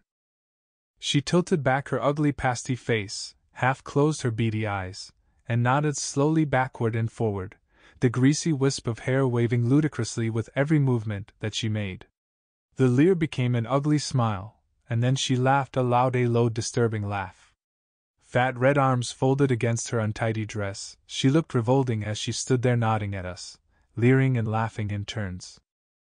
The doctor gazed at her solemnly, unmoved, showing neither annoyance nor the disgust that I felt myself. His steady eyes were disconcerting. Her laughing ceased. Then she wiped the back of her hand across her mouth, stuck her head forward at the doctor, and whispered hoarsely, I knows what I knows, Dr. Wallace. She waddled away unsteadily. I turned to the Tundish to see how he would take it. He was standing immovable, unseeing. Only that same morning had I seen him standing thus in the doorway as we were having breakfast, his brains so deep in thought that his eyes, while open wide, were blind, inanimate, and uncontrolled. Then he had muttered, I can't have made a mistake. I simply can't have made a mistake. But now he whispered, nearly inaudibly, I wonder what she knows, now I wonder what she knows. He came back to life with a start and a smile of amusement at his own abstraction, told me that he was going straight to bed as he half expected that he might be called out in the early hours to a case of indisputable first aid, and then with one foot on the bottom stair, he turned to me and said, And by the way, Jeffcock, if you'll take my advice, you'll lock your bedroom door tonight. Then he said, Good night, and was gone. Chapter 10. I analyzed the position. I moved across the hall into the drawing room. The 2 boys, I learned, had already gone to bed, but Margaret was still curled up in a chair by the window placidly knitting. She looked pretty, I thought, with the fading evening light from the window shining on one tight little coil of golden hair, the graceful curve at the back of her head emphasized by the parting that ran down the middle. Her occupation, somehow, seemed proper to the setting and enhanced the pretty picture that she made. Ethel knitted jumpers too, but she went at them with a rush. With Margaret it was all leisurely movement and grace, and I imagined her feelings when knitting, as those of a cat, which sits in the sun and slowly and endlessly washes its face. She greeted me with a sleepy smile, stifled a yawn, and proceeded to gather her belongings together, but her scissors could not be found though we searched the floor together, and felt down the hidey hole between the back and the seat of her chair. Finally we had to give them up for lost, though she was sure that she had had them only 5 minutes before, and she bade me good night, and left me. I was alone. The house was very still and quiet. It was yet daylight, but the light was fading rapidly and I switched on one of the electric lamps. The high red wall sheltered us completely from the road, there was no need to draw the blinds. The windows stood wide open, but so stifling and quiet was the air that they might have looked out onto some huge overheated greenhouse instead of an English garden. Tired out, I yet had no desire for sleep. For the first time during the long trying day I was absolutely alone, unobserved, and with time and solitude for thought. I paced up and down the room for a full half-hour, pipe in mouth, busily rehearsing first this incident, then that, in a vain attempt to achieve some reasoned explanation, some possible solution, of the mystery that surrounded Stella's sudden death. Alone and away from the influence of his calm assurance, my instinctive, unreasoning belief in the doctor began to weaken and give way under the combined bludgeonings of evidence and argument. Seeing a writing pad lying on one of the window seats, I drew up a chair to a small occasional table, and taking a pencil out of my pocket I proceeded to make out a list of all who were in the house on the previous night, setting down every piece of evidence, every possible relevant fact, in an attempt to clear my mind and analyze the situation. At the outset I came to the conclusion that on the important question of motive I should not only have to consider the obvious and the possible, but also the unlikely and the grotesque. The murder must have been premeditated, cold-blooded an abnormality. It would not be surprising, therefore, should the motive, the root from which the evil deed had sprung, be found, if ever unearthed, as something twisted and rotten. I kept the rough notes that I made, and on referring to them I see that I was methodical enough to add my own name to the list. They are detailed and tedious, and I will only quote in full the remarks I wrote down about the doctor on that hot sultry night in the Dalehouse drawing-room. Here they are. Dr. Wallace. The poison, the Chinese poison, on which he and Dr. Hansen had been working would leap to his mind at once did he wish to kill by poisoning. Its action is difficult to diagnose. But would he then have called Allport's attention to its peculiar taste? Would he have stated that he found the glass at Stella's bedside with a drop at the bottom of it, and that he suspected the Chinese poison at once by reason of its smell? Yes, he might. He would know that he would be suspected at once, and he might reasonably argue that by calling attention to the Chinese poison himself he would be creating a favorable impression. An impression that would be strengthened when it was found that the medicine glass had been thrown away. But the key in his own pocket? Could he not have poisoned her equally easily at any other time? Yes, but what better time could he have had? He was making up medicine for her. He had just been threatened with some sort of exposure. Then he played the practical joke on the beds and took care to have it clearly established that we all of us had the chance to be upstairs and alone on the evening of the murder. The cupboard key. Had his own all the time. The medicine. Yes, both knowledge and opportunity. The bedroom key. He could have thrown the glass away after Ethel came downstairs, have locked the door, and have put the key in the pocket of his thin coat which he was wearing at the time. But why should he then come and tell me that he had left the door unlocked? Obviously to make it look as though someone else had locked it. But in that case he would surely have placed the key in a position incriminating someone else, and not himself? A possible explanation is that he intended to do this, but either had no easy opportunity or forgot. Then just as he was going out he remembered and came back to make the omission good, only to find me turning away from the telephone, having completed my conversation, and his coat with the key in it hanging up straight in front of me. He certainly must have come up behind me very quietly. What would he do in those circumstances? Would he tell me that the door was unlocked, and then go calmly away to his patient leaving the key in his own pocket? Would he take that enormous risk? A man of his undoubted ability could surely have found some excuse to get me out of the way, have made some opportunity of getting at the key? Or might he not decide on a double bluff, as it were? He told Allport that the glass was at the side of the bed, the dregs smelling of the poison. He told me that he had left the door unlocked. The door is found to be locked, and when it is broken open the glass is gone. Someone else, the murderer, has been up and thrown the glass away and locked the door. Where would such a one put the key if he wanted to throw suspicion on another? Why, in the doctor's pocket, of course, the man who made up the medicine. And so he would decide to leave it where it was. If Margaret and I really heard any one creeping on the stairs, could it have been the doctor? The time that elapsed between what she heard and what I did is not known accurately enough to be certain, but probably it might have been he. motive, obvious, and for a potential murderer, sufficient. Notes. Or would Allport have left any man with such evidence against him at liberty for even an hour, unless there are points in his favor that I have either overlooked or have had no opportunity to learn about? B. Why did he call Margaret and me into the dispensary when he made up Ethel's medicine this evening? C. Why did he tell Ethel to lock her door and warn me about mine? D. What did Cooks? I know what I knows. Portend? E. What is the truth about his quarrel with Stella's father? F. The practical jokes with the beds were quite out of keeping with his character. It not only struck me forcibly at the time, but he anticipated my surprise and gave an explanation of his actions before I had said a word to him about it. G. Had he killed Stella, could he have spoken to us as he did when we were collected together at the breakfast table? Could he have brazened it out?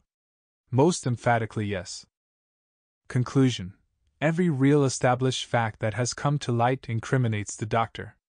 Opportunity, motive, knowledge of the poison, and ability to face the rest of us with undisturbed indifference all indicate the doctor. In the same way and under the same headings I went through each member of the household, including Miss Summerson, Annie and Cook. Definite knowledge as to the exact whereabouts and action of the poison could only be ascribed to Ethel, Miss Summerson and myself, in addition to the Tundish. But Annie, or Kenneth, or indeed any of us might either have been told about it or have overheard some conversation. As to the key of the poison cupboard, Miss Summerson had her own. She might have taken the poison out of the cupboard before she lost it, and any of the rest of us might have found it when she had. Probably, Ethel alone of the party, however, would know it for what it was. I had real difficulty in my efforts to find reasonably plausible motives for the crime, that is, apart from the doctor. He was easy enough. I see that I made Ralph kill her because she had refused to marry him. Hot work for even those hot days, to fall in love, propose marriage, be rejected, grow mad with jealousy and slay, all in the space of some 50 hours. But that was the best I could do for the quiet Ralph. I made Ethel kill her because she was jealous of the Tundish, Margaret, because she was jealous of Ralph, Kenneth, because he wanted to fasten the blame on the placid, aggravating doctor whom he hated so much, but for one reason or another, each more fantastic than the last, they each in turn, according to my notes, slew Stella. Thoroughly absorbed in my writing, the moths which blundered with blind persistence against the solitary shaded lamp above my head, and the cathedral chimes with their insistent repetitions, had alike been insufficient to disturb or distract. My list at last completed, I heaved a sigh of relief, and straightened out my back. How still and quiet the big room was. Still and quiet as death itself. The table at which I was seated stood against the inner wall and toward the end of the room nearest the front of the house. The piano jutted out immediately before me, and over the top of it I could see the large French window that looked on to the garden from the other end, paneled in silver gray by the moonlit sky, while between it and my own little circle of warmer light there lay a belt of shadows and dim uncertainties. The faint tick-tick of the dining-room clock was the only sound to reach my ears. The curtains hung in the open windows, limp and still. I felt myself on the brink of fear. Fear? Afraid of what? A grown man afraid of a quiet room at night? Ridiculous! Absurd, do you say? Then you know nothing of fear. To you a soft step and a shadow that moves mean naught. Children's terror has never held you in its grip. Fear, the anticipation of something unknown and inexplicable, intangible, shadowy and unreal, cannot be argued and defined. Give it a name, know it well enough to name it, define and analyze it, meet it face to face, and fear, true blood-curdling fear, evaporates at once. But leave it vague and shadowy, unexplained and undefined, then a still room at the dead of night, the quiet tick of a distant clock, the creak of a board in an old house, and an ever-increasing desire to look furtively behind, may be enough to make the bravest pulses race, when nerves are on edge and imagination plays its part. Must I name myself a coward, then, because I sat with quickened breath, listening for I know not what, when bravery itself is nothing but a knowledge and a crushing down of fear? For what agonies of bravery may not be endured in the making of a coward's reputation? What lack of sensibility and imagination may not go to the winning of a hero's fame? But coward or no, when I saw the door, which was just ajar, swing slowly open to a wider angle, my flesh crept, my heart skipped a beat. It was the big tabby Tom. As he rounded the corner of the piano and saw me, he gave a little squawk of pleasure, and jumped up on my knee, purring with satisfaction, and expressing his appreciation of my caresses, by the digging in of his curving claws. He had broken the spell. I leaped to my feet, and pulling down the other switches, flooded the room with a rosy glow from the shaded lamps. I relighted my pipe, and perching the cat on my shoulder, I began to pace the room again. I had set out to come to some reasoned understanding with myself as to the doctor's innocence or guilt, and my fit of nerves conquered, I would finish my self-appointed task. When with him, how steady and kind he seemed to be, his unalterable calm, the natural outcome of his hidden strength. But away from him, and here alone in the quiet of the night, how damning the evidence against him, and how easy to revalue that self-same unalterable calm and label it afresh cynical, cold-blooded, sinister, or callous. I had to confess that I had not succeeded in my attempt to play the role of an impartial critic logging up a list of facts. I knew it even as I wrote my notes. Horrible as it may sound, I had found myself longing and searching for some further possible evidence against Miss Summerson, something that might incriminate Annie or Cook, anything, however trivial and absurd, that might in some small measure relieve the doctor of the burden of suspicion that weighed him down, and help to take the guilt of murder further away from the members of our little party. Impartial? No, I had not been impartial. While I had endeavored to disperse and lighten the dark shadows that were gathering ever more closely round the figure of the impassive doctor, I had eagerly sought out every evil and distorted possibility to place among my scandalous notes about the rest. And my list of motives! God save the mark, how absurd they all of them sounded. I had turned dear old Dalehouse, with its honest square red face, into a veritable abode of love, honeycombed with unacknowledged love affairs, unrequited passions, and murder-urging jealousies. I returned once more to my little table. However absurd, I would complete my analysis of the situation. I took a fresh sheet of paper and proceeded to add to the notes I had already made the following list of points, which I felt had some real bearing on the problem, and yet which could not very well be allocated to any particular member of the household. What were the 2 small fragments of glass that Allport found in Stella's room, minute fragments that he had treasured so carefully, and that had given him food for such furious thinking? What could have given rise to Inspector Brown's peculiar manner when he had asked me if my initials were F.H., and why on earth should he have asked me that question so suddenly then at that time? See, once again, why did Allport pretend that he had found the key in Kenneth's room? As he was aware that I knew of its correct hiding place in the doctor's pocket, did it imply that as far as he was concerned, at any rate, I was considered free from suspicion? Who was it who had laughed so disturbingly in the waiting room on the morning of my arrival? Miss Summerson had told a lie then. Was there any connection between that and the murder? Why had Allport shown such a sudden interest in the photograph on the piano? I felt that if only I had the answer to some of these questions, I should at any rate have some sort of insight into the little detective's extraordinary behavior, some explanation of his reasons for leaving us to our own devices so suddenly, while he followed up a clue which he admitted held out little or no hope of leading him to the murderer. Surely one of his assistants could have chased this shadow, leaving him free to deal with the obviously more urgent problem that still remained unsolved here in Dalehouse. I got up and carefully examined the photograph that had roused his sudden attention, but I could find nothing either suspicious or illuminating. It was a cabinet photograph of Ralph taken, I should imagine, a couple or so years before. I took it out of its frame as Allport had done. My guess had been correct. It was signed across the back in a rather boyish hand, and dated. I replaced it wondering. It was an absolute mystery. He had been walking toward me after his little tiff with Inspector Brown. The photograph had suddenly caught his eye, and some bright idea had dawned on him. He had been unable to hide his satisfaction. Inexplicable. My notes were now complete, and I read them through, determined to come to some sort of conclusion based on what I had written down. At length, after many trials and much crossing out, I drew up the following table. The poison. Key medicine bedroom. Key motive total. Myself 10-25-10-0-27. Ralph 2-3-4-2-3-14. Kenneth 2-3-4-0-3-12. Dr. 10-10-10-8-10-48. Ethel 10-5-5-10-6-36. Margaret 2-3-5-0-5-15. Miss Summerson 10-10-5-0-0-25. Annie 3-4-10-10-0-27. Cook 2-3-5-10-0-20. I had to make several attempts before I got the various numbers to my liking. For instance, if the chances that Annie had information about the Chinese poison were to be represented by the figure 3, was it just that the figure 2 should be set down against the cook?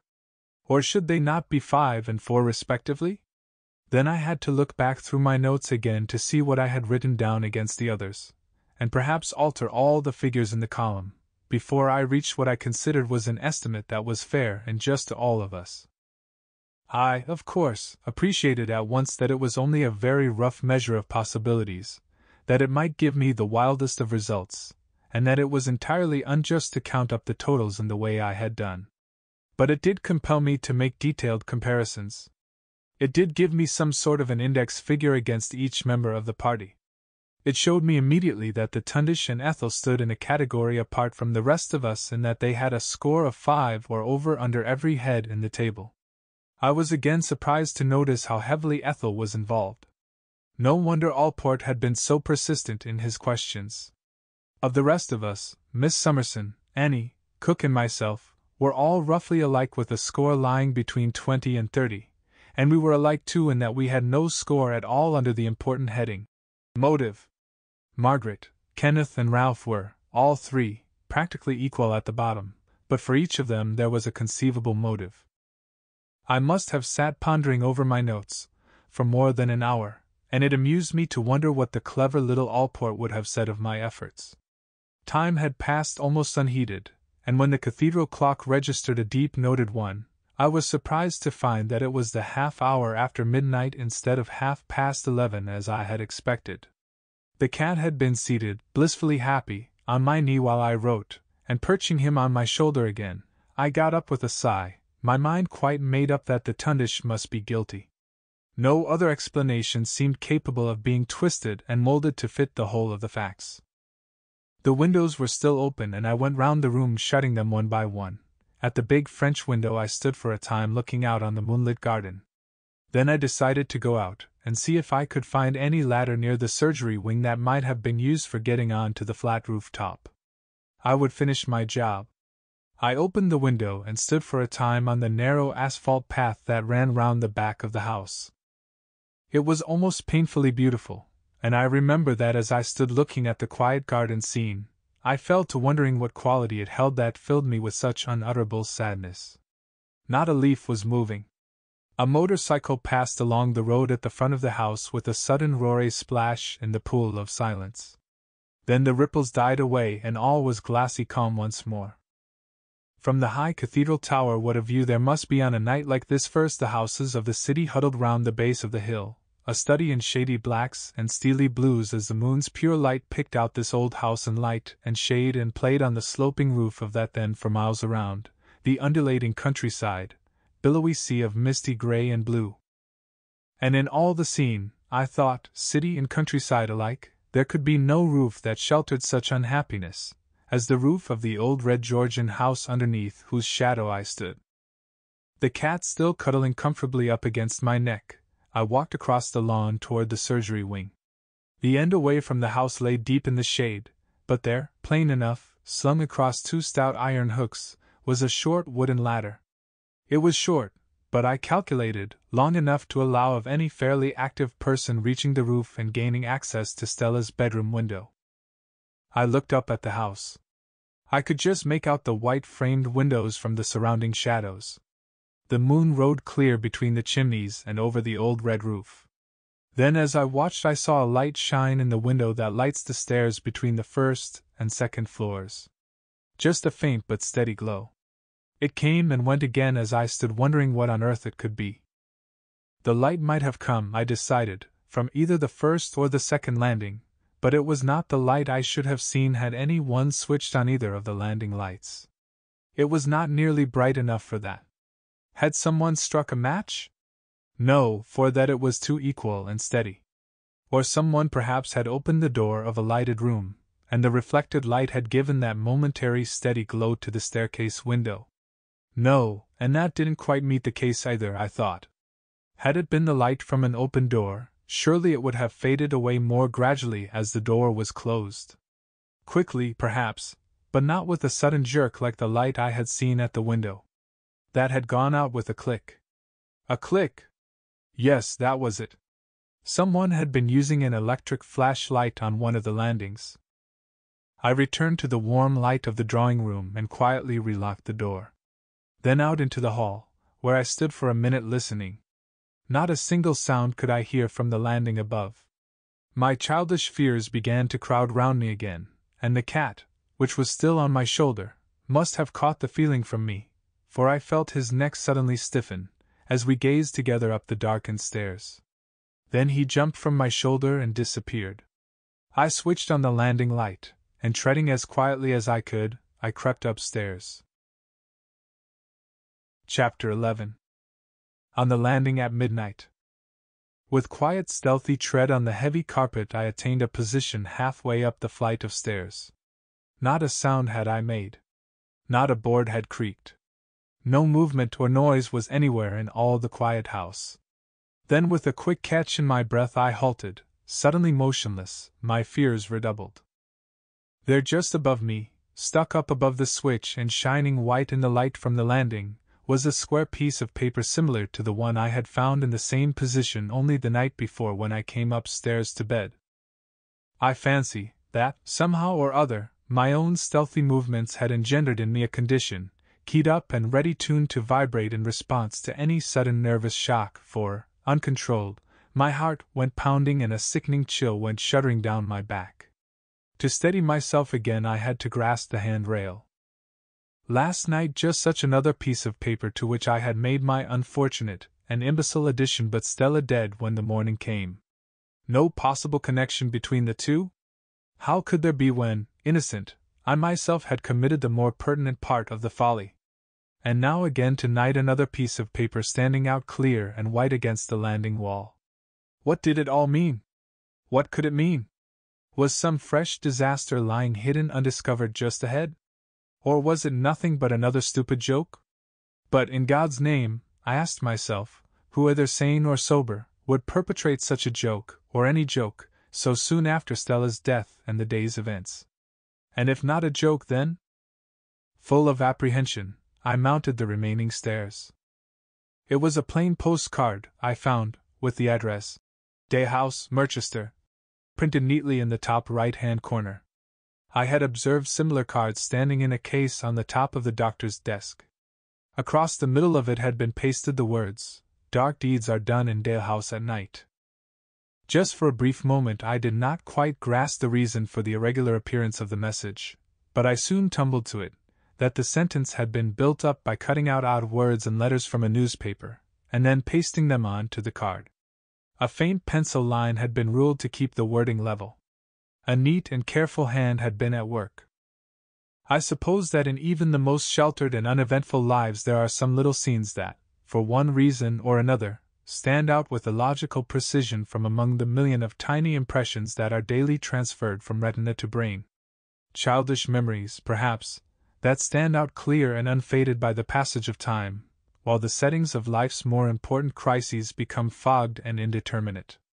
For me, however, there will always remain an unfaded mental picture of that quiet, dimly lighted landing, the tracery of the pattern on the carpet, the shadow of the handrail on the stairs, the high lights and shadows on the metal of the double switch, and the plain white card with its ominous little message.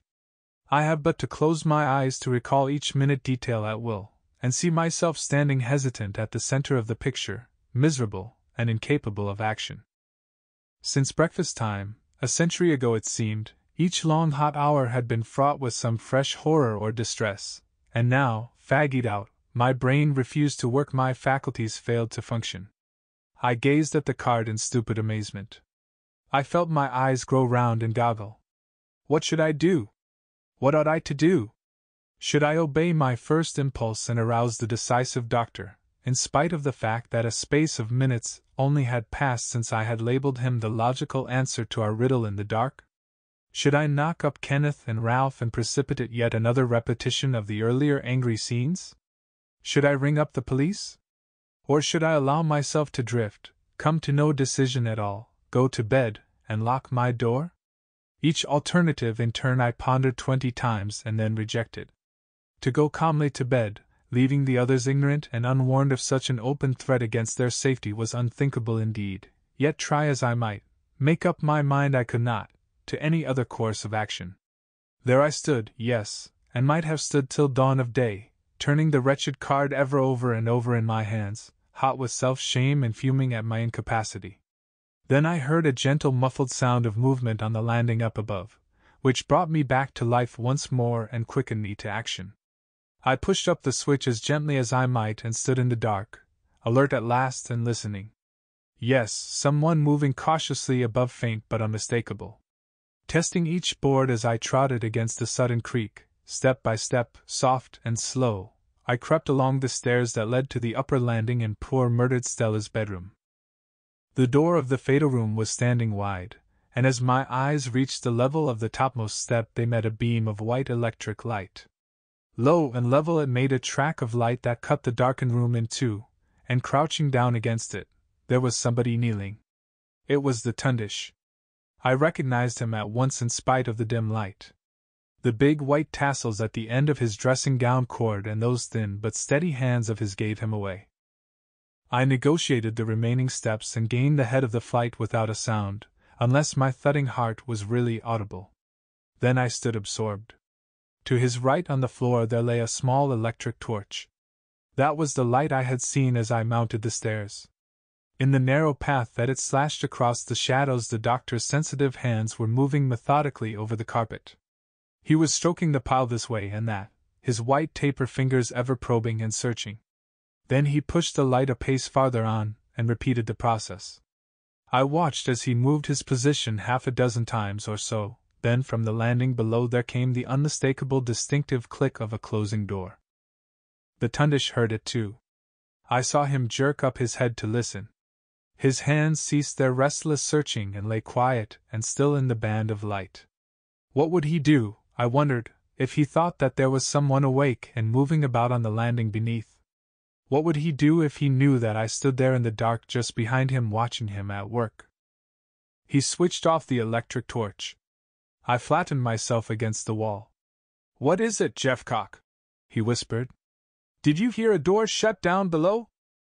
I jumped like a frightened horse, so sudden and unexpected came the whispered question from out of the quiet, darkened room. Not once had he turned his head or glanced in my direction. The landing was inky black.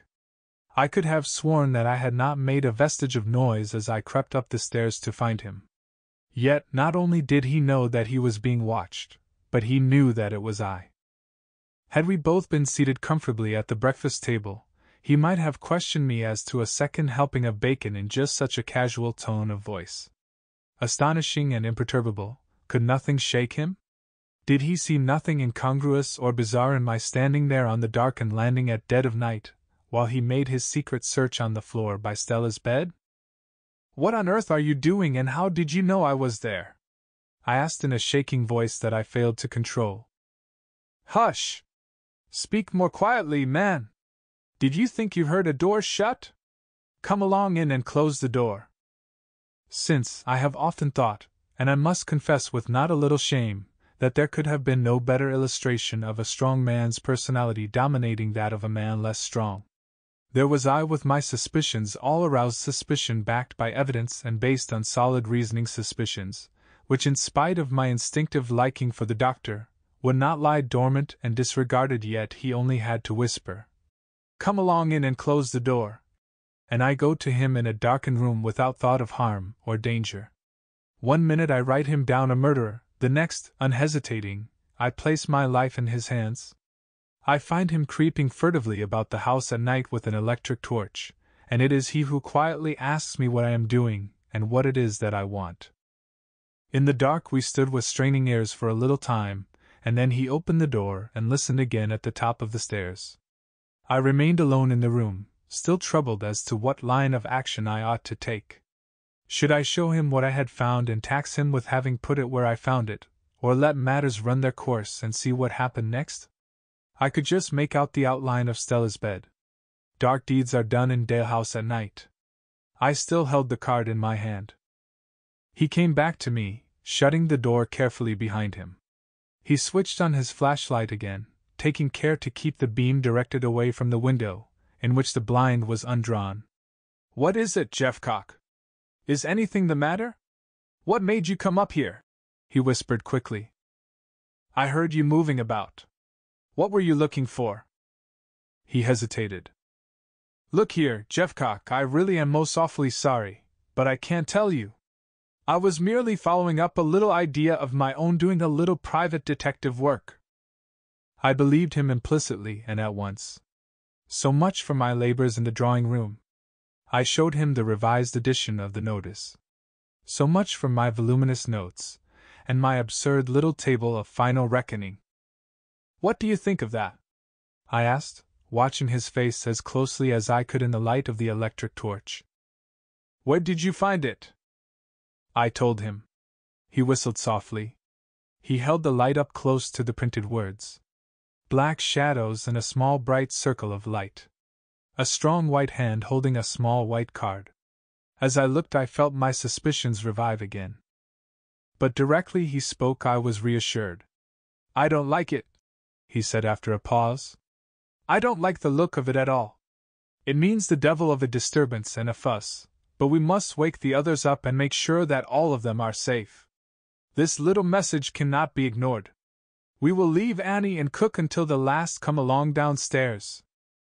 Side by side we made our way downstairs together, and only just behind us there came the quiet pad, pad, pad of another pair of feet. I put my hand on the doctor's arm to stay him, and we stood together holding our breath and straining to hear. Our follower also stopped immediately.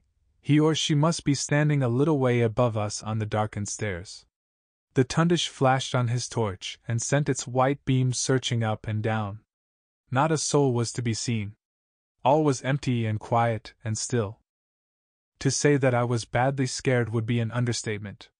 The unhealthy heat of the interminable day, the shock of the morning's discovery, the ordeal of little Allport's inquisition, Kenneth's violent outburst, these and all the other events that had followed one another with such sinister regularity each in turn had sapped my strength until now I stood a bundle of tortured nerves.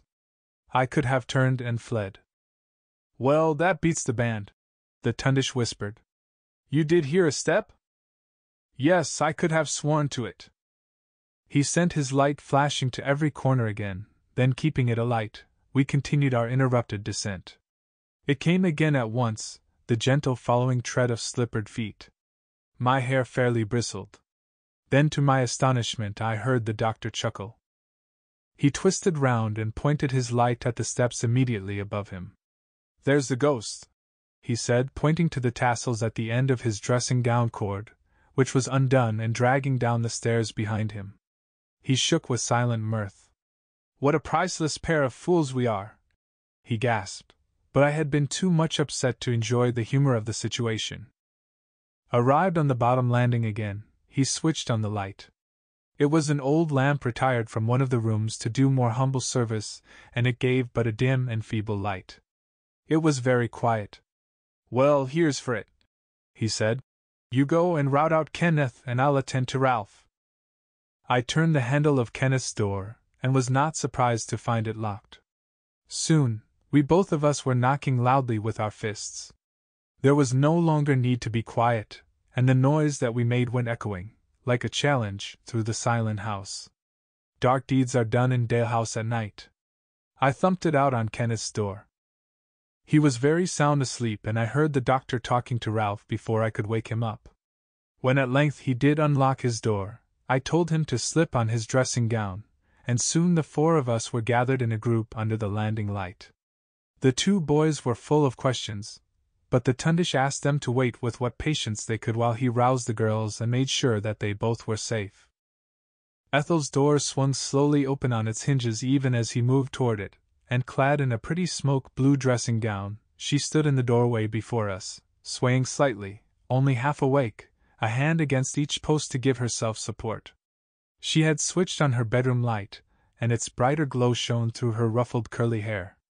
Senses quickening gradually, seeing us grouped together, her sleepy long-lashed eyes grew wide and her poor bruised face and swollen lips blanched and twitched, as her wakening fears increased. She tried to speak and failed. The Tundish hurried toward her. "What it is? Oh, what is it, Tundish dear?" she whispered. He reassured her with a quiet, "There's nothing to fear." He held himself well in check, but I could see how he longed to take her in his strong, safe arms and kiss her fears away. It was pitiful to see them standing there together, their love for each other so evident to us all. To Kenneth it must have been wormwood and gall. Ralph fetched her a chair from his room and we showed her what I had found. Margaret was the last to be roused, and we had to knock on her door repeatedly before we could wake her up, and then she was some minutes again before she joined us. Her eyes, too, seemed heavy with sleep, but in contrast to Ethel she looked alert and awake. A pink dressing gown, open wide at her full white throat, showed the creamy texture of her curving breast. She put up a hand to the pretty gap as with a giggle she said, "What a sight I must look!" However unsuitable the occasion, I thought, she must always have her femininity on parade.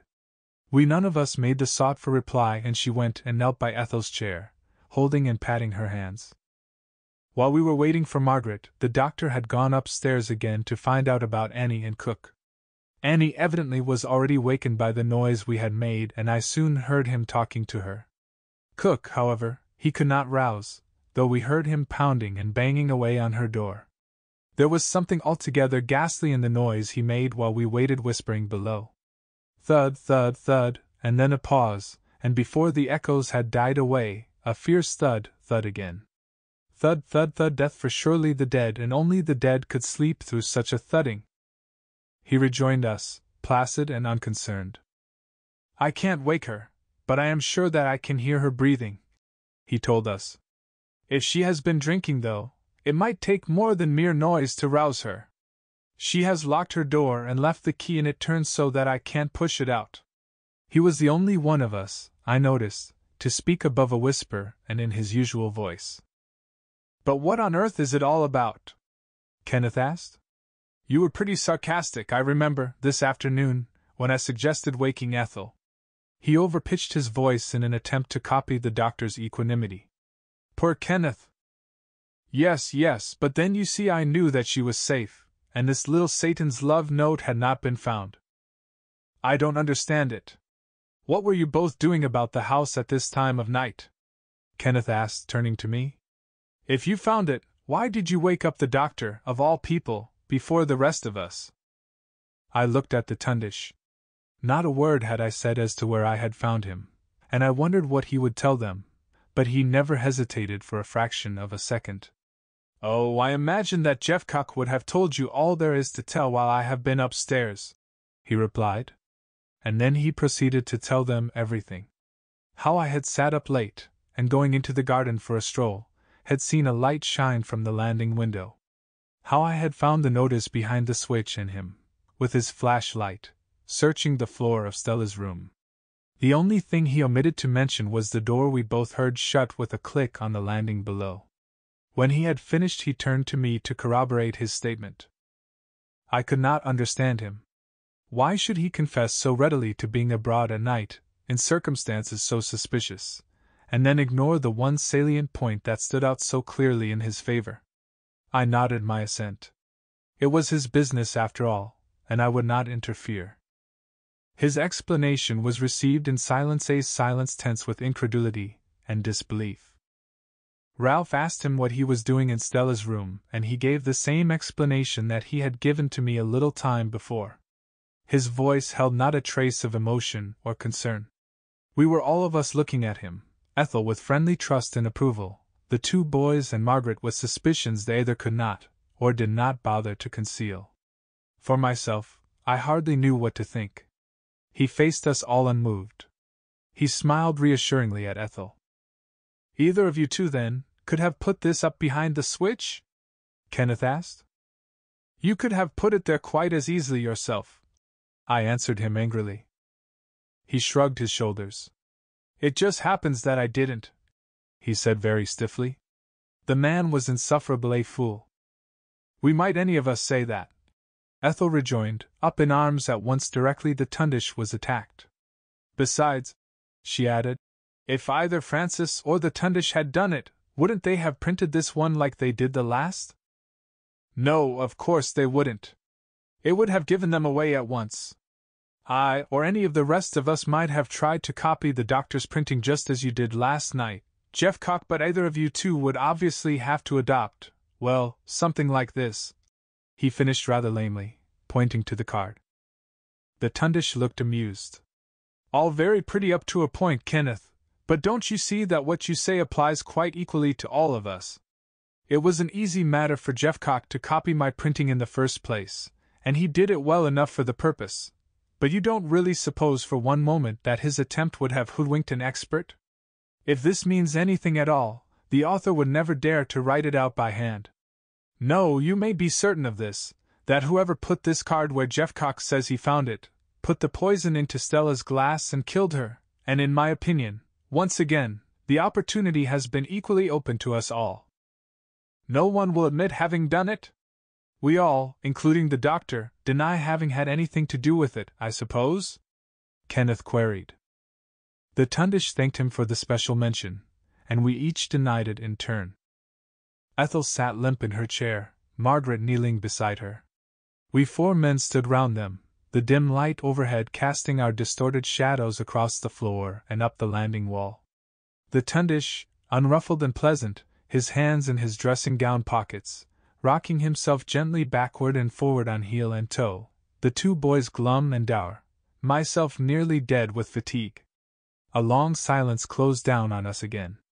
Liar! Murderer! Poisoner! Went whispering through the silence. 6 denials and one of them a lie. Who of the 6 was lying?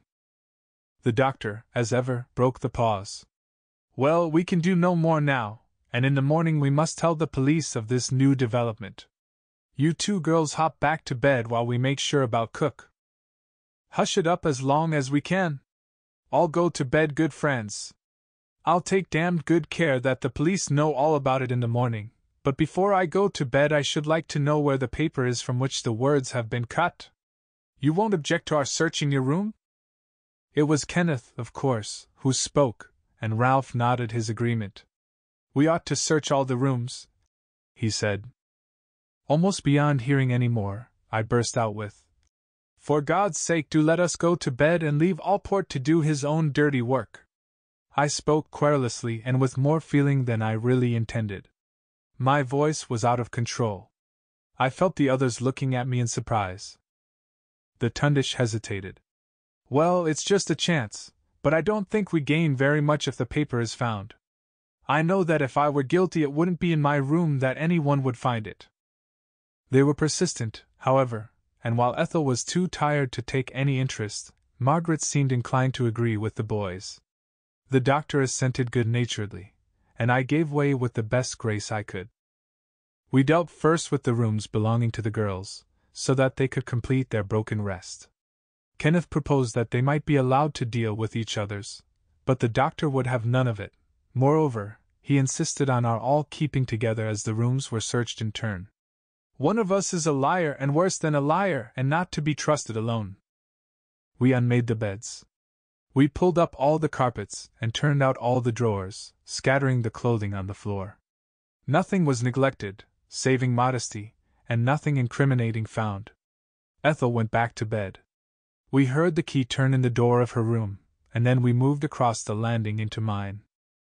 I stood in the doorway watching the others at work, with Margaret, who said she was sure she would never get to sleep again, at my side.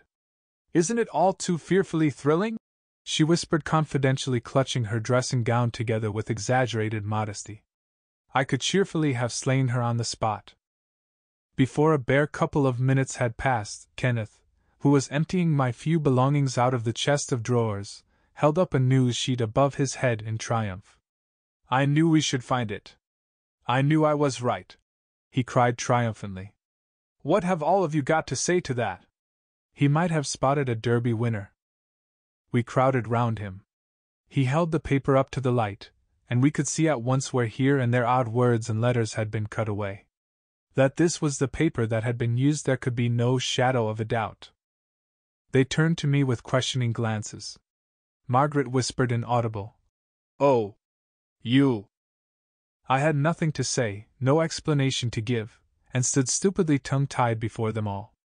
I was too astounded to speak or protest, but I remembered that the doctor had been awake and abroad in the quiet house while I was downstairs and the rest were locked in their rooms and asleep. His and mine were the only two unoccupied. To make up the notice, place it over the switch, and then step into my room and deposit the paper where it had been found, what, I thought, could have been easier for him to do than that? Had he not just stated that if he were guilty that was what he would do? But afterward?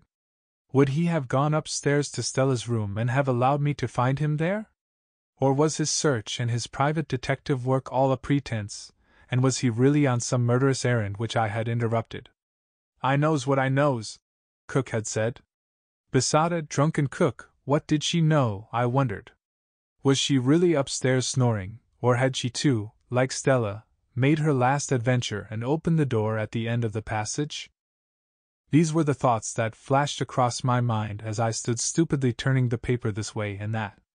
When I did look up, I found Margaret gazing at me with ill-concealed horror, the tundish, half amused and wholly sympathetic.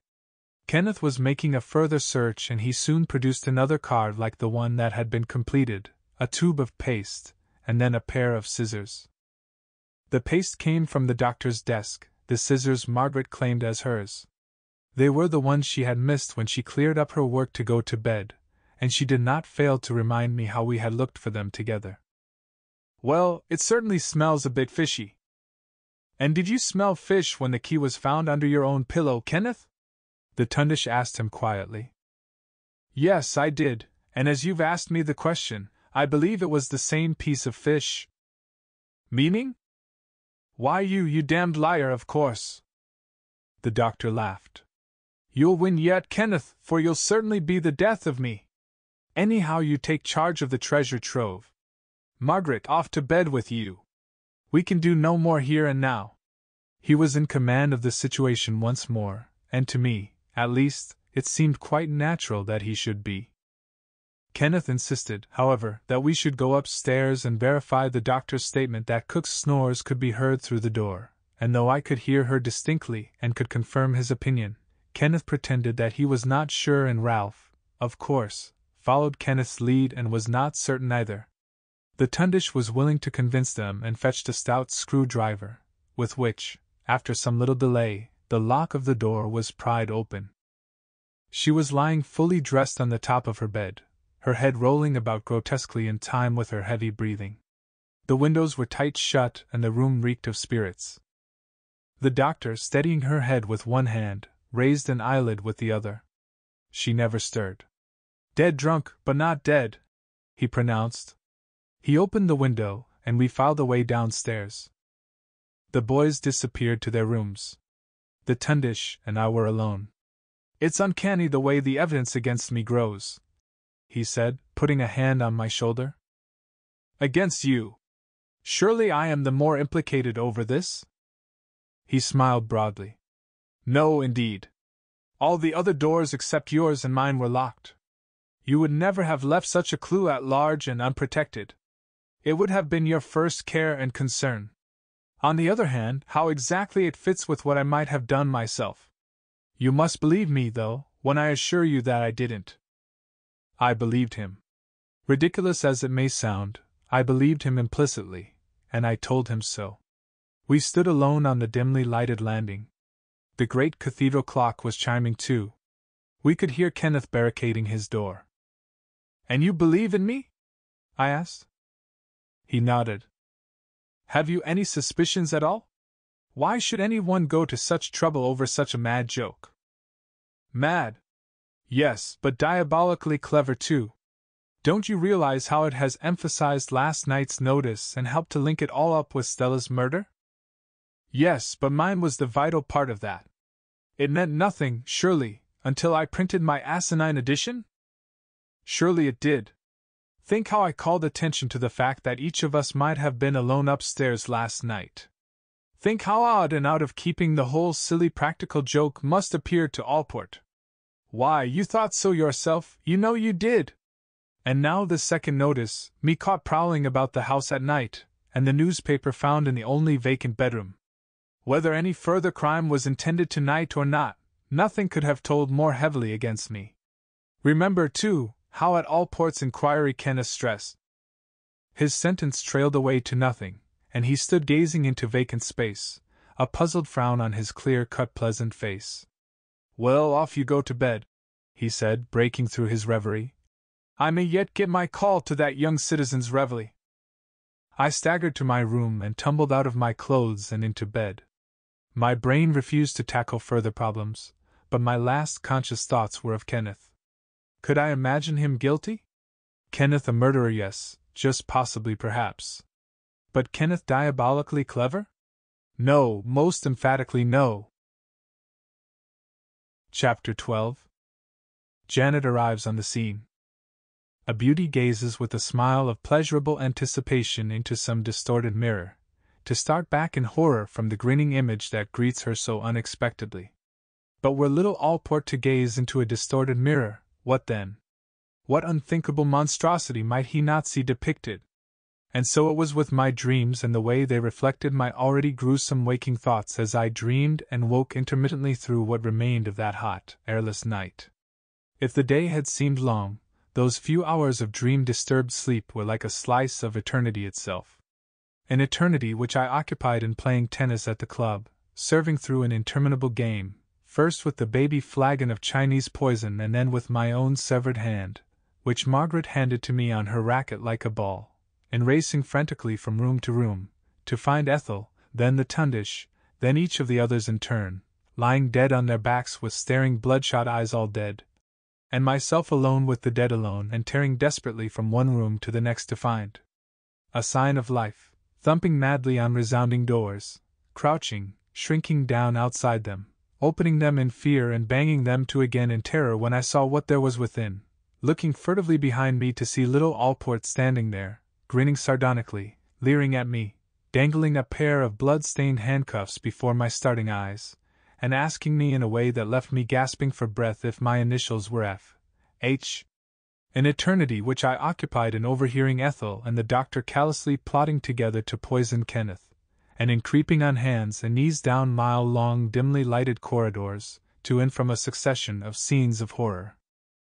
Finally I woke to see the sun shining in at my window and to the dull realization that some of my dreams at any rate came uncomfortably near to the truth. Downstairs I found the Tundish unshaved and unabashed at one end of the breakfast table with a medical journal propped up in front of him, and Kenneth and Ralph at the other, each with a morning paper. I saw the doctor's eyes twinkle with amusement as I took my seat next to him, and he told me that he had been called out of bed again at 4 and had only just returned. And what about the escort, did he accompany you? No, I rang up the police station yesterday evening telling them that I expected the call, and they trustfully allowed me out on parole. This fresh negligence on the part of the authorities seemed to rouse Kenneth's ire, for he jumped up from his breakfast and rang up Inspector Brown, reporting the finding of the notice and the doings of the night in aggressive carrying tones that we could none of us fail to hear. Apparently his news did not meet with quite the expected reception, for "Will you please repeat what I've told you to Mr. Allport as soon as you can, and ask him to let me know when this abominable farce is going to end?" were his final words, and he returned to his interrupted breakfast, glaring offensively at the doctor, as much as to say, "Damn you, now you know what I think about it." Then Margaret came in, and after a moment's obvious hesitation, which seemed to underline and emphasize her choice, she too moved to the end of the table away from the doctor and took a chair next to Kenneth and Ralph. Thus we started out on the second day after the murder, already divided into opposing camps. The Tundish and I at one end of the table, Margaret and the two boys at the other, an uncomfortable accusing gap between us. And in our different ways we each of us, except the doctor, showed the embarrassment we felt. He conversed with me very much at his ease, tapping the open journal in front of him with his egg spoon to emphasize his forcible remarks, decrying the sins of the anti-vaccinationists, and glibly labeling them as nothing but a gang of murderers, as though the word murder held no terrors and was the most natural word in the world for him to use.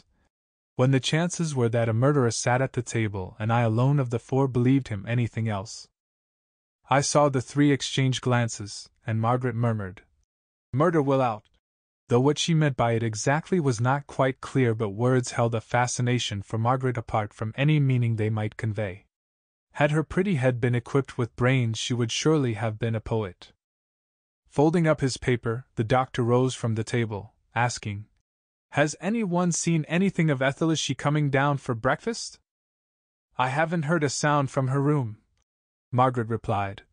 "Still sleeping, I expect, after her broken night, which is not surprising. I'll run up and find out how she is."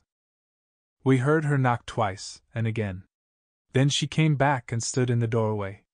"I can't make her hear," she told us, with a queer little catch in her voice. Now Ethel had been safe when we woke her in the middle of the night, and we had all heard her lock her door when she returned to her room. But when Margaret made that simple statement, it sent our thoughts back to yesterday's breakfast, when Ethel herself had come tumbling into the room with her white face to tell us that she couldn't waken Stella. We looked at one another in dismay. Kenneth pushed back his chair and rose slowly to his feet. The doctor sprang to the door and raced up the stairs two at a time, and like an echo from the night before we heard him hammering on her door.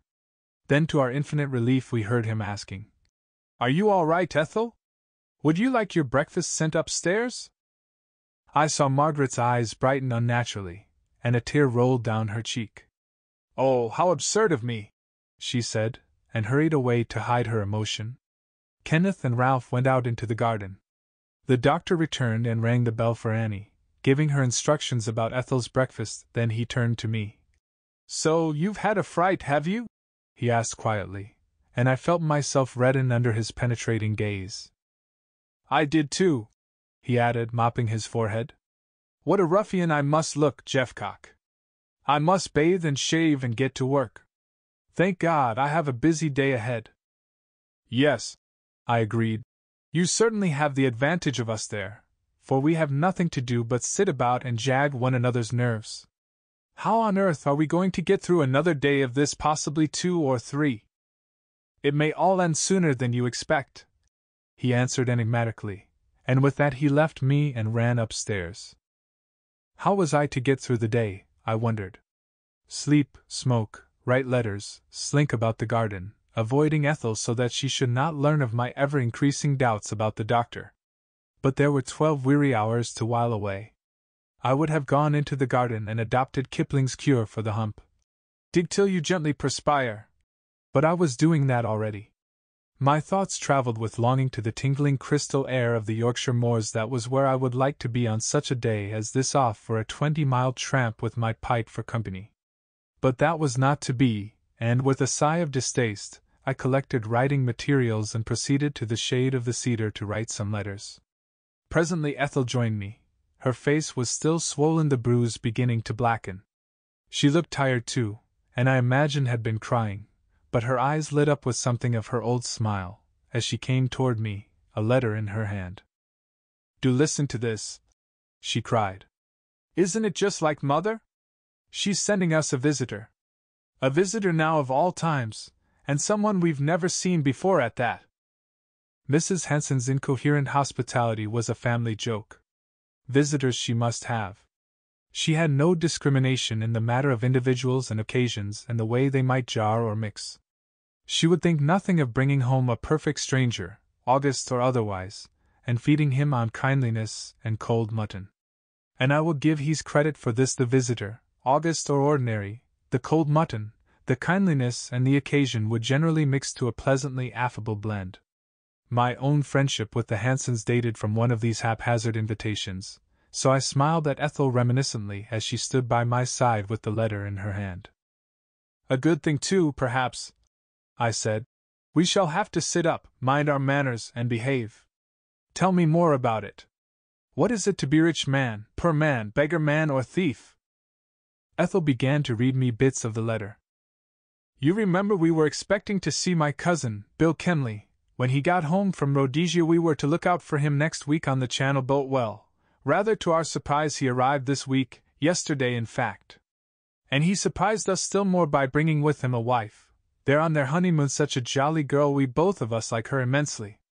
But poor things, while we were having lunch, a cable arrived for Bill ordering his immediate return, some native unrest that they fear may develop into serious trouble, and he must be on the spot. So he sails back again tomorrow. Meanwhile, what is his wife to do? She has no relatives here. I should have liked her to stay on here with us, but Dad takes all my time and he doesn't want to be bothered with anyone else. So it occurred to me, why not send her down to you? You need a chaperone, you know.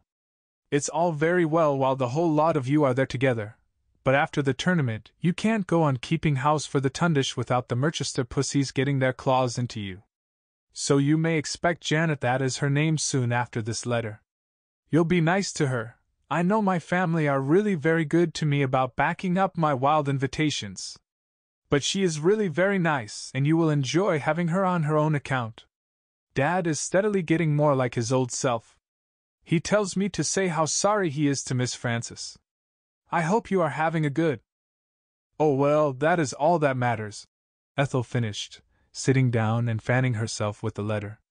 How am I to explain the situation to her, Frances, when she arrives? Just imagine coming to a strange house and finding yourself in the thick of all this. It certainly was rather a facer for Ethel, but I could not help seeing that the situation had its points. She sounds better than your Aunt Emmeline anyhow, and that is what you would have had to come to. As your mother says, you can't go on indefinitely without some older woman, and your aunt is the obvious elder. Now the said Aunt Emmeline was a sister of Hanson, 10 years his senior, a spinster devoted to good works, and most uncomfortably and obtrusively high church. When Aunt Emmeline fasted, the recording angel and the cook were not the only ones to know it, and she managed to cast a gloom like a London fog over even the cheerful Dalehouse family. In short, she was one of those good women whose men folk make friends with the devil. Ethel began to smile. Yes, Frances, as you say, there may be something to be said for the idea, but I don't relish the job of explaining the explanations. Oh, well, if she's a good sort she'll see you need help. If she isn't she'll help herself off, so it really doesn't matter. We left it at that, and after sitting with me for a while Ethel went into the house to make ready for her guest. Apparently Margaret stayed indoors to help Ethel, for I hardly saw her all the morning. Kenneth and Ralph paced slowly up and down in the shade at the side of the house. They paid very little attention to me, and I gathered from their manner that they were going over the facts of the case, much as I had done the night before. They would stand talking earnestly together, and then resume their walking, only to stop and talk again a minute later. Once or twice they glanced in my direction. Then Ralph pulled a notebook out of his pocket, and they disappeared behind the garage. Kenneth was shaking his head emphatically as they went, and I could guess that he was deriding any suggestion of Ralph's that did not involve the doctor. I wondered if the two girls were carrying on a similar conversation, and thought how much happier we should be if the boys would behave more as Margaret did. She suspected the Tundish, and to a less extent, I think, she suspected me, but like an ordinary reasonable mortal she kept her suspicions to herself, until they were confirmed. Rather shamefacedly, I got out my own notes, and went over them again. Everything that had taken place since their compilation went to confirm the conclusion I had come to, and yet I was still unwilling. There was something fine about that. I put my papers hurriedly away. The boys were coming from the garage. They stopped in front of my chair, and I told them of the unexpected addition to our party. "Oh, Lord," said Ralph. "And a bride, too. She'll smirk and say my husband in every sentence." "You needn't worry, Ralph," was Kenneth's comment. "The bride will remove herself at once when she realizes the awful company she's in. Meanwhile, well, it's a diversion anyway." And talking of diversions, Jeffcock, would it outrage the proprieties, do you think, if we rigged up a badminton court over there, and had a knock or two? We could telephone for shuttlecocks. Best thing you can do, I told him. We can't sit about all day like this, we must do something. Here's Margaret, said Ralph. Come along, Margaret, and help us to make a badminton net. We've got some old strawberry netting. Can a gentlewoman's hand accomplish the rest with the help of a bit of clothesline and a needle and thread? Right, said Margaret, brief for once, and she retired to fetch her tackle. But just then the front door bell rang loudly. Through the open door and windows, we heard plainly enough an authoritative voice alternating with a faintly protesting one.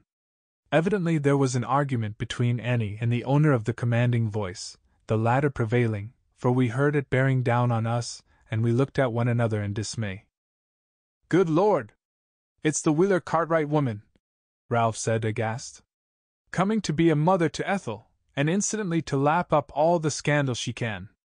The voice was upon us now, and we rose to greet the owner, whom I recognized as the mother of a meek and depressed little girl I had met at the tennis club. I had seen the mother on previous occasions too, never once had I seen her silent. The irreverent called her Mrs. Juggernaut outright, behind her back. This is terrible, terrible, she breathed heavily. I only heard the news last night, and I felt I must come round as soon as I possibly could to express my sympathy with Ethel. Poor dear girl, how she must be longing for her mother! And tell me, is it really true that there is to be an inquest? I'm afraid it is, I murmured. But Mr. Jeffcock, what really has happened? The wildest and most disturbing rumors are flying about. Did the poor girl take an overdose of something? Surely it wasn't, it couldn't be suicide? The police are inquiring closely into the whole matter, and honestly I can't tell you much about it, I parried. Mr. Jeffcock, she whispered, hoarsely impressive, and standing so close that I could feel the glow from her purple face. Is there any reason to suspect anything worse still? Really, I cannot tell you, I replied, and mimicking her pauses. The police are very reticent, and they have asked us to be equally so. And with that I stared her straight in the face. Mrs. Wheeler Cartwright took a deep breath, and slowly her face acquired a yet more fiery tinge. For obvious reasons, she had not adopted the modern fashion. She grew and spread. There was an ominous silence. I see, she boomed majestically. I see, then it is as I feared. And now where is Ethel? Where is the poor child? This is no place for a young and unpro. She is resting, I believe, Kenneth interrupted. And she wants to sleep, I think, he added hastily, as Mrs. Juggernaut turned and made for the back door, with the obvious intention of proceeding forthwith to Ethel's room. She waddled and puffed like a tug on the Thames, and in a couple of strides Kenneth was ahead, barring the way. I'll tell her you've called.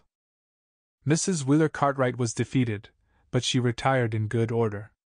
Good morning, then, gentlemen. I had intended to ask Ethel to come and stay with me for a few days. A young girl alone, people will talk, you know.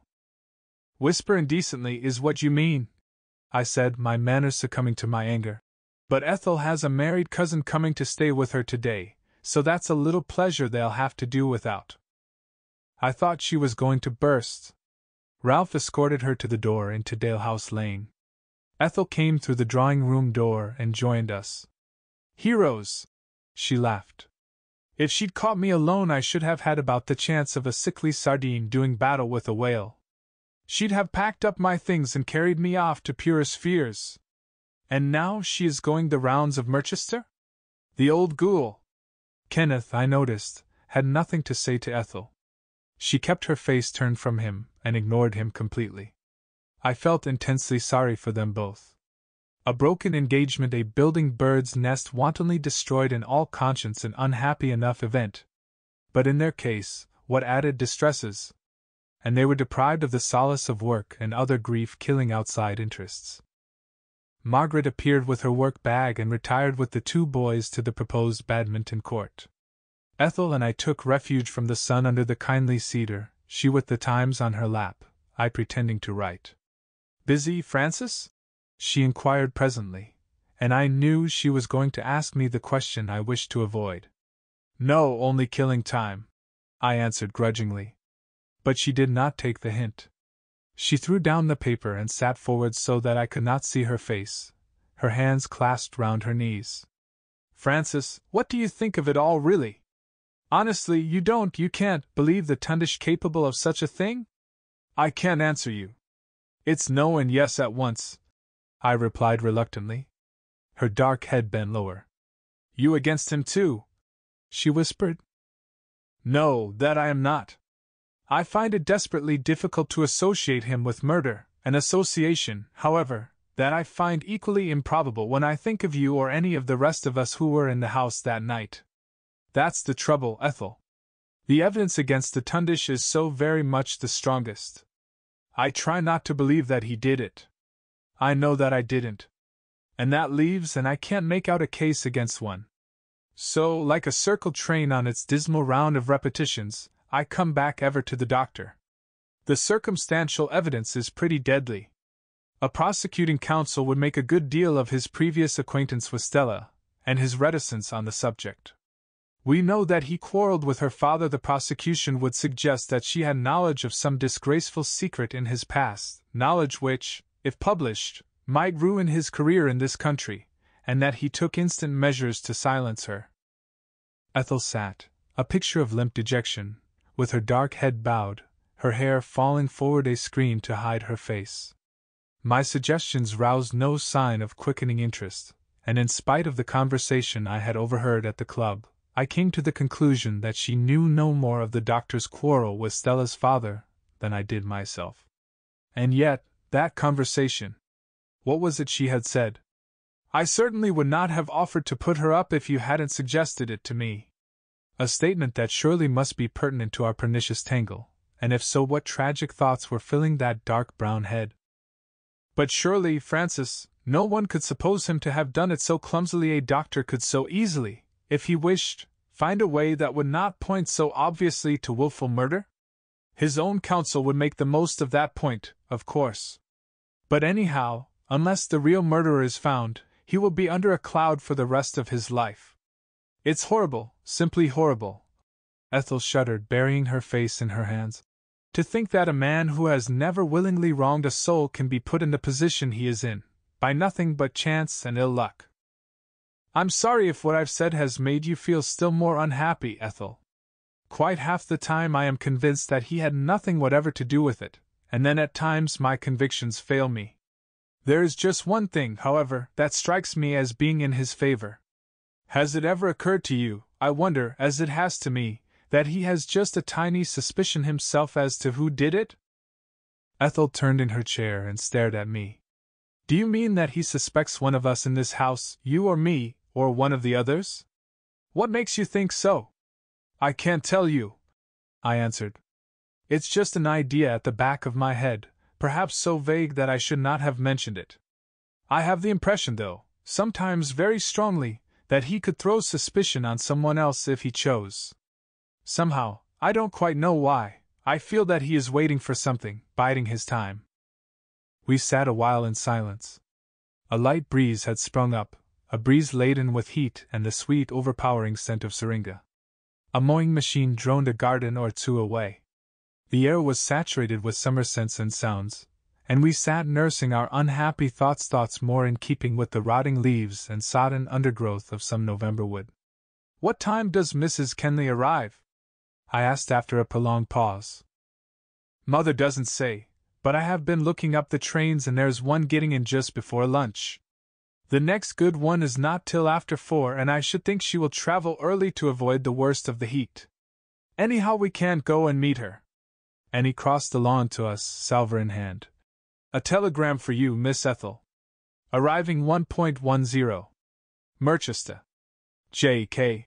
She read, then looking up at Annie. Tell cook that Mrs. Kenley will be here in time for lunch. Annie departed. What are you going to do about telling her the state of affairs, Ethel? Are you going to tell her? Yes, I must. Oh, surely I must. I shall wait until the afternoon, though. I think it might look as though I wanted to drive her away if I told her at once. But how I am going, oh, how I hate it all. Poor Ethel was on the verge of another breakdown, I could see by the way she leaned back in her chair and turned her face away. I had wanted to ask her if she too had heard someone laughing in the waiting room, before she came into the dispensary on the Monday morning, when she came down from the club to get some tape for the handle of her racket, and to question her regarding that intriguing conversation of hers with the Tundish, which had come to my ears so clearly across the courts as I sat in the umpire's chair. I came to the conclusion, however, that she had enough to bear, and if she had answered me, I had by this time argued myself into such a condition of disbelief, that any reply she might have made would only have given rise to additional skepticism and doubt. And so the unemployed and interminable morning wore on. I dozed in my chair and pretended to write. Ethel hardly stirred in her chair at my side. The two boys played badminton, but after a time their voices ceased, and I concluded that they were too overcome by the heat to continue their game. Margaret flitted past us several times, but she never once stayed to prattle in her usual way. She seemed preoccupied and worried. Shortly before 1 o'clock the Tundish returned from his rounds. He joined us in the garden immediately, and took a seat beside us. Ethel handed him the telegram she had received, without comment. "And who, may I ask, is J.K.?" "There's to be another prison inmate," Ethel replied rather bitterly, and explained in a few sentences what Mrs. Hanson had done. "And what am I to say to her?" she concluded. "And what will she do when she finds out all this?" The doctor considered for a few moments. "When was the wire sent off?" he asked at length. 10:30 from London. Then she had had plenty of time to see the morning papers, if not before she left the hotel at Folkestone, at any rate before she reached London. "The papers!" Ethel cried. "Is it in the papers already?" The doctor pulled a folded sheet out of his pocket. "Not in the Times," he said, "but the penny papers have lost no time in getting hold of it. Look at this." He pointed out a paragraph to her. I read it over her shoulder. It was on the front page and was headed "Sudden Death of Young Tennis Player." A sad event occurred yesterday in the old cathedral city of Merchester, where the annual lawn tennis tournament is in progress. Miss Stella Palfreeman, a promising young player, died suddenly during the night of the 16th. There is reason to suppose that her death was due to an overdose of some narcotic medicine. Miss Palfreeman retired to bed in her usual health at night, and was found dead by her hostess in the morning. We understand that the police are inquiring into the matter. Ethel threw down the paper and shivered, her eyes filling with tears. "And tomorrow it will be shouted and billed all over the place.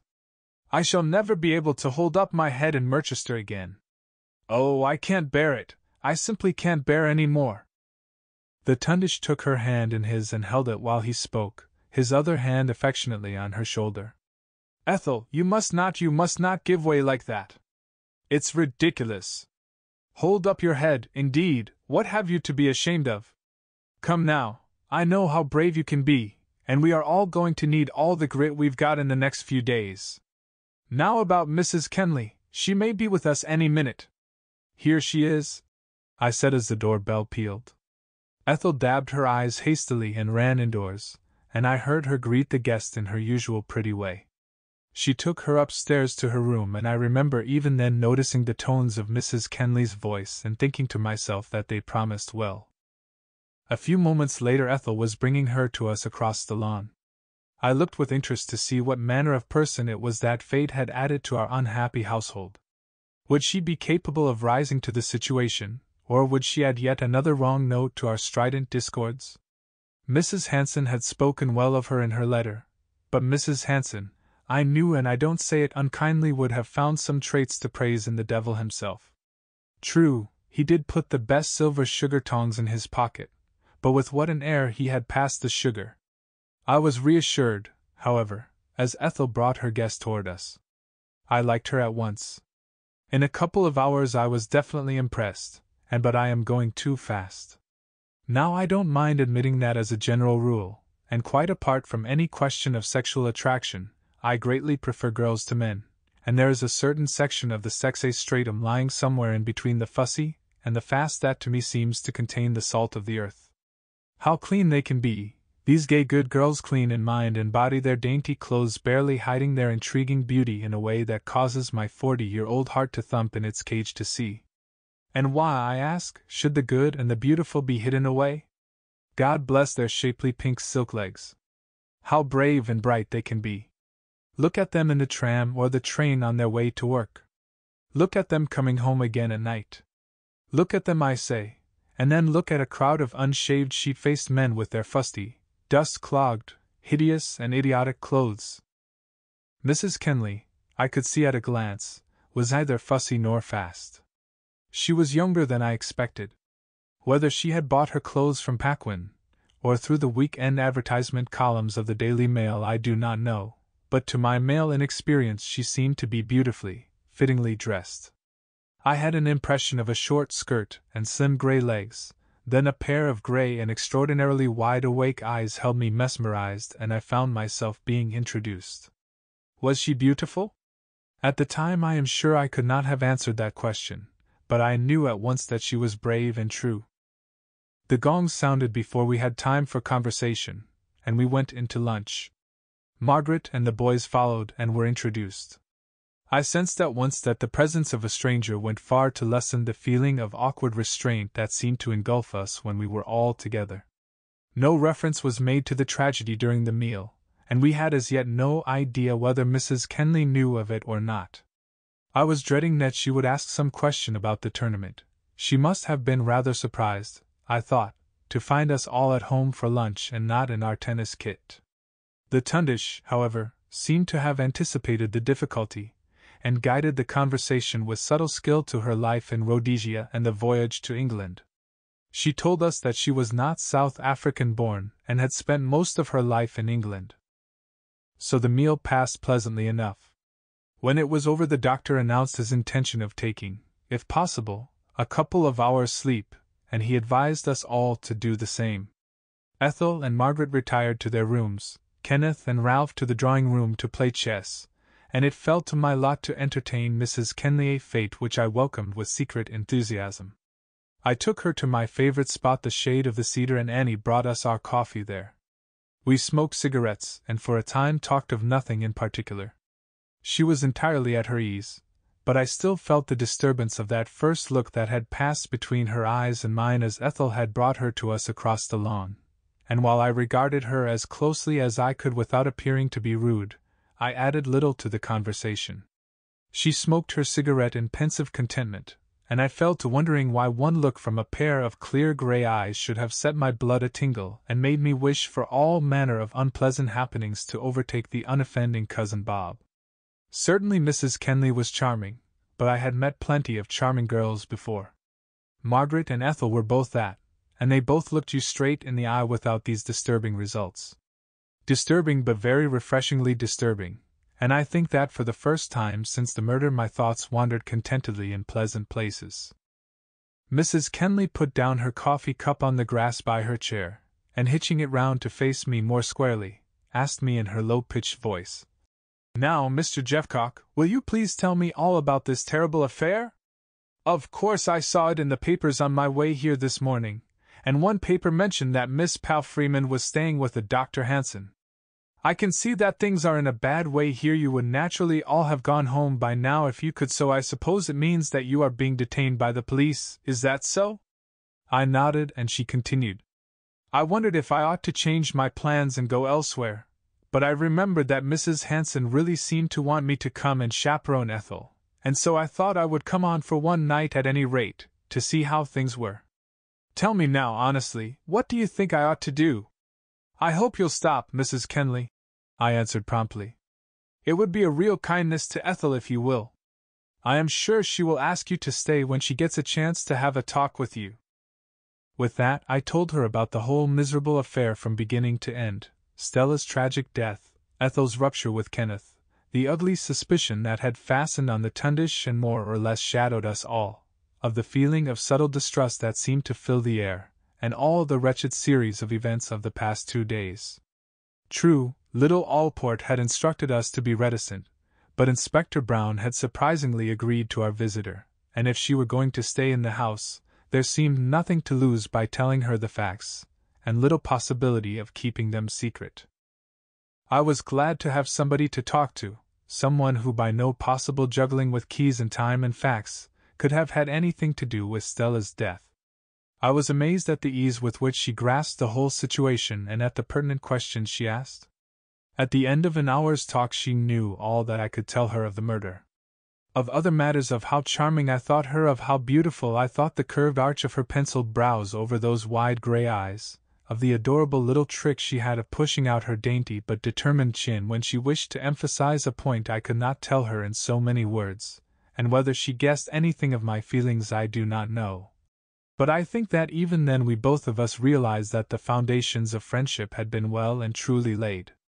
We sat talking together until nearly 4 o'clock, when Ralph and Kenneth, the former arrayed in a very grubby tennis shirt and ancient flannel trousers, dusters and a tin of polish in his hands, interrupted our tete-a-tete. "Going to polish up the bus," Ralph explained. "And there are 1 or 2 little matters I want to look into as well. Are you interested in motoring, Mrs. Kenley?" "Yes, I am. I used to drive for the Women's Legion during the war." "Really, and were you in France at all?" Kenneth asked. "Not for very long. I drove an ambulance for a few months, and then I was drafted to London and drove for the War Office." I could see that Mrs. Kenley was not over anxious to talk about herself, and she made a move toward the garage, as though to close the conversation. But the boys were interested and pressed for details, asking whom she had driven, and whether she had had any interesting experiences. "No, nothing exciting at all, except just once, and then—" She paused and smiled reminiscently. "And then I hit a certain well-known general in the face." "Did you really, though? And why weren't you shot at dawn?" Ralph laughed. "Please tell us about it. What did happen?" "Oh, there's really nothing to tell. I wish I hadn't mentioned it. He was a little drunk, and well, I suppose he took me for someone else. I was in an awful fright next morning, because I couldn't afford to lose my job. But nothing happened all day, and at night when I took the car home, I found a big bunch of roses tucked away inside, with a note of apology. He was a sportsman, after all." "What was his name?" Ralph asked. But Mrs. Kenley merely laughed and shook her head. "That, Mr. Bennet, I'm keeping for my grandchildren. Now please show me the car. I love to look at new ones with all the latest tricks." We went to the garage, and soon she and Ralph were deep in technicalities. The unventilated garage was stifling, and not being interested in young Bennet's opulent car, I soon left them to it. As I strolled back to the house I heard a raucous voice, proceeding apparently from one of the upper bedroom windows. It was Cook, and Cook in no amiable mood. At first I could clearly hear every word she said, then just as I was getting really interested in what I heard, she moved and I missed the rest. So I says to myself, it may be all right and may be not, and there ain't no reason as how it should be wrong, but seeing what happened afterward the police might like to know what I saw if I was to tell 'em. But then I thinks to myself it may be better worth your while, Cook, I thinks, to keep it to yourself, and the police they ain't no friends o' yours, Cook, I says to myself. Now then, what do you think about it? Cook gossiping with Annie, was my first conclusion. But Annie appeared with a tea tray before I reached the house. I heard no more excepting a few slurred and indistinct half-sentences. I felt certain she was, if not drunk, not sober. But drunk or not, it was evident she had seen something of which she had not told Allport. Intending to round the corner of the house and go to the door in the front garden wall to see if there was a newsboy in sight from whom I could purchase an evening paper, I approached the house pondering a pastime at which I was fast becoming adept, pondering the question. Which of our party could Cook have been addressing with such drunken garrulity? It certainly had not been Annie. And I had heard no answering voice. Her words had been spoken with a half-drunken lurching inconsequence. Was it just possible that she might have been talking to herself? Ethel, I'm sure it's dangerous.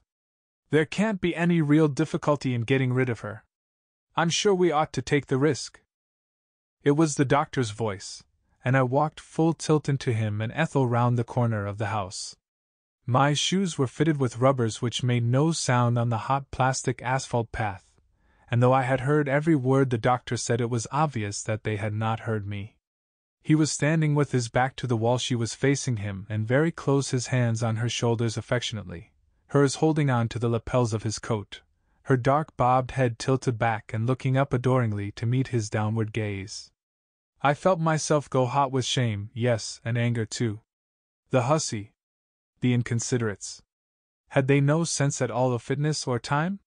Surely Ethel might have waited until Kenneth was out of the house, even if her engagement to him had been a fundamental error, the Tundish her real mate. And if her conduct struck me as reprehensible, words will not describe the sudden surge of indignation that I felt against the well-balanced, placid doctor. Ethel sprang from his embrace, flushed scarlet, then paled to a sickly white. My own embarrassment almost equaled hers. The Tundish never moved a muscle or turned a hair. He greeted me at once, pleased to see me. "Hello, Jeffcock, you've just come in time to help us decide about the dismissal of Cook. I'm for prompt measures. Ethel for tomorrow and delay." But why should she go tonight, Tundish?" Ethel stammered, slowly recovering from the shock of my sudden arrival. "Ye gods, Jeffcock, what won't these women stand for the sake of having a thing labeled Cook in the house? Why should she go tonight? Why? And you can ask me that after all you've just been telling me? She's near enough to being drunk, isn't she? And, as I was saying, I'm sure there's no risk of any row." Ethel said nothing. Her color had returned, but I thought she looked bewildered and confused. The doctor turned to me, explanatory. "She's afraid that she might not consent to go without a fuss, that we might get a crowd round the house if we had to turn her out." "Yes, oh yes, I'm sure we should. And I couldn't stand it. I can't stand any more. I can't stand any more!" Ethel cried hysterically, and slipped past me round the corner of the house. The doctor shrugged his shoulders. "The sooner all this is over the better it will be for Ethel about at the end of her tether." He took me by the arm. I wished him anywhere else except with me. Never had I liked him less or distrusted him more. I was still feeling the awkwardness of my unfortunate intrusion, uncomfortable, half apologetic, wholly angry and disturbed, but not only had he hidden his feelings, I began to wonder whether he had any feelings to hide. A rock, Ethel had called him, an iceberg rather. And like an iceberg, God alone knew what lay hidden away below. God and perhaps some poor devil of a steamer that strikes the cruel projections unawares. He went on talking to me. What did I think of Mrs. Kenley? He would feel happier about Ethel now that she was here. I barely heard him. But I did hear him saying again, "We must get rid of her, there isn't any risk." And then poor drunken Cook, standing at the bottom of the stairs, nodding her head grotesquely, her greasy wisp of hair waving to and fro. "I knows what I knows, Dr. Wallace." The gong sounded for tea. We had it on the lawn under the cedar. Ethel poured. Ralph never spoke a word throughout the meal, and for once Margaret was quiet. Mrs. Kenley and the doctor did the talking and made the conversation. They played catch with it, and Janet Mrs. Kenley was as good at the game as he was. Lightning work they made of it vivid, and Kenneth represented the thunder he glowered. And I felt like an invalid does when some friendly, mean well, stays too long. I wish them both forgive me, Janet, but I really did say anywhere. It was a ghastly meal, a meal to choke on. The Tundish relieved us of his presence as soon as tea was over. The rest of us sat on, but the Ethel-Kenneth rupture still cast its gloom, and I think we all felt that Mrs. Kenley had been a godsend. She was telling us of some of the golf courses she had played on in South Africa, idly prodding the turf with the point of her parasol, when she suddenly bent forward, peered closely at the grass, then straightened herself, holding a tiny glittering fragment between finger and thumb. She examined it carefully. "Anyone lost a diamond?" Margaret, who had sat so listlessly inert that I had glanced at her curiously more than once, sprang to her feet. "It's mine!" she cried. "It's mine! I lost it some time this morning and have been searching for it everywhere. But what an extraordinary piece of luck to find it out here like that," Ralph remarked. "You might have gone over the lawn with a tooth comb 100 times and not have found it." "Yes, but remember where I come from," Mrs. Kenley laughed. Ethel, who had been into the house, rejoined us at the moment, and Margaret ran to show the diamond to her, and tell her of its recovery. "Why, I didn't know even you'd lost it. Why ever didn't you let us know? We would have organized a search party at once. I shouldn't have been so quiet about it if I'd lost a stone that size." "I should have done that at any other time, my dear," Margaret answered. "But it seemed so petty to make a fuss over the loss of a paltry diamond when things were so, you know what I mean." "Well, I'm awfully glad you found it," Ethel said, handing it back to her. "And now, Janet, if you can spare me a few minutes, I want to consult you about something." They went indoors arm in arm, and the four of us were left. Kenneth suggested bridge, and so we whiled away the time until dinner. That meal was so abominably cooked that we left most of the dishes untouched, and satisfied our hunger on bread and cheese, which Ethel, in high annoyance, told Annie to fetch. "What will you think of us, Janet, and on your first night too?" "Oh, please don't distress yourself on my account. I prefer bread and cheese to roast beef on a night like this." "It's quite all right, Ethel dear," Margaret soothed. "They say you don't want so much meat in hot weather, don't they, Dr. Wallace?" Our dinner of bread and cheese completed, the doctor betook himself to the consulting room again, and after a little maneuvering I found myself alone with Mrs. Kenley in the garden. As my doubts about the tundish grew, I felt an increasing disinclination for conversation with Ethel, and on the other hand I had no wish to ally myself in any way with Kenneth and his open hostility. Margaret, I shrewdly suspected, was more than half inclined to think that I might be the criminal myself, and it seemed that to Mrs. Kenley alone could I look for ordinary unhampered conversation.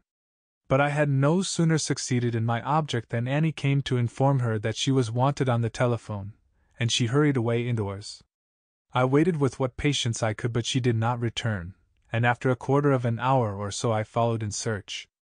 She was in none of the downstairs rooms, and I concluded that she must have gone to her bedroom. The boys were playing chess in the drawing room. Neither the girls nor the doctor were to be seen, and after glancing through the evening papers I went back to the garden and its rapidly lengthening shadows. I was nearing the garage when I heard voices. Ethel and Margaret, I thought at first. Then I recognized Mrs. Kenley's pleasant low contralto. Then that the other voice belonged to a man, a deep mellow voice, a voice belonging neither to Kenneth nor Ralph, nor the doctor, but still half familiar. Surely not Allport, I thought. But it was. As I rounded the end of the garage, there they were seated close together on the little bench at the far side of it, in intimate and earnest conversation. She was persuasive, leaning toward him. "Very well then, Janet, I'll agree, but I'm not at all happy about it," I heard him reply. Then they looked up and saw me. Mrs. Kenley blushed and withdrew a little along the seat. Then they whispered to each other, and little Allport rose, said, "Good night," made a funny little grimace at me, and hurried off through the garage gates and into Dalehouse Lane. I was staggered.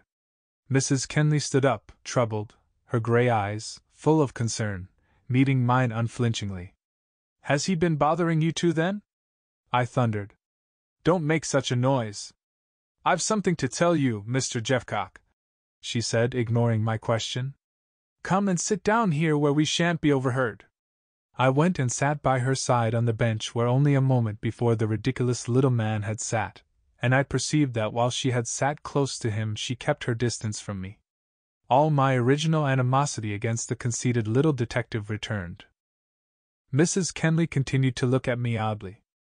"I suppose you have guessed something about it?" she queried. I stared at her. An idea was beginning to form at the back of my head, but it seemed altogether too fantastic. "You know Allport?" I ventured at length.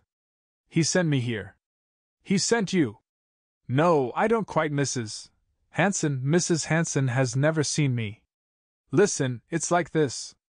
Mr. Allport wanted further evidence which could only be obtained by someone staying in the house, someone whom none of the rest of you could possibly suspect of having any connection with the police." "Then you're not the wife of Ethel's cousin, Bob Kenley, at all?" Yes, I'm a," she said, quietly amused. "But Mrs. Hanson's letter, did he forge it?" "Oh, no. She wrote it right enough, but at his request. He went down to Folkestone last night and sent me a wire before he started, telling me to hold myself in readiness. We came to Merchester together this morning, and he gave me full details on the way. But he couldn't have got to Folkestone last night in time for Mrs. Hanson to write. Oh, yes, he did, though. He went by aeroplane from here, explained the whole affair to Mrs. Hanson, and persuaded her to write the letter.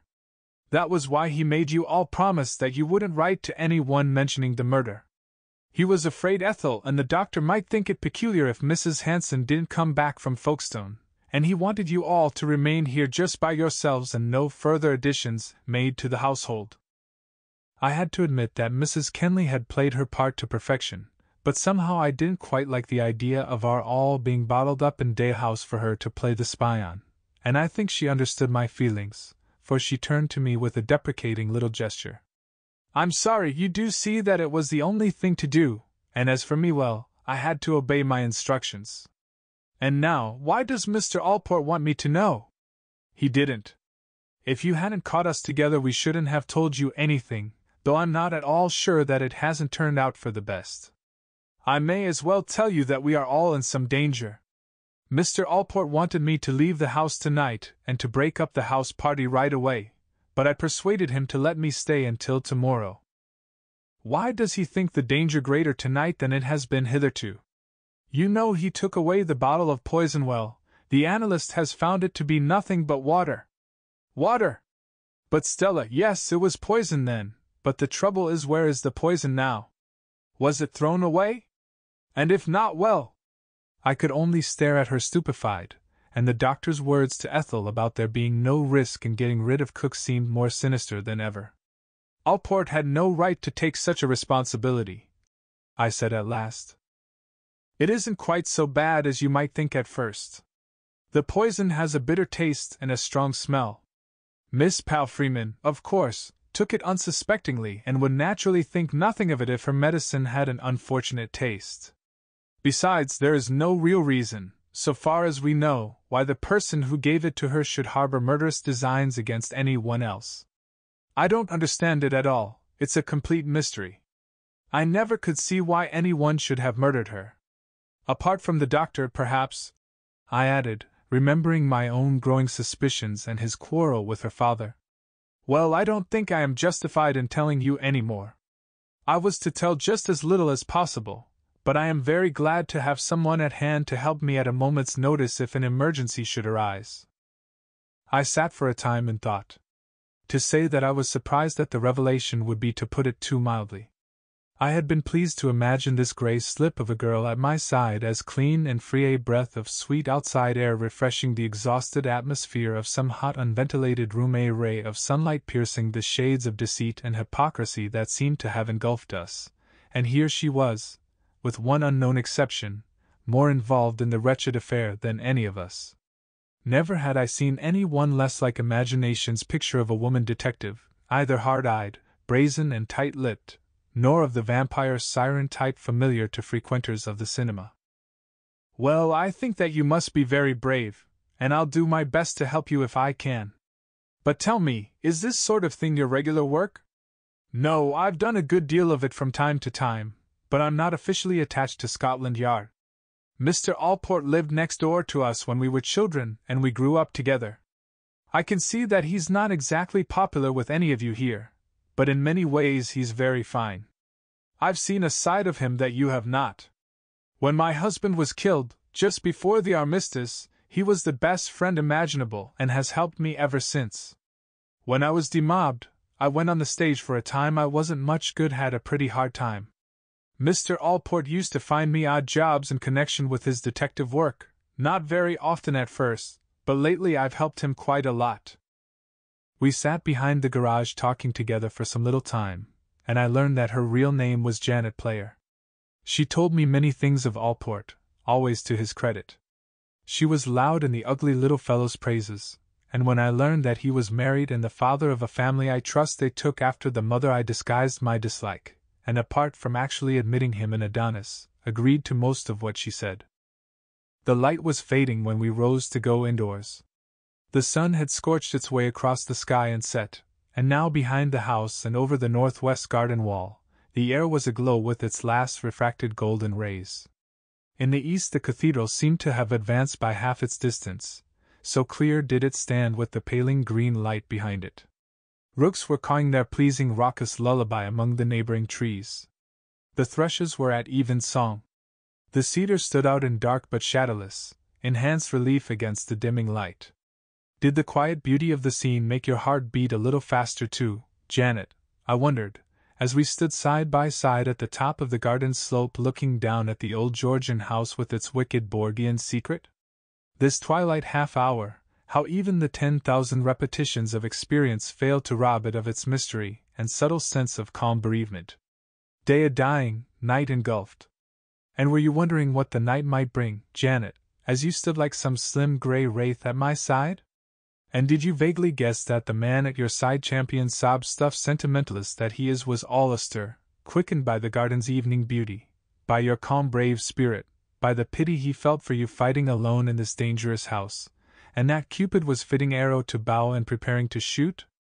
We were halfway down the slope, when she put her hand on my arm, and stood intent. "I thought I heard someone," she whispered. "Someone in the lane, most likely." "No, no, it was quite near, a rustling of leaves, like someone brushing along against the hedge."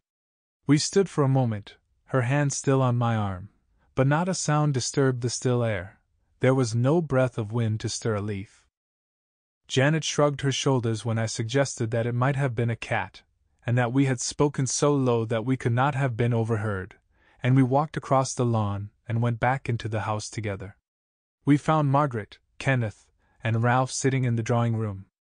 "Ah, here you are at last," Margaret greeted us. "Isn't the garden lovely in this light, Mrs. Kenley? Isn't Ethel a lucky girl to have such a beautiful home?" Ralph urged a game of bridge. There were 5 of us and Janet stood out, a letter to write, her excuse. At a little table near the open doorway we settled down to our game, Ralph partnering Margaret against Kenneth and myself. Margaret had the most astounding luck, and backed it with good play. Twice they made grand slam, rarely less than 3 tricks.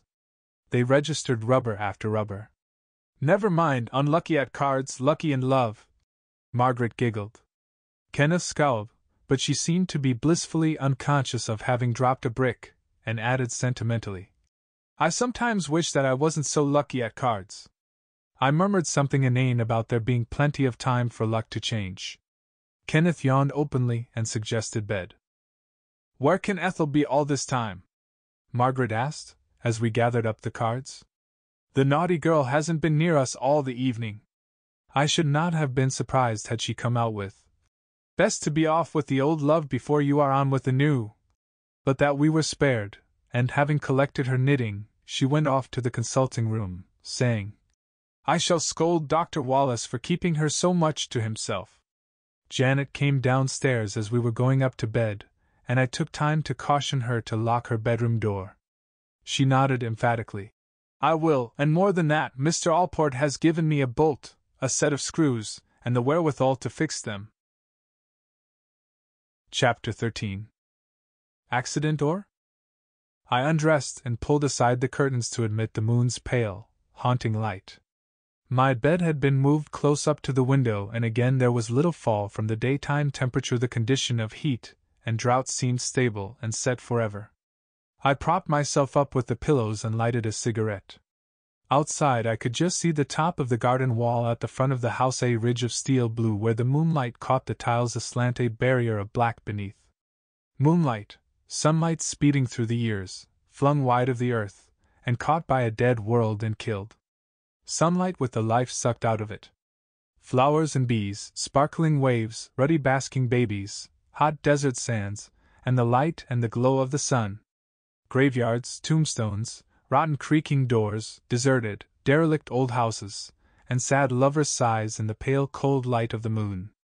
How it has always disturbed me, this shadow light, even its beauty filling my heart with an ache and a pain. It came slanting in obliquely through the window, picking out the crockery on the washstand in ghostly white, making long distorted shadows on the floor and up the walls. Only 2 nights ago just such another band of light had pierced the dark of Stella's room, to find her dead, and kiss her kinky coppery hair. And tonight Mrs. Kenley perhaps was listening for the gentle turning of the handle to her door, and for someone moving stealthily outside it. I hated to think of her alone in the night, perhaps depending for her safety on a single bolt.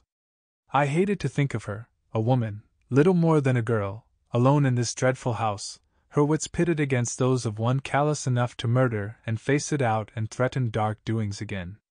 I wished she had taken me further into her confidence. Who and what did she fear? Last night, in spite of the doctor's injunction to lock my door, I had felt little sense of reality, little sense of any immediate danger. But tonight it came upon me, that somewhere in this old house, death might still be lurking, that someone who had stolen soft-footed into Stella's room and out again, the cowardly deed accomplished, was still at large and perhaps even now hatching further deviltry. That there was real concrete danger I had no doubt, or why had Allport brought her a bolt to fix to her door? She had told me that he was married, but how closely, almost intimately, they had sat together on the bench behind the garage, partly to enable them to whisper, no doubt, but was it only that, or was there something more? I thought of her clear gray eyes and brave straight carriage, and there welled up in my feelings, half pity, half jealousy, that should have told me plainly enough whither I was heading. Oh, yes, I was greatly interested in Mrs. Kenley, Janet Player. Gray-eyed, fearless Janet, planted in the middle of this tragedy by that ugly little gargoyle of a man to do his dirty work. Janet, alone and fighting against Stella's murderer, perhaps the placid doctor. And if it were he after all, then God, how I hated him! 100 little scenes and gestures flashed across my vision, scenes of cold deceit and gestures of hypocrisy, scenes and gestures void of truth, killed and sucked dry of sincerity by his placid impassivity, like those ghost beams of reflected sunlight that had been rifled of color and warmth by the equally placid moon. The tundish in the dining room begging us to bury our suspicions, at Allport's inquiry, flicking the ash from the end of his cigarette, Allport's insinuations having as little effect as water on a greasy slope, baiting Kenneth, talking of the murderous activities of the anti-vaccinationists with a cool effrontery before us all, making love to Ethel the tundish, impassive and callous and cruel. With his mask of a face and twinkling unbetraying eyes, these and other little pictures rose before my sleepless eyes. And if it were he, what chance had a girl against him? I recalled the rustling in the hedge as Janet and I came from our secret talk behind the garage. Had someone overheard us then? Was some other member of our household aware of her true identity and purpose? Stella poisoned one night. Dark deeds are done in Dalehouse at night. Stuck up against the landing wall the next, a cool hand and a callous must have been the one that cut those words from the daily paper. Which of us besides the doctor would have the nerve for the venture? Fool I was. Of course it was he. No wonder Janet was afraid, for I saw a look of fear, when she heard the rustle in the hedge and realized that we might have been overheard. And now she was all alone in her room, protected, perhaps, by nothing but a flimsy bolt. I jumped out of bed and opened my door. The landing was quiet, no sound reached my ears. I crept along to her room and listened outside the door. Should I knock and make sure that she was safe? And if the others heard me and were roused, cut away any ultimate chance I might have of being of service to her? As I hesitated, I saw another picture of the doctor this time, not the man. Could that be hypocrisy too? God! What a vacillating, doddering fool I was, doddering grass fluttering here and there in the fickle wind of my own imagination's making. I went miserably back to my room and tried to compose myself for such sleep as my whirling thoughts might allow me. I endeavored to think of ordinary homely things, of my everyday work, of Brenda, but Brenda's brown eyes turned to gray, those clear gray eyes of Janet's that had held me with their look and set my heart a-flutter. No doubt both my brain and nervous system were overstrained, for hardly once in a 12-month is my sleep disturbed by dreams, but again, as on the 2 previous nights, my subconscious mental activities were pronounced enough to be registered among my waking thoughts. This time I was down on the Romney Flats that lie between Rye and the sea. I had once spent a holiday there. I was on a bicycle, an antiquated, heavy piece of ironmongery, pushing wearily along a winding road, making every yard with effort though neither wind nor hill barred progress. I was both urgent and belated. Rye must be reached before dark, and already swirling wreaths of mist like slim transparent shrouds were rising from the marshes to meet the falling dusk. But Rye must be reached before dark, and my pedals clanked. Rye must be reached before dark, as they turned the rusty chain. Now when I looked down at the road, I only saw it dimly through the thickening mist. Now I saw it not at all, nothing but undulating fleecy sheets of opaque cloud. Their legs completely hidden, the cattle on the marshlands appeared to float on the top of the mist like huge grotesquely shaped ducks that floated on a pond. Now they loomed suddenly large, now they disappeared, as I pushed my way along the road. Rye must be reached ere the clock struck again in the church on the hill. And always the mist was rising. Now it was up to my chin, now I was completely engulfed, now my head was clear once more. I missed the road and dithered frightfully on the edge of the ditch. I regained my balance with a thrill of exquisite relief, but I could hear the preliminary whirring of wheels. The clock was about to strike. Too late, too late. I had failed. I ran full tilt into a gate across the road, there was a crash, and I woke with a start. The moon had moved round and shone full on my bedroom door. Too late, too late, too late, went throbbing through my head like a dirge. I gazed stupidly at the door, still half asleep and wondering why the mist had so quickly lifted. But God, how I loathed the moonlight! Too late, Janet, brave lonely Janet, was she safe? Too late, what could these unaided repetitions portend? I sprang to the door. The landing was black, and the moonlight through my open doorway lit it like a spotlight playing on a darkened stage. I sniffed the air, a sweet sickly smell greeted my nostrils. Half familiar, then I recognized it for what it was, the unhealthy enervating smell of escaping gas. Cook in her fuddled drunken state must have made some blunder when she turned it off down below stairs. There was no gas in the house above the basement, so it must be coming from there. I slipped on my dressing gown and hurried down. When I opened the door that tops the basement stairs, it met me in a pungent wave. I closed the door with a bang. No one could go down there in safety, that was obvious. There were movements on the stairs above, and I switched on the light in the hall. It was Janet. God bless her, how dainty she looked. The Tundish was following close at her heels, and I nearly cried out my alarm when I saw him just above her. How strange, I thought, that just those two in all the house should have been wakeful enough to hear.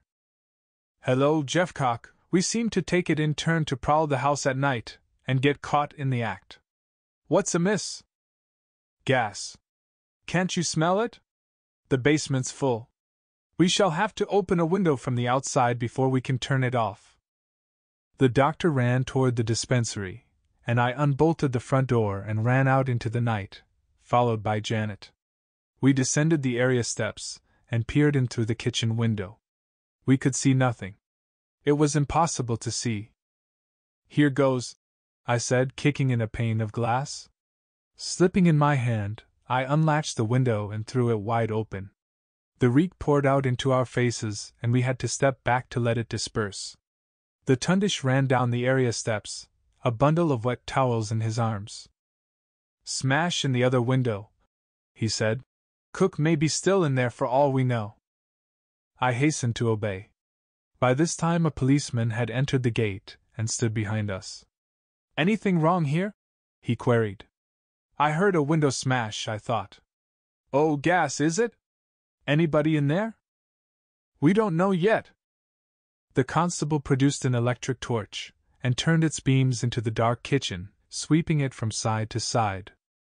"There!" we gasped together. By the table was seated a motionless figure, arms extended on the table, and head fallen forward on them. Already the doctor was wrapping a wet towel over his nose and mouth, and the constable and I hastened to follow his example. "Two of us will be enough," he said. "You stay here, Jeffcock, to give us a hand when we get her to the window." The policeman turned on his torch again, and we watched them run across the kitchen to the still figure in the armchair. The Tundish darted first to the gas stove, then back to the woman. He and the policeman picked her up between them and staggered to the window. They set her down for a minute on the broad sill while they drew long breaths. Then we lifted her out and laid her on the ground. The constable played the light on her face. Her head and shoulders, set in the bright circle of light, made a ghastly black-framed picture white face, blue lips, eyes half open showing glints of yellow whites. She looked like some giant jellyfish, washed ashore and fouling the beach, a mass of boneless flabbiness. The doctor knelt beside her, loosening her dress and placing his hand on her heart. "There's another flashlight on my dressing table. Would one of you mind fetching it?" he said, looking up quickly, his question a command. "And some ammonia from the dispensary, too." Janet and I sprang to obey. I ran to the dispensary, she upstairs for the torch. We were both back in a few minutes. She held the light with a steady hand. "Just alive," the doctor said, looking up. "But a few minutes more." "A few minutes more," the policeman echoed. "And there'd have been another inquest." "There may be yet," said the Tundish in his pleasant conversational tones. He had unfastened her clothes and was slapping her bare chest with the wet towels, but there was no change in the livid upturned face. He poured ammonia on one of the towels and held it under her nose. There was no response to the treatment. "We'll have to try artificial respiration," he said at length. "And Mrs. Kenley, can you get me a hot bottle? The bottles are in the cupboard in the bathroom, and you'll find a spirit lamp standing on the sideboard in the dining room. Better not light the gas down here just yet." Janet handed her torch to me and ran indoors. "I can take turns with you, sir," the policeman offered helpfully. "I've had this job before." He cast off his tunic and helmet as he spoke and rolled up his sleeves. So the grim struggle went on in the moonlight. I watched and held the torch while they fought in turns for the drunken creature's life. The half-hour struck and still they worked on. Was she going to slip away, I wondered, and take with her into the great unknown whatever it was that she knew of Stella's death? But at last I heard a gasping breath. The doctor stopped and wiped his brow. "Close call. Now what about that hot bottle?" Even as he spoke, Janet ran down the steps, her arms filled with blankets. We wrapped up the ungainly figure warmly. She was breathing now but still unconscious. The doctor still knelt by her side, holding her wrist. "Better ring up the hospital, constable, and ask for the ambulance. She'll want more care than we can give her here. Drunkenness has not improved her chance of pulling through. The sooner she's there the better." The policeman hurried indoors and soon I heard him at the telephone. I was surprised that none of the rest of our party had been roused by the banging of the basement door, the smashing of glass, the voices outside and the general running to and fro. But they were all of them young and healthy, I reflected, and the previous night had been a broken one. The ambulance drew up at the gate, and 2 attendants came in with a stretcher. They lifted her gently and bore her away. We all drew a breath of relief as the car slid smoothly down the road. The constable resumed his tunic. "Drunken old beast," he said. "She'll pull through, you see if she don't, and if she'd been a good woman with a loving husband and 3 or 4 nice little kids, she'd a conked out. That's the way it is, the sort takes a lot o' killing. Well, sir, I'd better take a look round, then I must write up my report and be off." Janet ran down the steps as he spoke. "Come in and have some tea before you go. I've just made some in the dining room." So we went in and sat at the big table. Janet had made the tea with Ethel's spirit lamp and had hunted up a tin of biscuits. Never was a midnight snack more welcome. But what a strangely assorted little group it was. The policeman, solid and comfortable in appearance, but amusingly ill at ease, fingering a notebook which he had extracted from the inner recesses of his tunic. What were the thoughts, I wondered, slowly penetrating the brain behind his good-tempered face, as he thanked Janet awkwardly for his biscuits and his tea. Janet, ah Janet, how piquant and dainty you looked, and what a contrast to that other horrible figure on which my gaze had been concentrated for the last half-hour or more.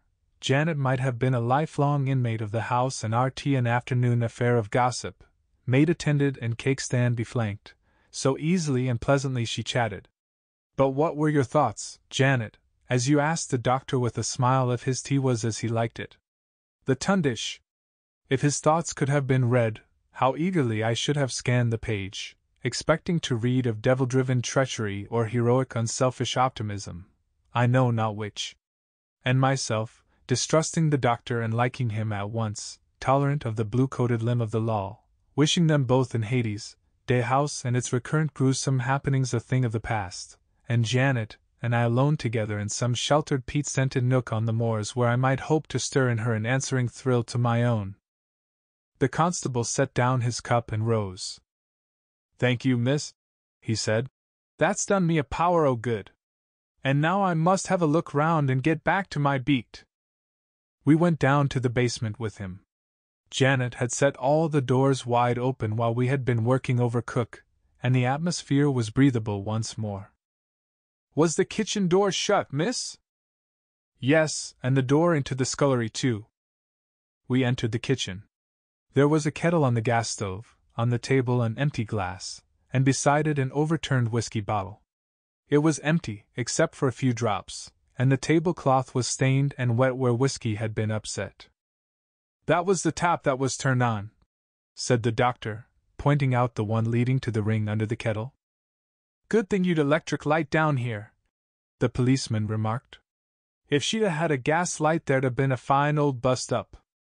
He wrote up his notes laboriously, took my name and Janet's, and went to the open window where he paused, his hand on the sill, to say, "No need to bother about all these windows and doors being open. The place can do with a bit more air. Me and my mate will see as it's all right. I hope you won't be having no more disturbances, sir. Good night." The policeman having departed to complete his night's vigil, the doctor picked up the wet towels, whiskey bottle and glass, and we went upstairs to the hall. There we paused to look at one another. "Well, Mrs. Kenley," the Tundish said quietly, "what do you think of the household you have come to? Pretty lot, aren't we? Seriously, though, I am very sorry that you have been let in for this. It was bad enough before." Janet smiled and shrugged her shoulders. "Oh, never mind me. I'm used to a stirring life." She glanced at her wrist watch. "Not 3:30 yet, there's time for sleep still, and look, it's getting light already." We went to the open door. Another day was spreading fast. Already the east was growing pale and putting out the last pale stars. A little breeze blew in ruffling our hair, and the birds were sleepily tuning the first shy notes of their morning song.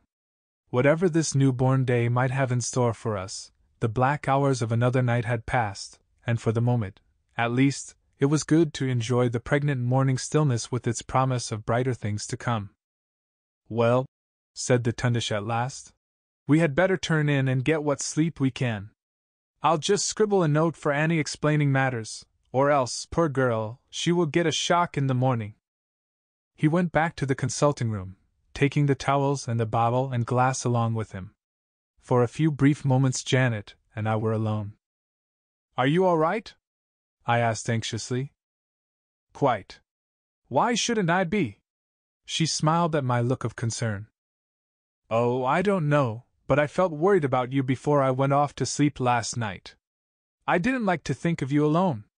I wish my room were next to yours. It's just as well that I had a bolt, Mr. Jeffcock, for when I went to lock the door, I found that the key had disappeared. I am quite certain it was there this afternoon. Look here, I shan't go to bed. I'll pretend to, and then come back and lie down in the drawing-room with the door open. No, please, Mr. Jeffcock, I don't want you to do anything that might call for comment. I shall be perfectly safe. No one will very easily get past that bolt, and I have a revolver with me as well. Here's Dr. Wallace coming back. Please don't fuss."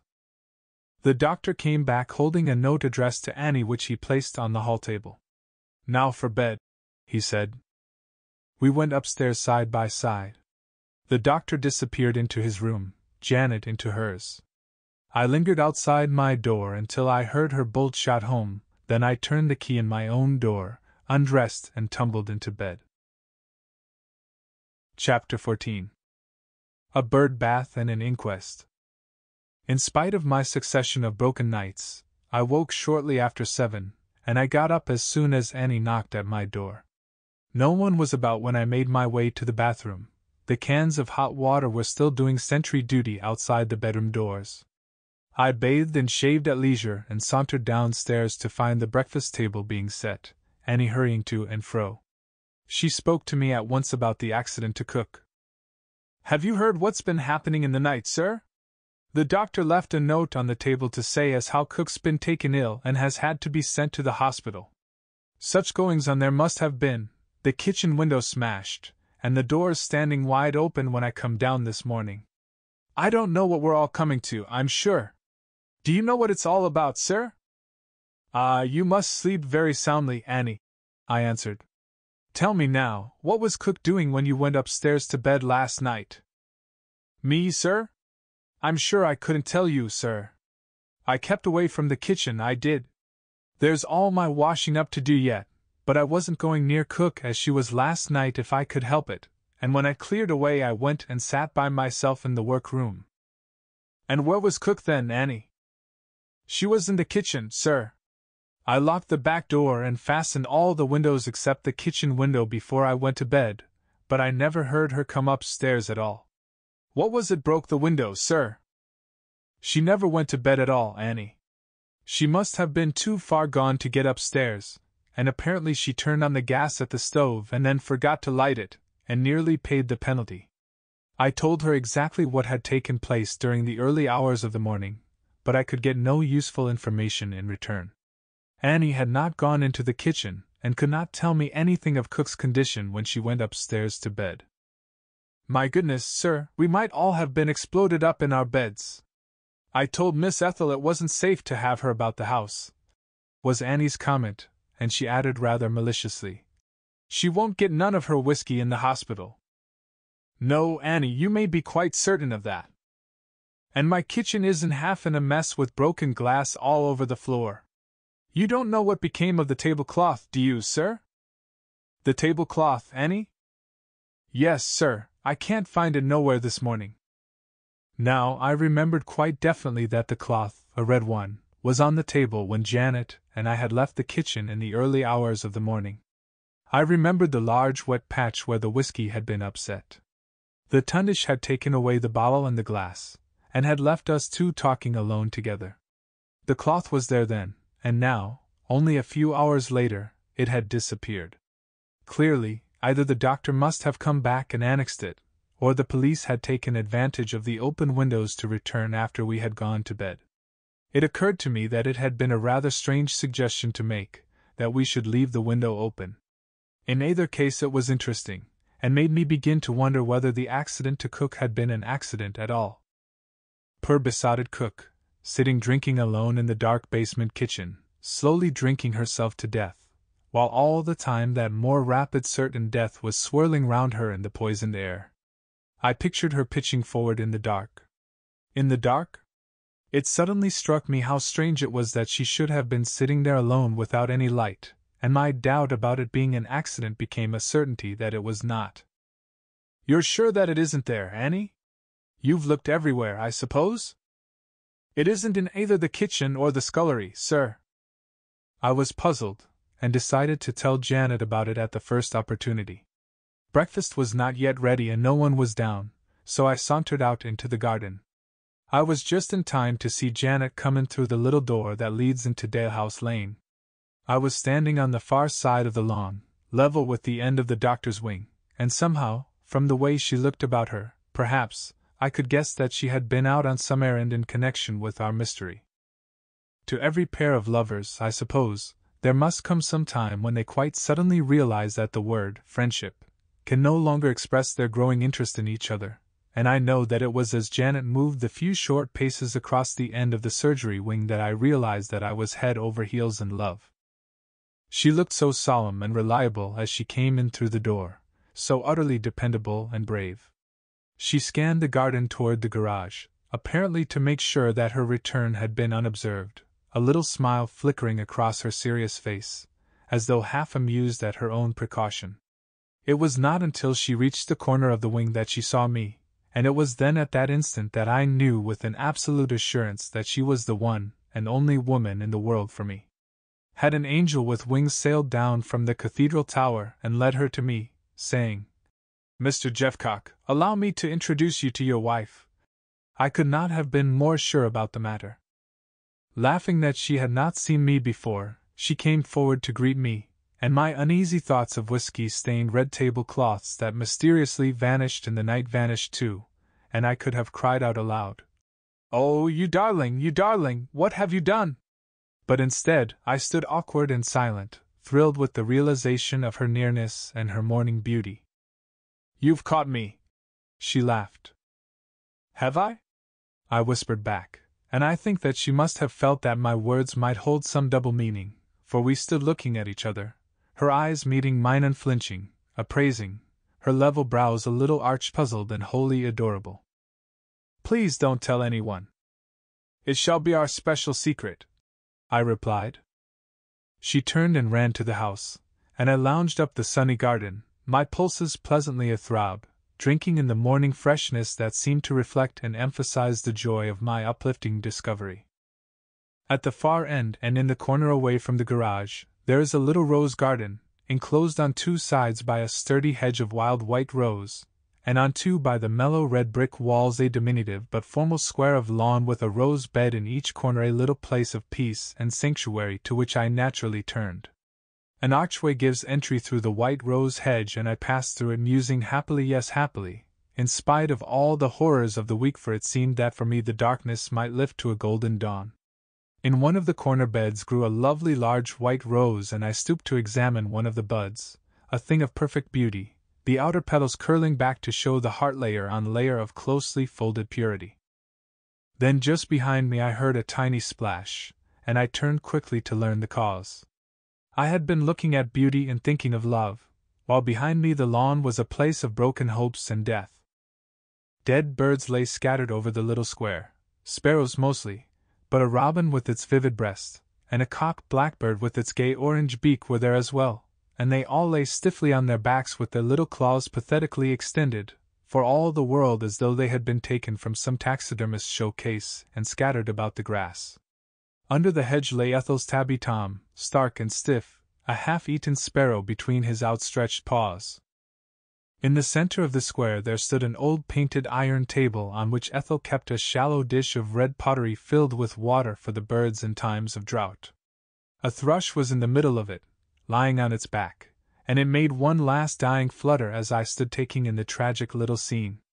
A second thrush, its mate I guessed, flew down from the garden wall as I watched, and perched on the edge of the dish. Then catching sight of me, it gave one long, sorrowful, flute-like note and flew away. I crossed over to the cat and turned him over with my foot. His eyes were wide, and when I saw them I felt the hair go creeping across my scalp, for there was a yellow slit of iris, and the rest was an angry red. I started back in horror and ran to the house for Janet. She was coming down the stairs as I entered the hall, and I beckoned to her to come into the garden with me. "What is it?" she queried. "Is anything the matter?" "Yes, come and see what I've found." We hurried back to the rose garden. "Oh, the poor dears, the poor dears! Oh, how horrible!" she cried when I pointed to the birds, her sweet low voice vibrating with a tenderness that it made my heart ache to hear. "Yes, it's the poison," she agreed, when I showed her Ethel's cat. "How horribly, oh, how wantonly cruel! Run in quickly, please, and telephone to Inspector Brown before the others get downstairs. Ask him to come in by the side door and straight to me here at once, not to go to the house. I know he's at the station. If Annie's about, send her to me here out of the way before you speak. If any of the others are about, come back to me at once, and we must hide them away without showing the inspector. The number's 47. I'll be thinking of some excuse for wanting Annie." There was no one about but Annie, and when I had sent her to Janet I got my message through to the inspector without any interruption, for once the telephone working according to plan. He promised to be with us in a few minutes, and I hurried back to find Janet walking up and down the path behind the garage. What excuse she made for her talk with Annie I forgot to ask, but it was satisfactory, for Annie met me smiling broadly. Janet was angry. Now that I know her so well I can better estimate how angry and disturbed she was. "It's so stupidly cruel," she almost sobbed, "to put it there where the birds come to drink. It seems an unsympathetic thing to say, But somehow it riles me more than the murder itself. Don't you think we had better tell the doctor? I asked her. He will be able to say more definitely if it's the Chinese poison, I mean. She shook her head emphatically and looked at me rather queerly, I almost fancied, too. No, no, she said. There's nothing to be gained by telling anyone else. Never tell anyone anything, that's Johnny Allport's golden rule for detective work. At her suggestion we went back to the rose garden to await the inspector and to prevent any more birds from drinking the poisoned water. He'll have to take them away with him, she said. Did you tell him anything? No, I replied. For once I obeyed the golden rule. Well, we ought to be looking for something to put them in. Do you think you could get a clothes basket or something without Annie seeing you, and a bottle or can for the water? I returned to the house once more to try my luck, but Annie was in the hall, and though I racked my brains I could think of no reasonable excuse for getting her out of the way. Then my eyes happened to light on the garage key that hung on a hook in the hall, and I remembered having seen an old wooden box that I thought might serve our purpose. It was there, but I could find nothing for the water, so I took what I had found across to Janet, hoping that she might be able to make some other suggestion. But she had already solved the problem by finding the watering can, and to my dismay I returned to find her tipping the contents of the bird bath into it. I hated to see her handle the deadly stuff, remembering the doctor's alarm when I had only touched the outside of the baby flagon. It's all right, she replied cheerfully to my protest. I haven't touched a drop, and I promised to disinfect. Then very gingerly we picked up the birds one by one and put them in the box, leaving one bird and the cat, so that the inspector might see exactly how they had lain when he arrived. He was with us before we had completed our task, more gigantic and phlegmatic than ever, I thought he looked, in the little formal garden. Janet quickly explained the situation and bustled him away with a competence that only went to increase my admiration for her, but we were not to be left alone as I half hoped we might. She would have none of it, but insisted that we ought to get back to the house at once, that breakfast must be ready and that we should be missed, and that the less we were seen together the better, though I did my best to persuade her to stay. Idiotic of me, perhaps, but it was no. I can't explain it. If you who read need explanations, then you are beyond me. I was in love, I had never been in love before, and here was my darling alone among the roses. I wanted to stay with her and keep her to myself, not share her with the rest. But it was not to be, for up the garden path came the tundish whistling the Marseillaise. His chin stuck out in a way that he had when he whistled and felt jolly, or rather I should say when he was willing that others should know he was feeling jolly. For only once had I seen him really depressed, and that was the time when I had caught him frowning over Hanson's case book. He was amazing, the tundish, and the more I saw of him the more my amazement grew. Here we were at the morning of the inquest, and he could whistle away light-heartedly, just like any boy at home from school on the first day of the holidays. If I was amazed, Janet was alert. Your knife, quickly, Mr. Jeffcock. And she was cutting roses and asking me about their names, of which I knew exactly nothing, even as the doctor stood smiling happily under the arch. Hello? Breakfast ready? She greeted him. Yes. He was looking at the little table on which the bird bath had stood. Where's the bird bath gone to? Janet looked at him hard, and I looked at Janet. It has gone to be cleaned, Dr. Wallace, she replied. Cleaned? Oh, Ethel's taken it, has she? I came to see if it wanted filling. Come along into breakfast. The others were seated at the table when we got back to the house, and although Janet said very little and I could see that her thoughts were busy with our discovery, her presence again seemed to break down the restraint of some of our former meals. Neither Ethel, Margaret, nor the boys had heard of Cook's experience, and their natural curiosity kept the conversation going, and helped us to avoid those appalling periods of silence that I was beginning to associate not only with our meals, but even with dear old Dalehouse itself. Silences they were that seemed beyond our control. Silences that seemed to close down on us from outside, while we sat with averted eyes, each busy with his own suspicious thoughts. What a night you must have had, was Ethel's comment. I see now that I ought to have given way, and have allowed you to turn her out last night as you wanted to, Tundish, then you would all have been spared. No, it was my fault, and I blame myself entirely for what happened, he replied. I ought to have looked round myself before I went to bed, knowing the state she was in. I'm only glad that the rest of you were not disturbed, especially you two girls. It was no pretty sight, I can assure you. I'm thankful I didn't wake, Margaret joined in. I shouldn't have slept another wink all night.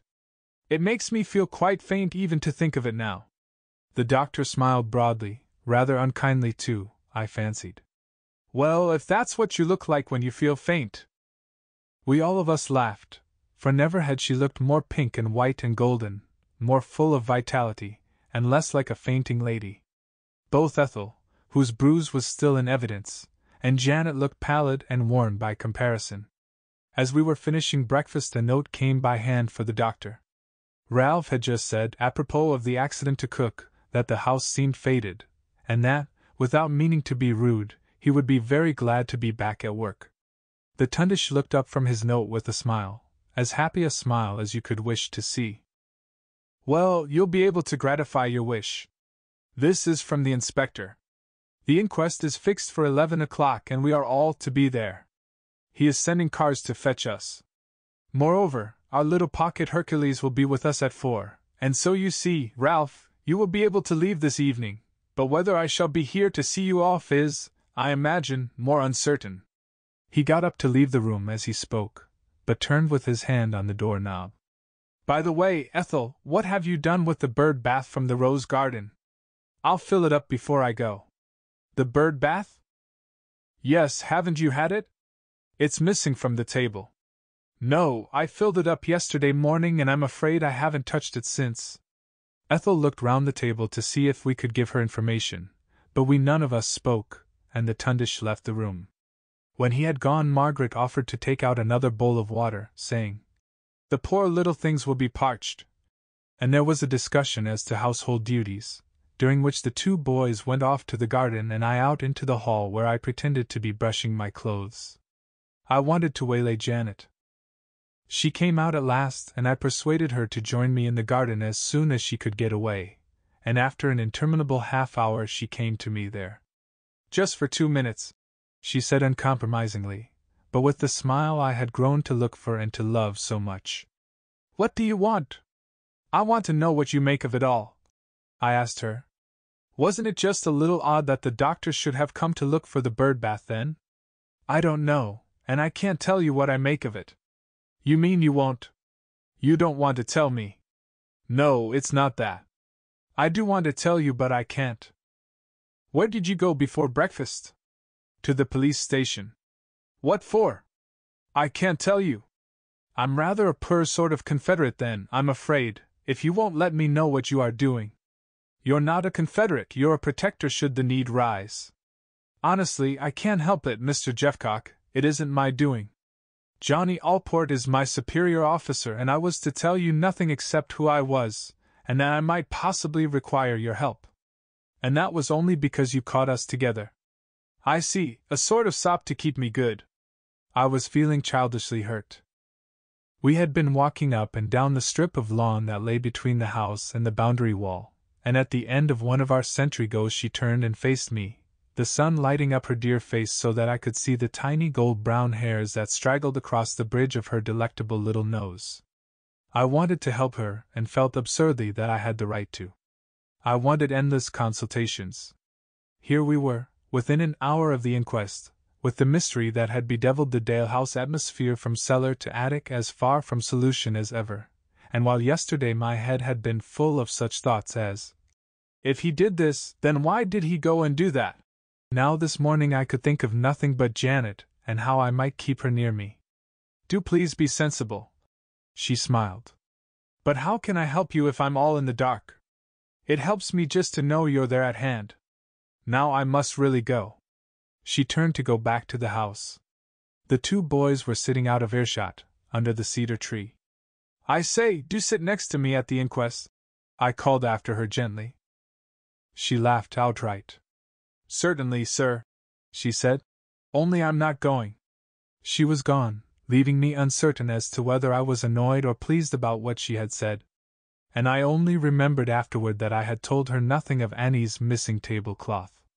2 police cars came for us at 1:15 the hour, backing into Dalehouse Lane, where we got into them without attracting the attention I had rather feared.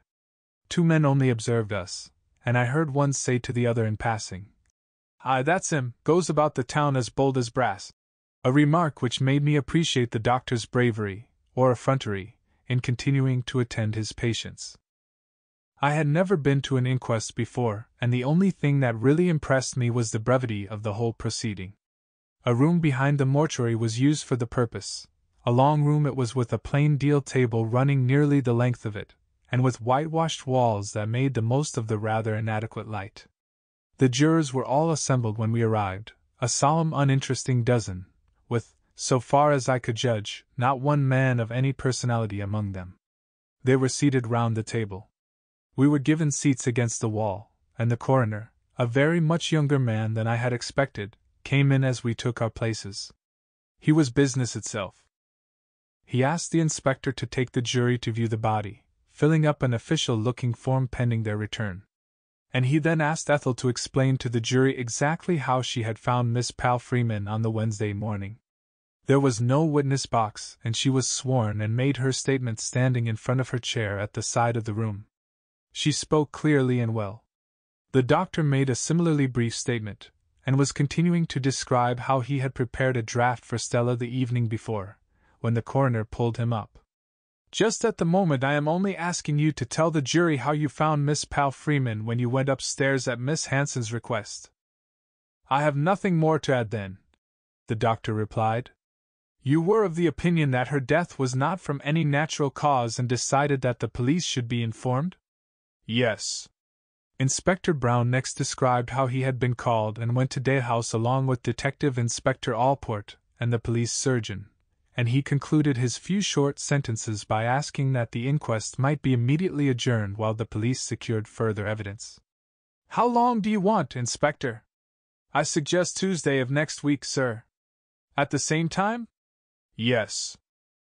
"Very well then, gentlemen. The inquest is adjourned, and I am sorry to have to ask you to attend here again next Tuesday at the same time. A formal reminder will be posted to you. I understand that there have been rumors in the city with regard to this unfortunate affair, and there have been 1 or 2 most improper references in the press.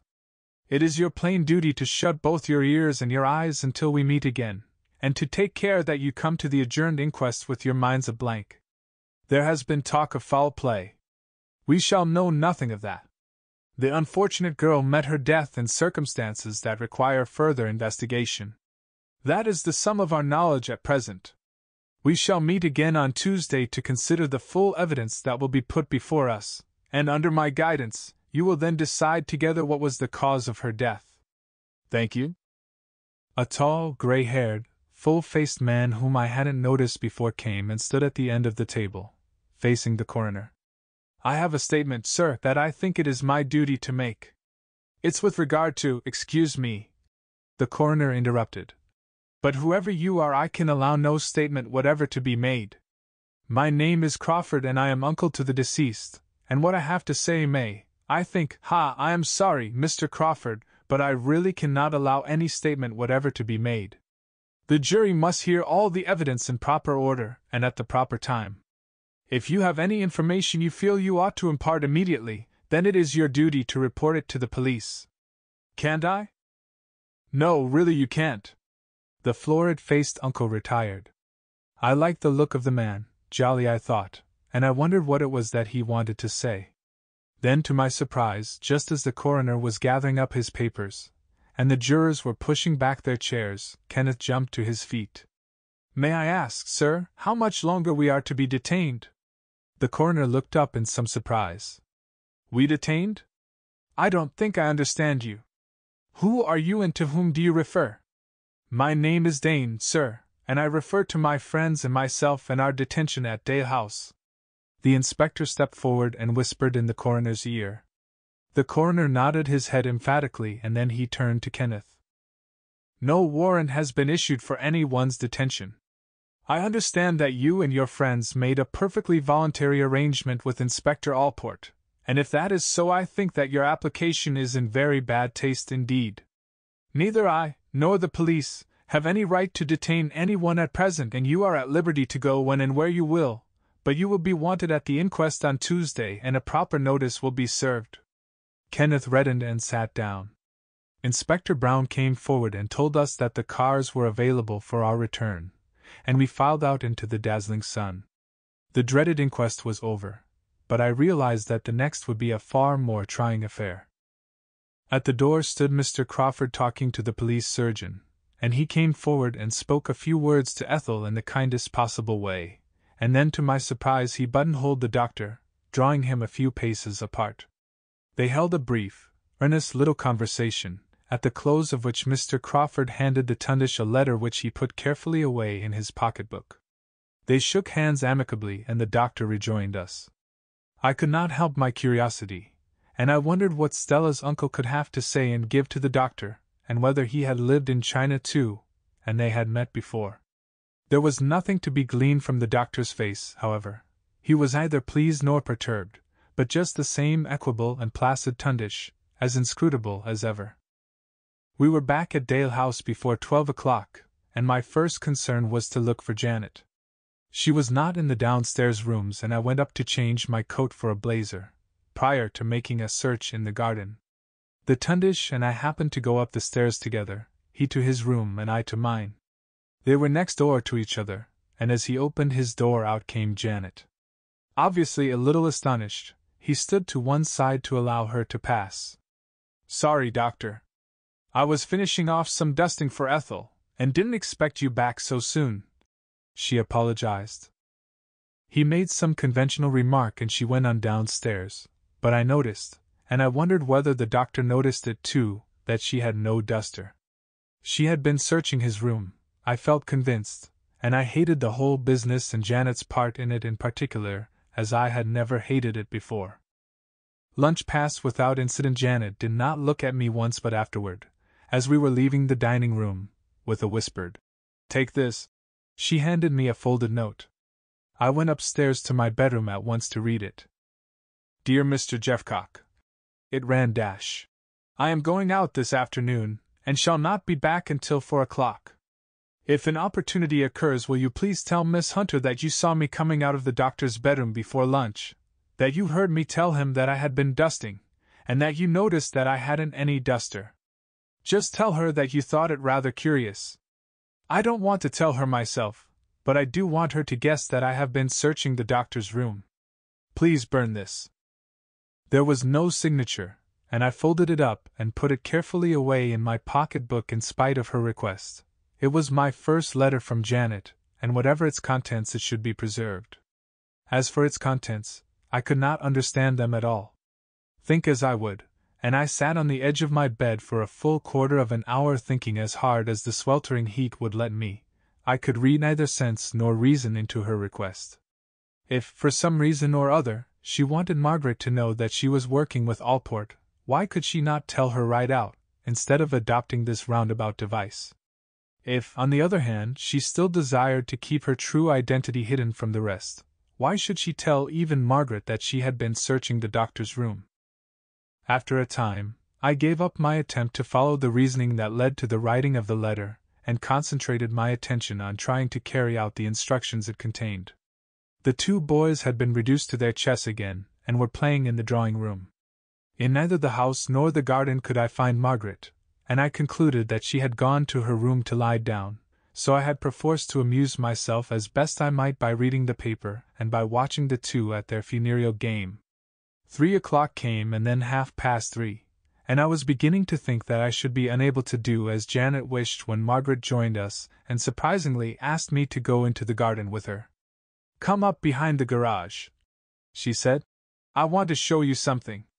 Full of curiosity, and wondering whether what she had got to show might not have some bearing on Janet's strange request, I followed her up the garden, and we sat down on the bench behind the garage where I had caught Allport talking to Janet.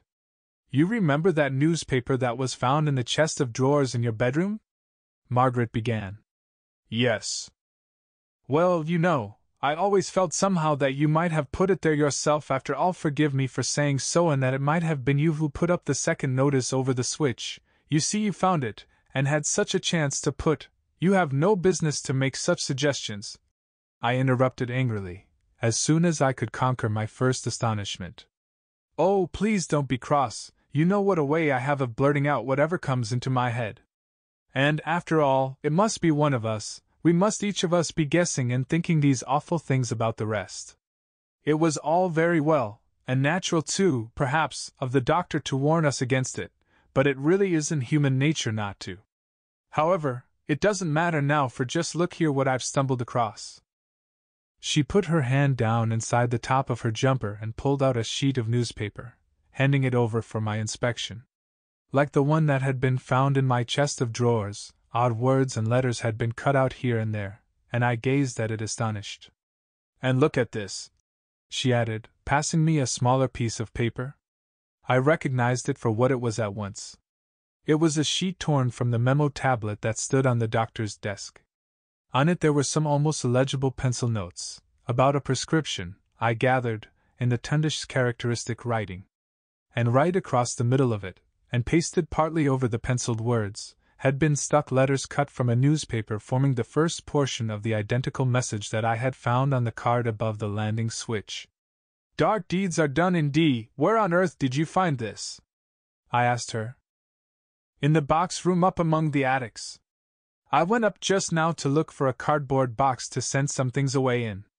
Annie told me there were a lot stored away up there, and the first one I came to had a lot of rubbish and odd bits of paper in it, and when I emptied them out, this," she pointed to the memo slip, "fell face upward on the floor. Then I found the sheet of newspaper when I searched among the rest. I can't make it out, can you? Who could have put it there? It looks fishy to me," she said. "Kenneth's bit of fish," she added pensively after a pause. "You mean you think that Dr. Wallace is responsible for this?" "Well, it does point that way, to say the least of it. I'm sure that's his writing on the pad slip. And listen. I went to Annie with the box to ask her if she thought I might take it, and this is what she told me. Oh yes, miss, it was by the waste paper basket in the dispensary this morning, where the doctor always puts anything that he wants us to throw away, but it seemed such a nice box that I took it upstairs instead. Now what do you make of that? I argue that he must have been trying what it would look like, when he was interrupted or something, and that he might have thrown them into the basket or onto the floor by mistake. The basket may have been full, perhaps, and then when Annie went to clean out she would naturally sweep them up into the box. Yes, and he would think that they had been burned, and wouldn't like to make any inquiries when he missed them later on. Yes, I suppose that is a possibility, I replied meditatively. But it doesn't sound very characteristic of the doctor, does it? No, it doesn't, but I can't think of anything more likely. We sat on the bench and thought for a little time, and then I gave her the information Janet had asked me to in her little note. I could have had no better opportunity. How very strange, was Margaret's comment. She sat frowning in thought, and then she turned to me, her eyebrows arched. And so you suspect the doctor after all, do you? Or else why do you think that Mrs. Kenley, of all unlikely people, might have been searching his room? Come now, isn't it more natural to suppose that she left the duster in the room? I think you're almost as bad as I am, Mr. Jeffcock. Well, one can't help wondering. I excused myself lamely enough. But what are you going to do with these? Give them to the police, I suppose? It's no use showing them to the Kenneth-Ralph combination, and it would be unkind to say anything to Ethel. I think I shall just keep them to myself until Mr. Allport comes. I think we ought to ring up the inspector at once, or show them to Mrs. Kenley, I ventured. She at any rate is impartial and has no bias. You think her tremendously clever, don't you? Perhaps I will. We got up to return to the house, my brain awhirl with fresh conjecture, but as we drew level with the end of the garage and were approaching the little rose garden, I could have sworn that I heard movements in the hedge. Did you hear that? I asked, holding Margaret back. No, what? I'm certain I heard someone moving in the rose garden. We went forward through the archway piercing the hedge as I spoke. At first we could see nothing, and we were just coming away when Margaret grabbed me by the shoulder and pointed to the end of the hedge. Right at the end of it, where it met the garden wall, someone was standing pressed well back between the hedge and the wall itself, apparently trying to hide. We went to see who it could be. It was Miss Summerson. "What is the matter? Whatever are you doing?" Margaret asked her. She came a little forward out of the hedge and stood before us, her face scarlet, her breast heaving like a woman in a crisis in a picture play, obviously on the edge of tears, a pitiable object. There we stood, the three of us, Margaret and I, exchanging glances of surprise, Miss Summerson looking first at one of us, and then at the other, and then at the ground, a study in furtive indecision. At length she stammered, "I was trying to reach a rose in the hedge."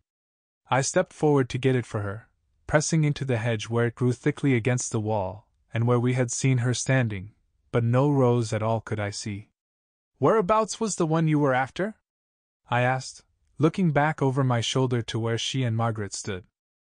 "Oh, I am not sure that there was one really," she stammered, looking at me beseechingly out of her timid, tear-filled eyes. "I must really go now." And before we could say another word, she ran away through the arch, leaving us alone with our astonishment. "Well, and what are we expected to make of that?" I queried. "You know, I wonder whether she really did lose the poisoned cupboard key," was Margaret's rather irrelevant reply. "But what is, I don't see the connection."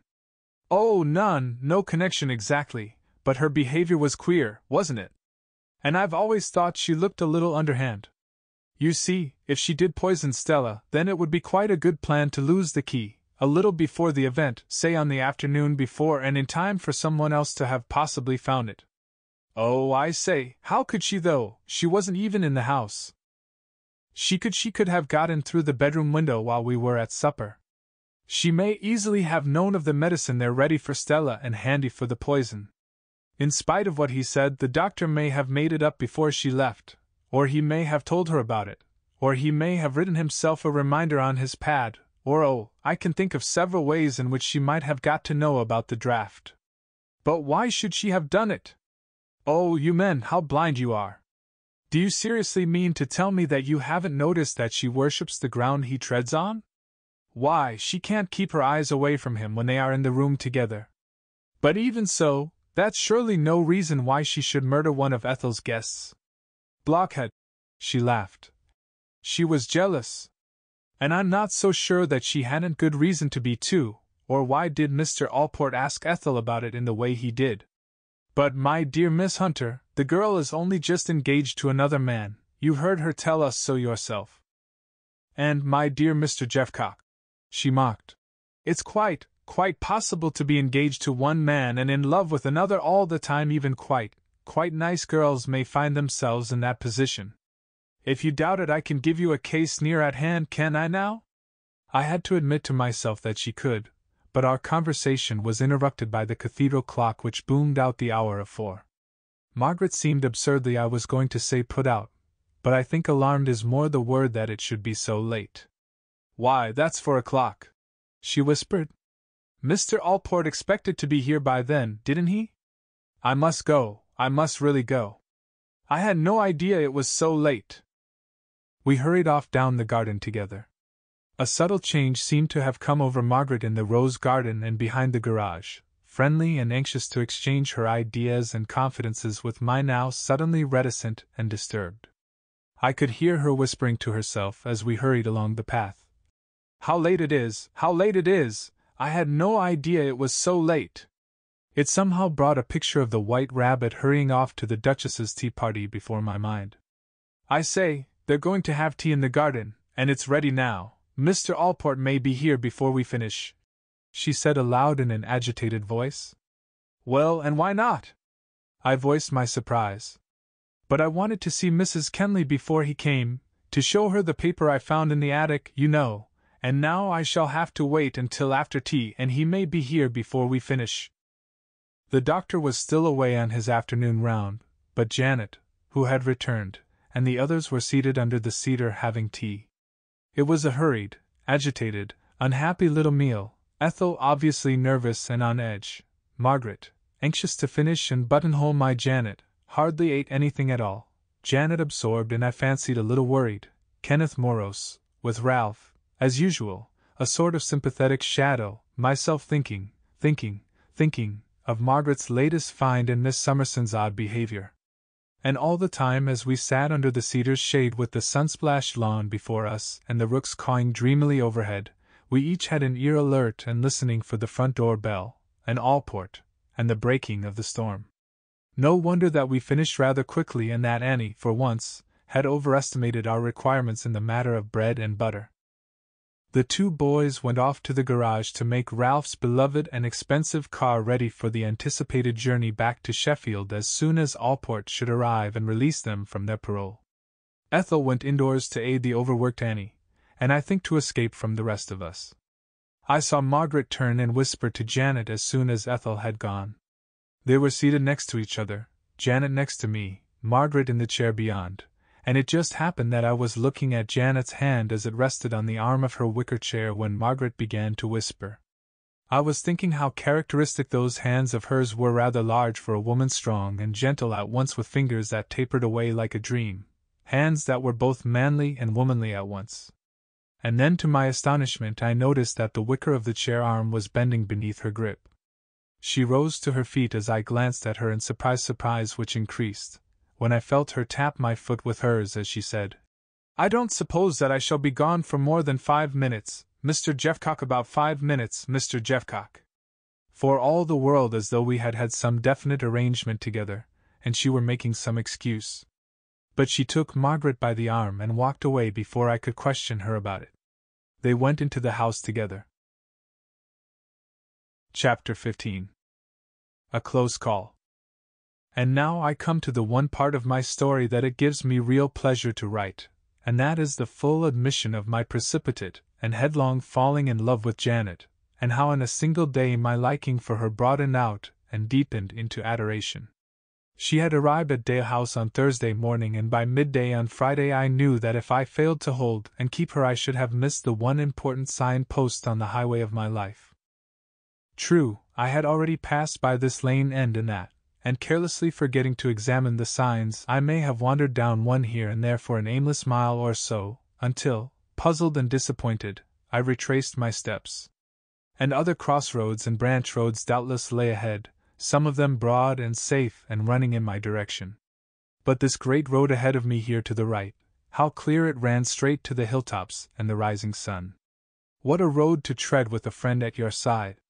What a clean straight climb to make with Janet! What was it that Margaret had said? That a pretty face, a shapely figure, and love were one and the same to men? A lie! What a damnable lie! Was that really then an accepted valuation? I thought of some of the married couples I knew. Could they ever have been in love? Could this bright clear light so soon die down to a guttering smoky flame? Or had they missed their way and turned down some by road before their proper time? And that other reason for marriage written down so inappropriately in the prayer book, service and attribute of married love perhaps, but surely nothing to do with spiritual love and the plighting of troth in the church before God? What had such animal stuff to do with this hallowed uplifting ecstasy that filled my soul when Janet's wide gray eyes met mine? A sentimental fool do you call me for writing thus? Then if already married, you, my friend, have married a friend, or a mistress, or perhaps fortune has smiled on you and the mistress you have married is also your friend, but friend, or mistress, or both, you know nothing whatever of love. Love at first sight then? Yes, of course it was, but doesn't all true love come quick and sharp like that? Perhaps to friends whose friendship has stood stolid and unromantic through the years, there comes this sudden uplift, and the gray old tree has bloomed at last. Or perhaps the warm sun of a single day has rushed the growth through bud to flower.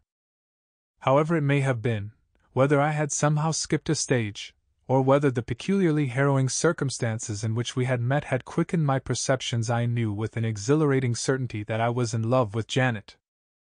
Time stood still when I looked at Janet. The sunny garden became a drab, uninteresting desert when Janet was away. Cut the rose from the tree, and what an ungainly plant is left! Raise the great cathedral to the ground, and what a mean little town of twisted narrow streets! Yes, I was in love with Janet. She was my rose and my shining tower. 5 o'clock came floating down as I sat there dreaming. She must have been gone for far more than the 5 minutes she had mentioned, for nearly half an hour. I would go and try to find her. Or was she coming to me now? Would she look at me? Could I hold her eyes with mine again? My pulses quickened at the thought. But it was only Margaret who came hurrying toward me across the lawn. "Mrs. Kenley wants you," she said. "Oh, Mr. Jeffcock, please do come at once. We've found out something absolutely thrilling. It's the end." "Where? How do you mean?" I asked her. "I can't tell you now, but Mrs. Kenley wants you up in the box room where I found the paper this afternoon. She told me to come and find you. She said that you were to help her and would come." So Janet had taken her into our partnership. I don't know what line of argument I took, or why I arrived at such a conclusion, but I remembered having an instinctive feeling that the curtain had been rung up for the final scene. What, I wondered, would be the setting and who the villain of the piece? Ralph? Kenneth? Ethel? Or the Tundish? I visualized my table and the numbers I had set down against each. Margaret at any rate seemed to have been correctly assessed, or Janet would never have given away the fact that she and Allport were working together. No single thought of suspicion disturbed my dull and stupid brain. As we made our way back to the house, she told me that I was to join her on the upper landing in a minute. If I met any of the others, I was to pretend that I was going to my room. She was breathing quickly, and looking at her sidewise, I could see how wildly excited and hot she was.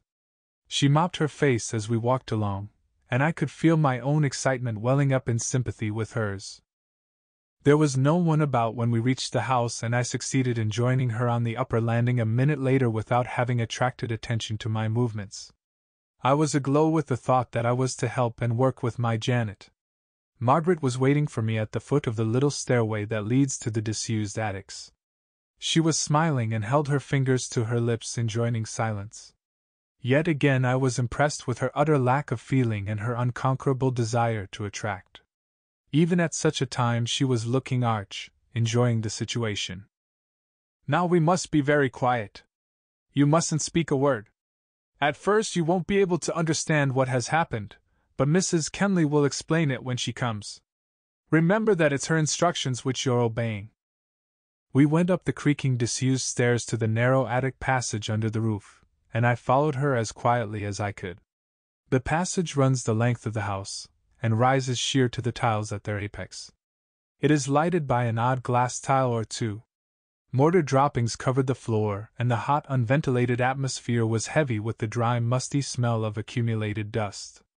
The attics themselves open out of the passage to left and right, but the doors were shut, and we passed them all. I was following close behind her, and she turned her head and giggled at me as we made our way along.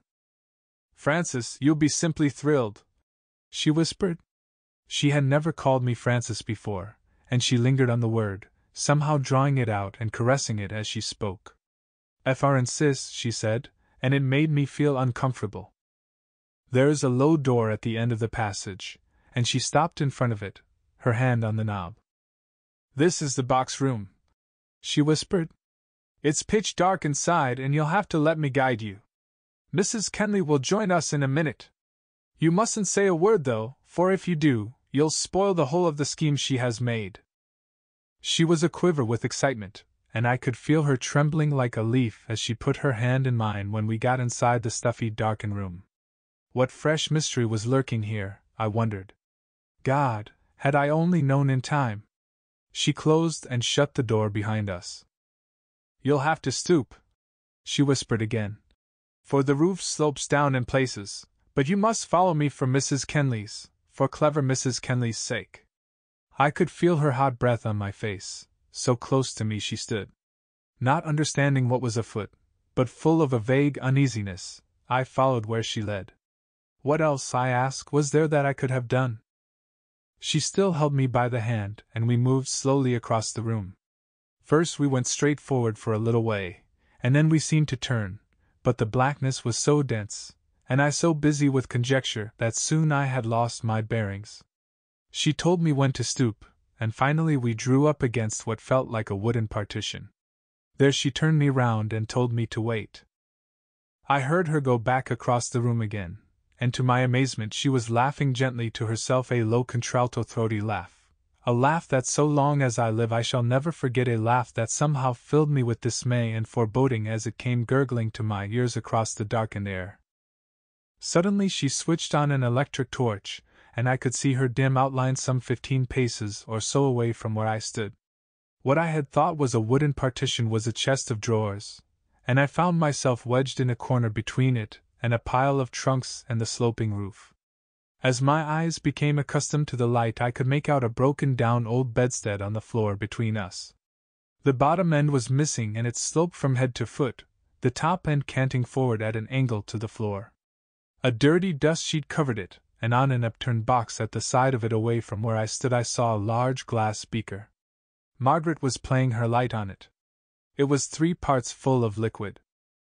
"Now, Francis, remember that you're not to stir, and soon you'll understand how clever Mrs. Kenley trapped the wicked doctor." She began to laugh again, cruel and low, and then she continued in a sing-song sort of drone. "You can see the beaker, Francis?" "Yes, of course I can."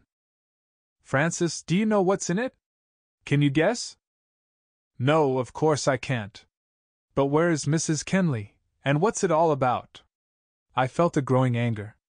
Every time she spoke my name she fondled it. I can't explain it, but it seemed almost that she knew how I longed to hear Janet call me so, and that she was jeering at me for it. It angered me and hurt. "Vitriol, Francis. Beautiful, burning, biting vitriol. I wonder if you know exactly how it blinds and corrodes?"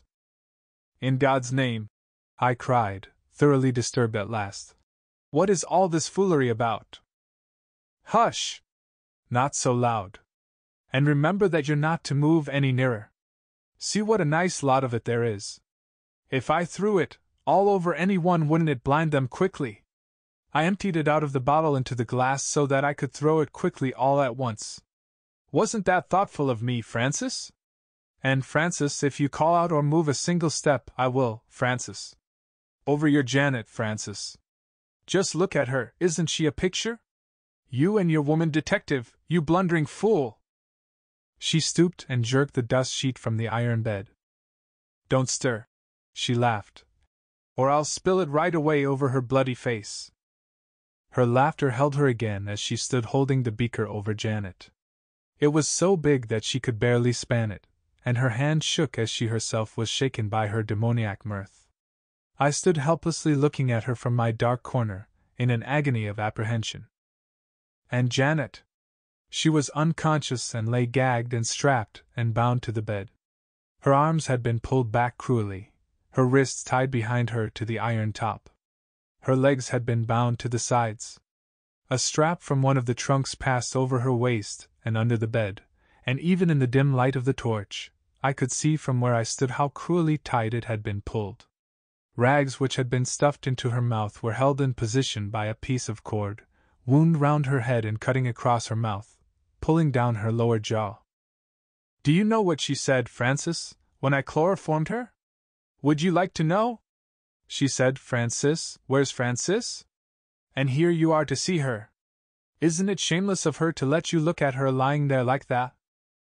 "You she devil, take it away!" I cried, tortured beyond discretion. "Ah! You would you?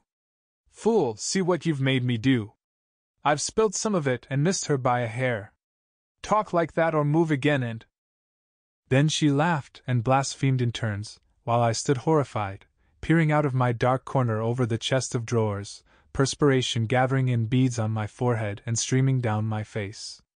How short was the time since I had sat in the garden, breathing God's free air, at the foot of God's great church, the pleasant garden noises striking my listless ears as I dreamed and pondered of my love. And now I stood, trapped and tortured in this dark little chamber of hell, free yet afraid to move, while the dear one I loved lay helpless before me on the brink of blindness and death.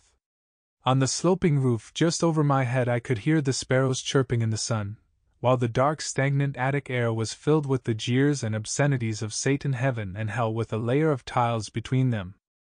She tortured me. My God, how she tortured me! She tilted the beaker till the liquid quivered on the lip. I don't know what I could have done.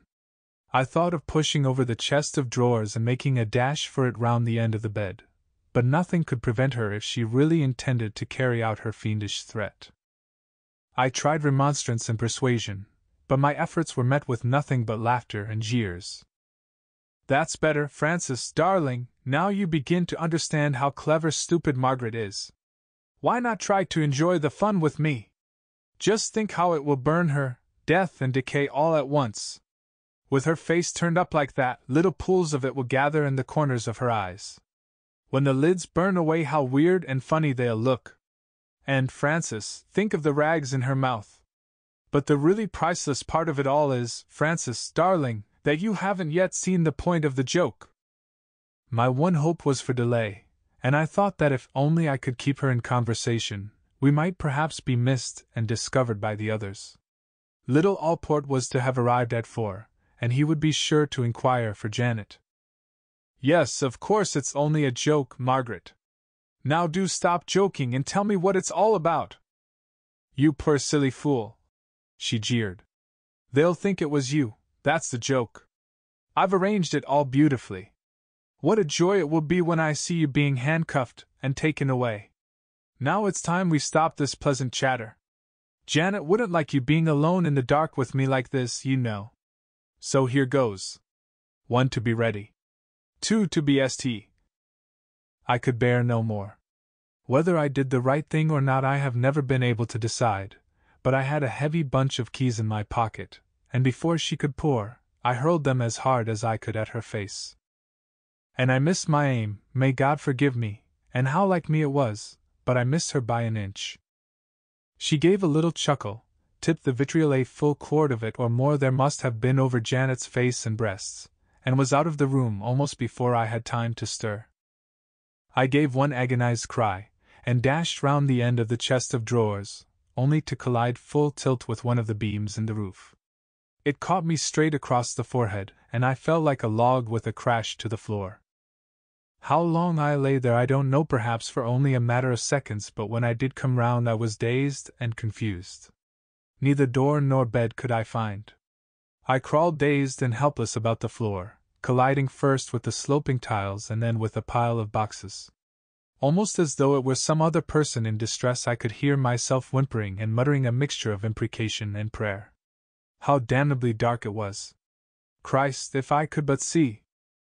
After what seemed like an eternity of futile searching, I found the door at last, and it was locked.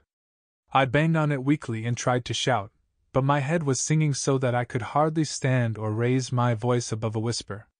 Then I crawled to the broken bed on which my poor tortured darling lay. With hands that shook I found the sheet and mopped her poor disfigured face and body. She was covered with a kind of filthy slime. Death and decay. Death and decay. I believe that I must have fainted. There was a crash, and the room seemed to fill with a crowd of angry men. The Tundish, angry and fierce, was shaking me to and fro. You! Jeffcock, you! You infernal lying Judas! He cried, and hurled me from him right across the floor. I fell against the wall and lay there weakly repeating again and again. It was Margaret! Vitriol! She's mad and through vitriol! It was Margaret! At last I attracted their attention, and Ralph came and stood beside me. He stooped to hear what it was that I said. Then Kenneth and Margaret stood above me too. She did it! She chloroformed her and then threw vitriol over her! I gasped, half sitting up on the floor. Oh, you liar, you wicked liar, how can you say such a wicked thing? Why, you were caught in here with the door locked! Even to me she sounded quite convincing. Then she bent down over me suddenly, and putting her hand into the side pocket of my coat she pulled out a key. Why, here's the key of the door in his pocket! Now what have you to say for yourself? She cried. Ralph stooped and picked something up from the floor. And this, I think, is your knife, Mr. Jeffcock, he said very coldly. Margaret shrugged her shoulders and turned away toward the doctor, who was kneeling by the bed.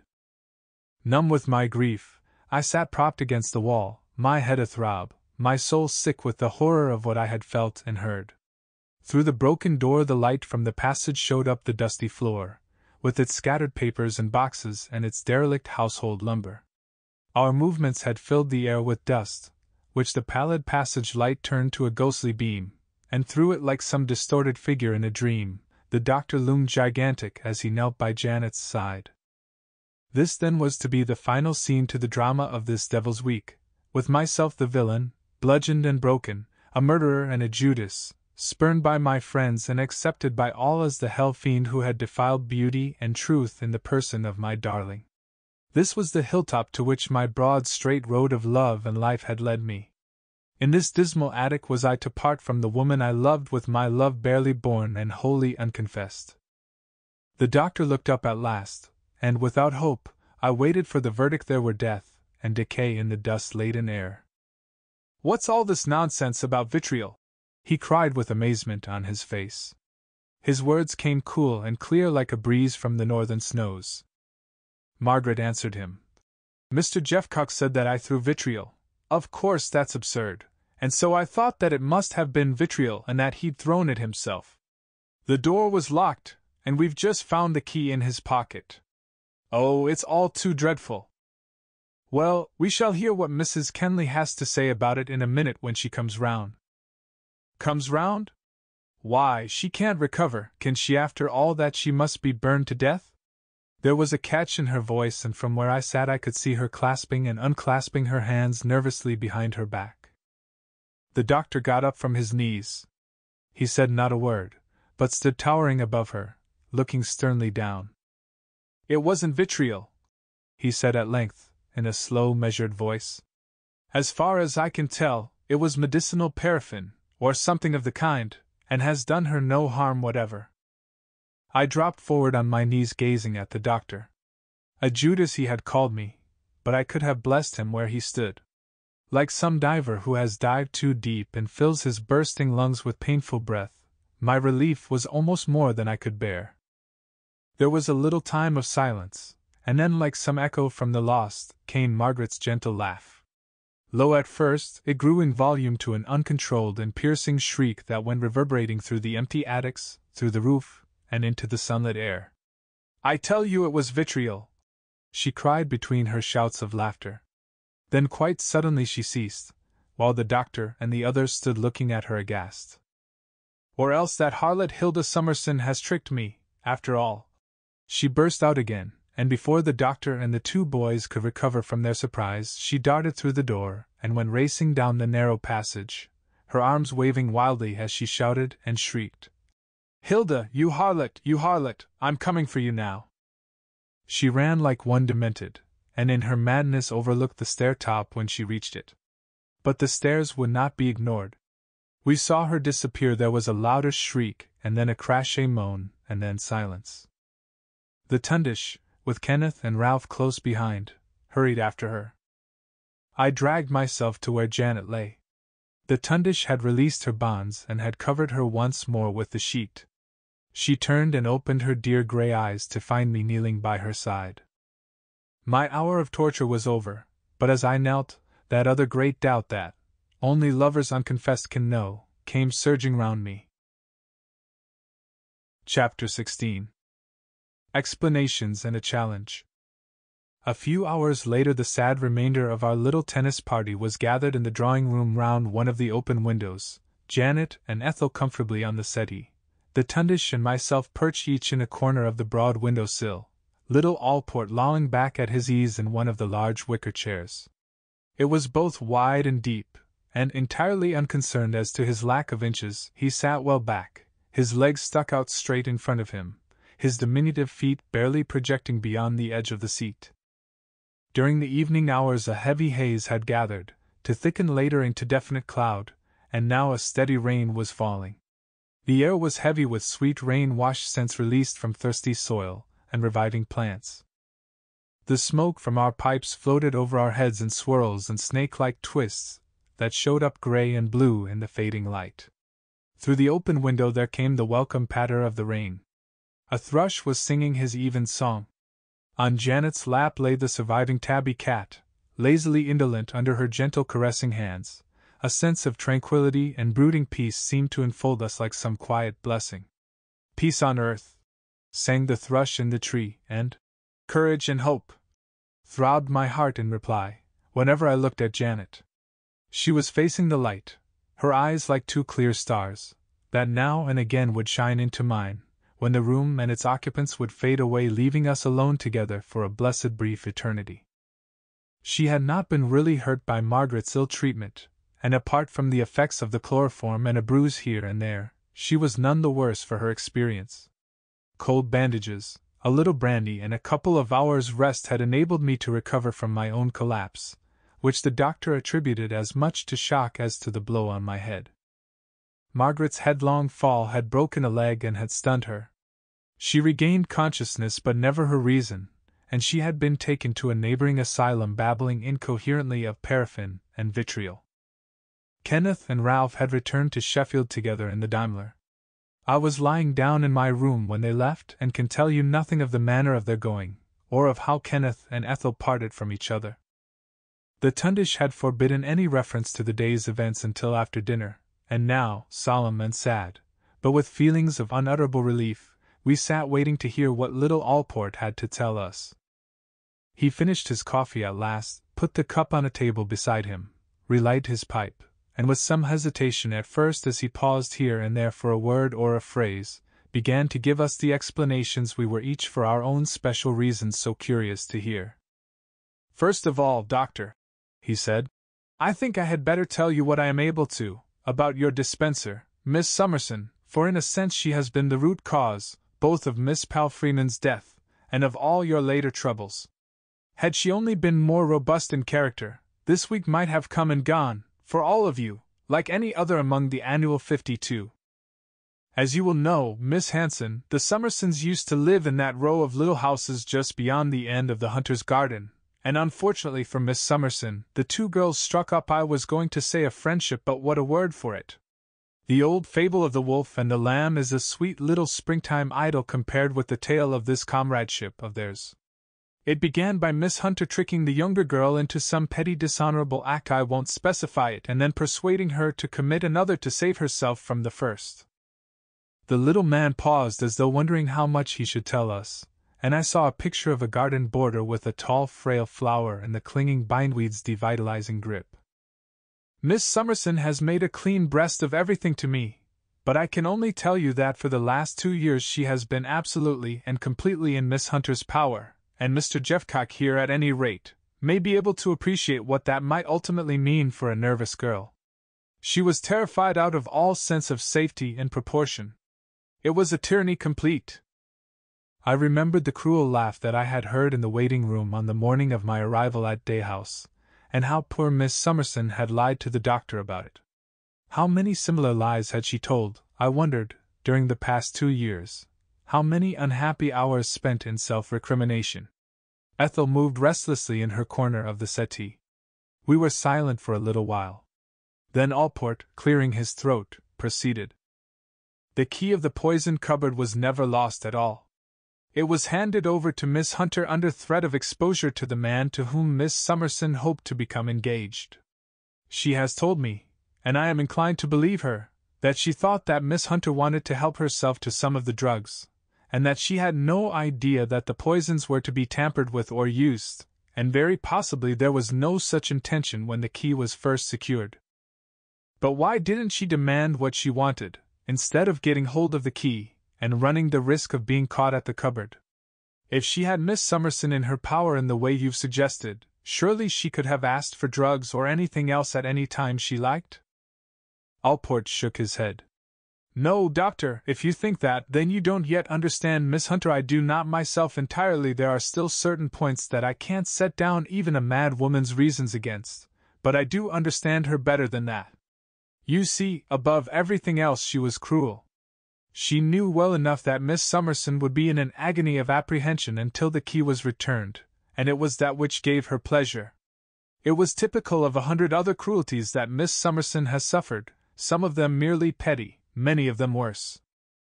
The Tundish seemed to be content with the explanation.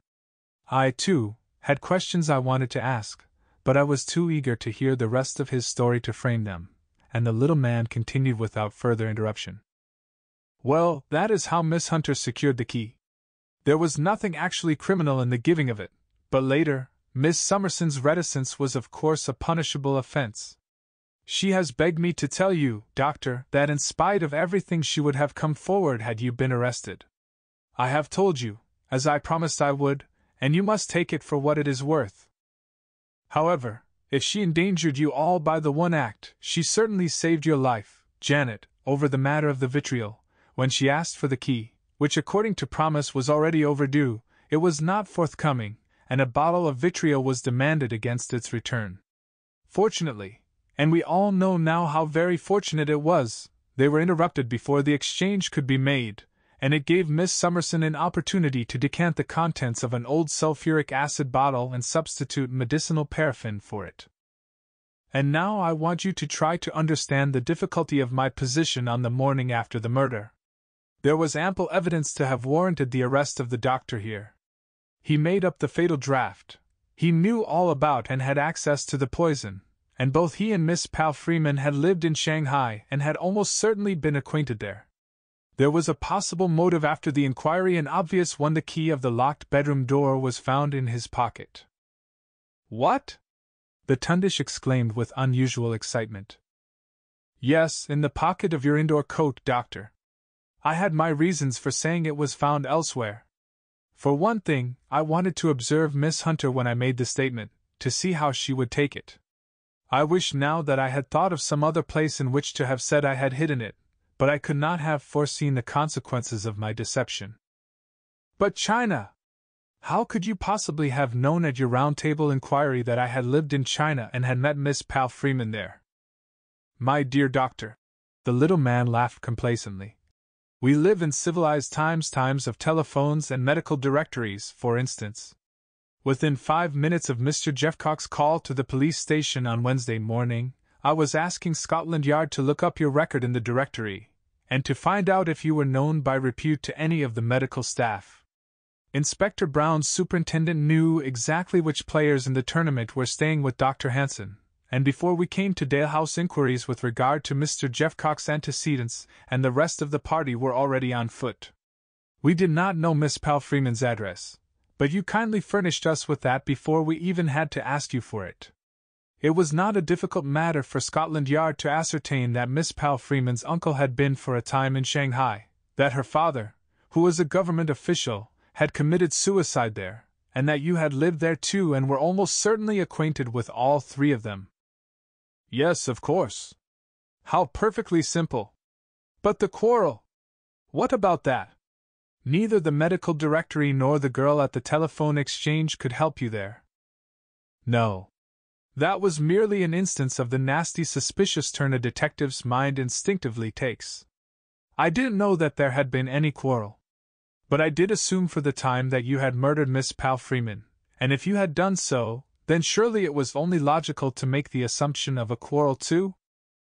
You did really suspect me then, and leave me at large? Surely that was a risk to take? No, as you will see later, I did not altogether suspect you. But I did when I was questioning you at my inquiry. When you treat a patient, Doctor, you diagnose the disease and then you treat him for it, and you work consistently on the assumption that your diagnosis has been correct until you find out definitely that you have made a mistake. You don't make up your medicines to suit 2 or 3 possible ailments on the off chance that one of them may be correct. Well, my own experience has taught me that at an inquiry like the one we had round the dining room table on the Wednesday morning, the only possible way to obtain exact information is to assume that the questionee is guilty. It is no good making up your mind beforehand that X is guilty and allowing that to color all the questions you put to Y. I believe that my success as a detective is due to the fact that for a time I can force myself into believing what I don't really believe, more than to anything else. I questioned each of you as Miss Pal Freeman's murderer. As I questioned you, I was convinced of your guilt. Then, when it was over, I was able to stop play acting and sift out the information I had secured. The conceited little fellow looked round brightly for approbation after the manner of some small boy who knows he said something rather smart.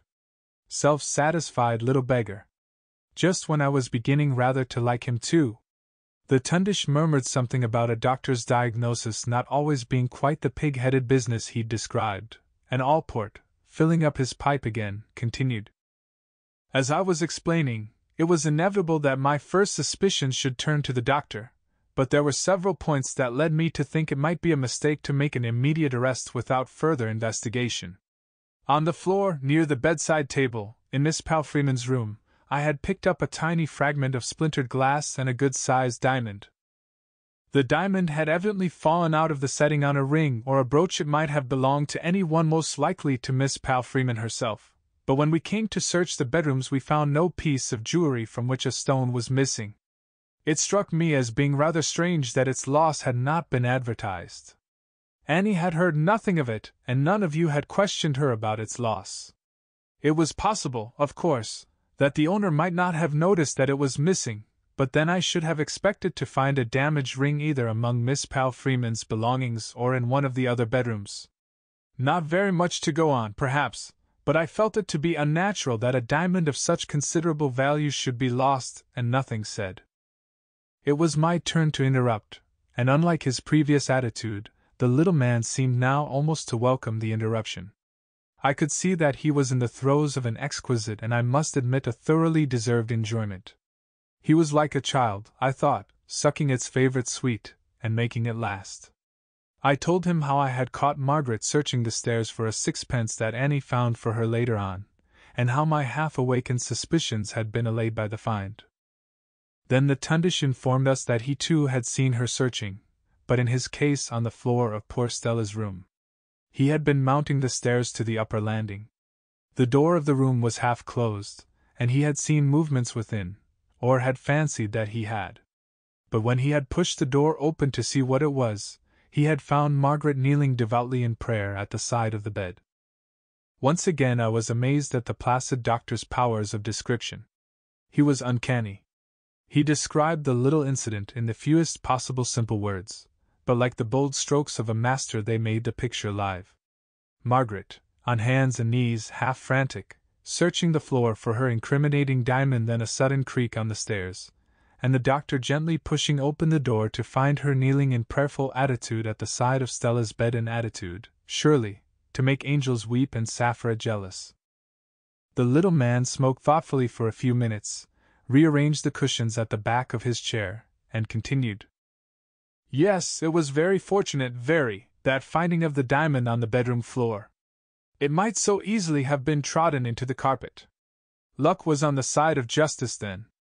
And again luck was with us when, quite by accident, I found that the little splinter of glass came from the stopper of the bottle of Chinese poison. Have you ever examined it carefully, Doctor? The Tundish shook his head. It's a really wonderful piece of work. The glass is very thin and fragile and is doubled back underneath the curving irregular top, curling inward again close to the projection that fits the neck of the bottle itself. It was from this point that the tiny splinter was missing. By the merest chance, I happened to hold the bottle up to the light and look up underneath the stopper when we were in the dispensary together. Later I found that my little fragment fitted it exactly. I argued that had the doctor added the poison to the draught, the addition would have been made when it was prepared. Again, that bedroom key required explanation. You might just conceivably have returned upstairs and have thrown the glass among the ivy on the roof, and having locked the door, lied to Mr. Jeffcock about it. It was possible that you might have done that in order to throw suspicion onto someone else, but I could think of no satisfactory explanation that would account for your leaving the key in your own coat pocket. An oversight it might have been, but even at that early stage of our acquaintance, dropped bottle stoppers and glaring oversights did not seem to fit you, Doctor. Anyhow, I decided that in all the circumstances I ought to give you the benefit of the doubt, but that was about all I had to go on when I secured your promise that you would submit to a voluntary confinement if I held my hand. It never occurred to me that I might be putting you all in danger. True, the key of the poison cupboard was still missing, but I had no reason to anticipate any general attempt at slaughter. Before the joint conference in the dining room at which I succeeded in achieving such universal unpopularity, I became more than ever satisfied that my decision had been the right one, and the inquiry itself only added to my satisfaction. and if I had known what Miss Palfreyman's uncle has since told me, the inquiry would hardly have been necessary at all. The Tundish, who had been sitting quietly in his corner of the window seat, with his hands clasped round one knee, became suddenly alert. And it was hardly necessary for Mr. Crawford to discuss my affairs. I very much wish that he had not. Oh, come now, Doctor, a detective's mind is chock full of curiosity, and it was only natural for any one seated at that inquiry to wonder what it was that had caused Miss Palfreyman's father to commit suicide, and what part he imagined you had played in his disaster. All that Mr. Crawford told me when I pressed him for information was that now that his niece was dead there was no longer any need for secrecy, that in his opinion it had been absurd, in the circumstances, to keep it secret at all, and that if matters went against you, he could and would give certain information that would throw a very different light on the affair. The Tundish hesitated. For once he looked disturbed and at a loss. Yes, it is quite true that every one who could have been damaged by the story is dead, but even so, I do not like giving explanations of my own conduct at their expense. However, as briefly as I can, and in the strictest confidence, I will give you the outline of the unhappy story. Miss Palfreyman's mother was a very beautiful and charming woman, and like all beautiful and charming women who are stationed at the world's outposts, she was subject to more than her share of temptation. She was soon the center of the English-speaking colony in Shanghai. She got badly into debt and stole and sold some of her husband's official papers in order to save herself from catastrophe. But she might have saved herself the trouble and have taken her debts to her maker, for only a few days after the papers were missed she was taken seriously ill of the complaint from which she died. My friend, her husband, loved her. The papers were lost beyond recovery. Circumstances were such that though he suspected me of the theft he could not make any open accusation, or hope to substantiate it if he did. The doctor paused for a few minutes, obviously pondering what further details he should give us. The light had nearly gone, and I could just make out the strong outline of his clear-cut face from where I sat at the end of the window-sill opposite to him. The wind was rising and the rain was beating against the window now, the drops collecting in little rivulets and streams that wriggled down the panes. Then he added in his quiet, unemotional voice, I attended her in her last hours, and at death's door she confessed what she had done. For the sake of her peace of mind, and for the sake of my friend, I promised that her secret should be kept. I did not know until yesterday that she had previously made a similar confession to her brother in writing. Well, that, briefly, is the story, and that is why I could not be more explicit about the quarrel with Stella's father and her natural dislike for me. Ethel, what did you think, I wonder, of the man of your choice, as you sat there on the settee by Janet's side in the fast-fading light? To me, it came in a sudden flash of enlightenment, the reason for the impressive power of the unemotional, unassuming man. Bedrock, fundamental, essential honesty was the one foundation of his quiet strength. A rock on which he stood deriding fear and all the petty evils that beset the half and halfer. I felt a flush of shame, that I could have allowed my amateurish reasoning to besmirch my belief in such a one.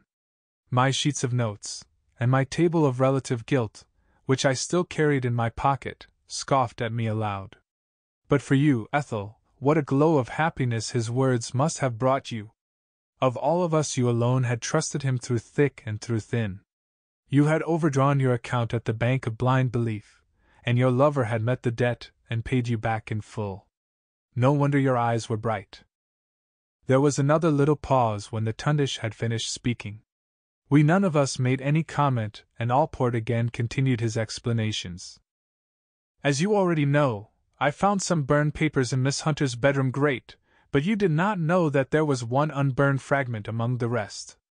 Quite unmistakably it was the corner of a photograph, and fortunately it was the corner bearing the photographer's name.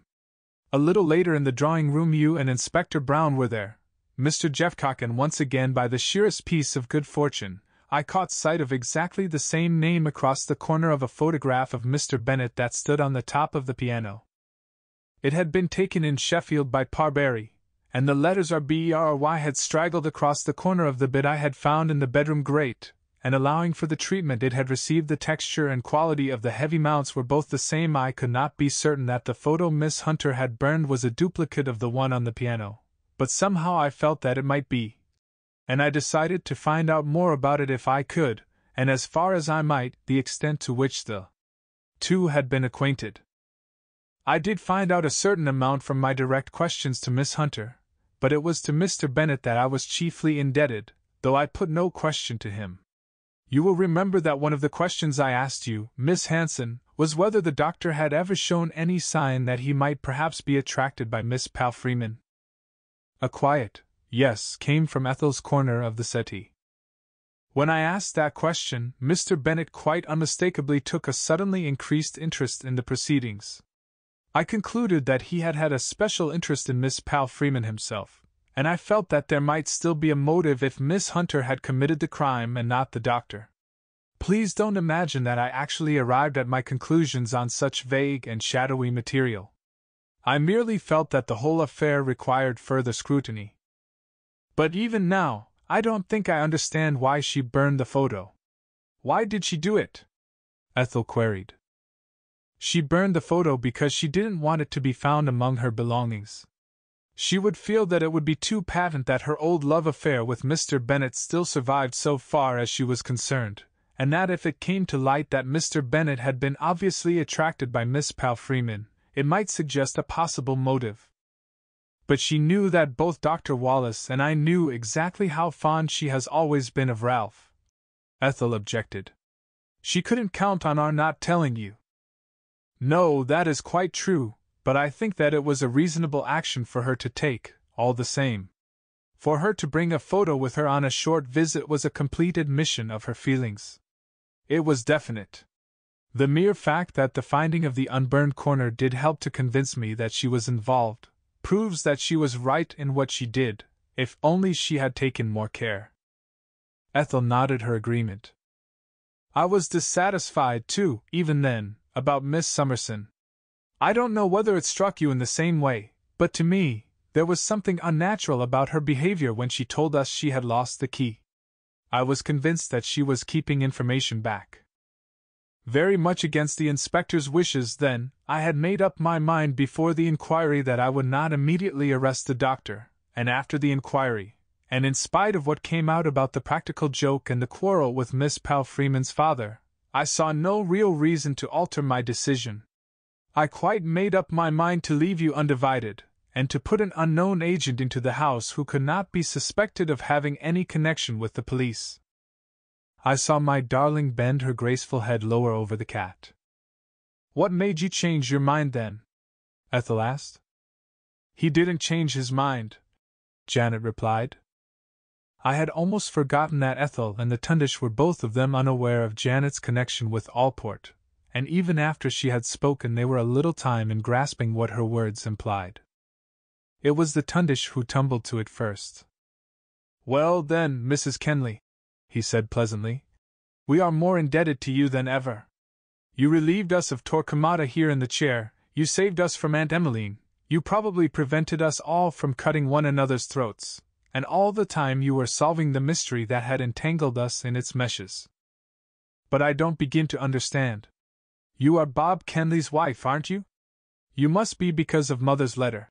Ethel was properly bewildered, and took some convincing that Janet could be anything other than she had pretended, but ultimately all was explained, and I was relieved to see that Janet had not in any way lost prestige by what had come to light. With Mrs. Kenley safely installed in the house, I went over to Sheffield to make what inquiries I could. I was soon satisfied that there had been something in the nature of a love affair between Miss Hunter and Mr. Bennet. I also learned that she had been asked to resign from the school in which she taught. That was on Thursday morning. In the evening when I got back here, I was met with the disturbing information that the Chinese flagon had been found to contain nothing but water, and that the poison itself was still in the murderer's private possession. You will see at once that almost surely cut out the doctor, unless he was being very, very clever and had removed it just to make me come to the conclusion I did. I had practically made up my mind to break up the party and rely on obtaining further evidence in some other way, but Janet overpersuaded me, and we took Mr. Jeffcock partly into our confidence so that she should have someone always at hand in case of need. When I remembered how I had caught them behind the garage, it amused me, his reference to taking me into their confidence. I smiled to myself, and I thought that Janet was equally amused, but I made no comment. This is what I imagine actually happened. Mr. Bennet's obvious attentions to Miss Palfreeman aroused Miss Hunter's jealousy. Who knows what castles she had built, on the foundation that they were staying in the same house and playing in the same tournament together. What hopes she may not have had with regard to their reunion. Perhaps at the psychological moment she heard the doctor tell Miss Palfreeman that her medicine had been sent upstairs, or perhaps she saw Annie taking it up. The cupboard key she already had, and in spite of what you have said, Doctor, she probably knew a good deal about the poison. Remember her connection with Miss Summerson. I think that the poison must have been taken from the cupboard and added to the draught sometime between 6 and 7 on Tuesday. What made her decide to keep the rest, I can't explain, neither have I found out where she put it. But it would be easy to hide. For instance, she could have put it in one of her scent bottles and have hidden it in the garden. On the Wednesday morning after the murder was discovered, she probably lost her nerve to some extent, and thought she might add to her safety by throwing away the glass and putting the key to the bedroom door in the doctor's pocket. As luck would have it, the doctor unfortunately drew particular attention to the fact that he hadn't locked the door. When Mr. Dane stated at the inquiry that the doctor had laid unnatural stress on the fact that all of you might have been upstairs unknown to the rest during Tuesday evening, that probably decided her later actions, and explains the second notice, and the hiding of the newspaper in Mr. Jeffcock's bedroom. That still puzzles me, I exclaimed. Why on earth didn't she hide the paper in the doctor's room? I think that she wanted to spread the suspicion, Allport answered me after a pause. And it wasn't a bad plan either. She had already put the medicine glass inside one of your socks before she threw it out of the window among the ivy on the roof. But for accidents such as the unburned corner of photograph, the splinter of glass and the diamond, we might have been sadly at sea, and it may interest you to know, Mr. Jeffcock, that for a period you were the prime favorite of our good friend Inspector Brown. But why didn't you suspect me in the same way that you suspected Margaret, just at first, I mean? Ethel asked him. There was the photograph, for one thing, and then as we sat round the dining-room table it was quite obvious to me that, well, I think I shall leave the doctor to find out what it was that was so obvious by himself, if he doesn't know it already. The little man actually chuckled. John, don't be such a tease, Janet admonished. Allport was going up in my estimation again, but I did not like his frequent Janets, nor Janet calling him John. Interested as I had been in what he had told us, I wanted to get ahead with that still greater mystery that concerned Janet and me alone, and already a half-formed plan of campaign was shaping in my head. I suppressed several questions that I really wanted to ask, but the others were not so considerate. Why did she attack Mrs. Kenley? Came from the doctor. And by the way, Jeffcock, he added, turning to me, I still owe you an apology for my conduct in the box room. But poor Margaret came to me in a great state, and told me that she had just seen you drag Mrs. Kenley along the attic passage and into the box room at the end of it, locking the door behind you, and when I had broken the door down, there you were with the atmosphere reeking of chloroform. Your mistake was both understandable and excusable, I assured him. As to why she attacked me, I believe that she suspected me from the very beginning, Janet said, picking up the cat and cuddling her up against her neck in the most distracting fashion. To start with, I am almost sure that she overheard, or at any rate, saw me talking to you behind the garage, John. As Mr. Jeffcock and I came away, someone, I am certain, moved in the bushes nearby. She probably coupled what she saw with the fact that it was I who had discovered her diamond with such surprising ease in the grass on the lawn. When she came to think about it, she would realize what a mistake she had made in claiming it as hers. Didn't you really find the diamond there then? Ethel questioned. No, of course I didn't. Mr. Allport gave it to me. Whether she may not also have seen me searching in one of your bedrooms, I don't know, but she was very sly, and she trapped me cleverly in the box room. Just after we finished tea in the garden, she whispered to me that she wanted to show me something indoors. I was suspicious, but I still had a sneaking feeling that you might have been the culprit after all, Dr. Wallace. The incident of the bird bath had put me off the scent. It was odd that you should have come up to the rose garden and have noticed that the bath had disappeared so immediately after Mr. Jeffcock and I had found the dead birds. Dead birds? Whatever are you talking about? Yes, birds and a cat. Hasn't John told you of our sad little find in the rose garden? Just before you came to call us in to breakfast this morning, we had found that the poison had been emptied into the bird bath. There were dozens of dead birds and one of the cats lying dead on the lawn. We rang up for Inspector Brown, and we had no sooner bundled him away than you appeared on the scene and began to make inquiries about the missing bath.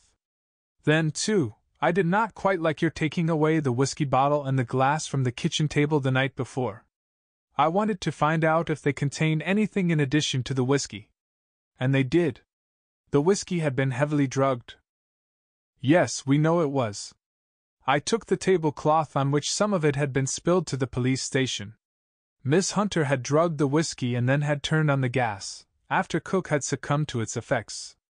She made a bad mistake when she forgot to turn on the light as well.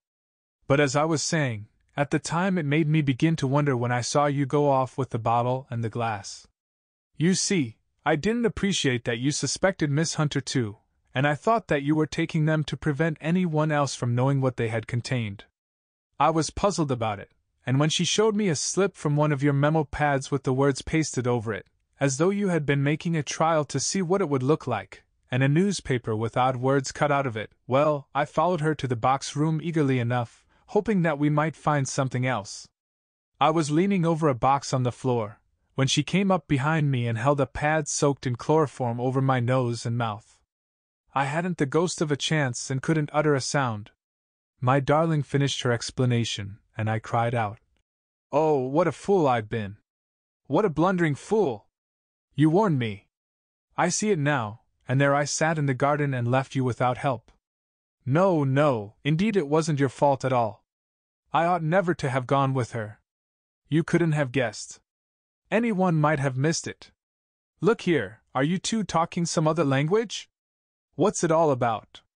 Allport interrupted. "You're not to tell him, Mr. Jeffcock. She warned me that she thought she might be in danger as clearly as she could, an idiot that I am, I've only just this minute understood." Then I went on to tell them how Margaret had shown me her alleged box room find behind the garage, and of how we had found Miss Summerson hiding in the hedge, and what she had said. "Yes, Miss Summerson has told me about that," Allport informed us when I had finished. "Miss Hunter had sent her there, and had told her to hide in the hedge until she came to her. Then she took you along with her, and Miss Summerson was too frightened of her tormentor to explain. She was in complete subjection. But it was I who heard her moving," I told him. "Oh, she would have done it if you hadn't."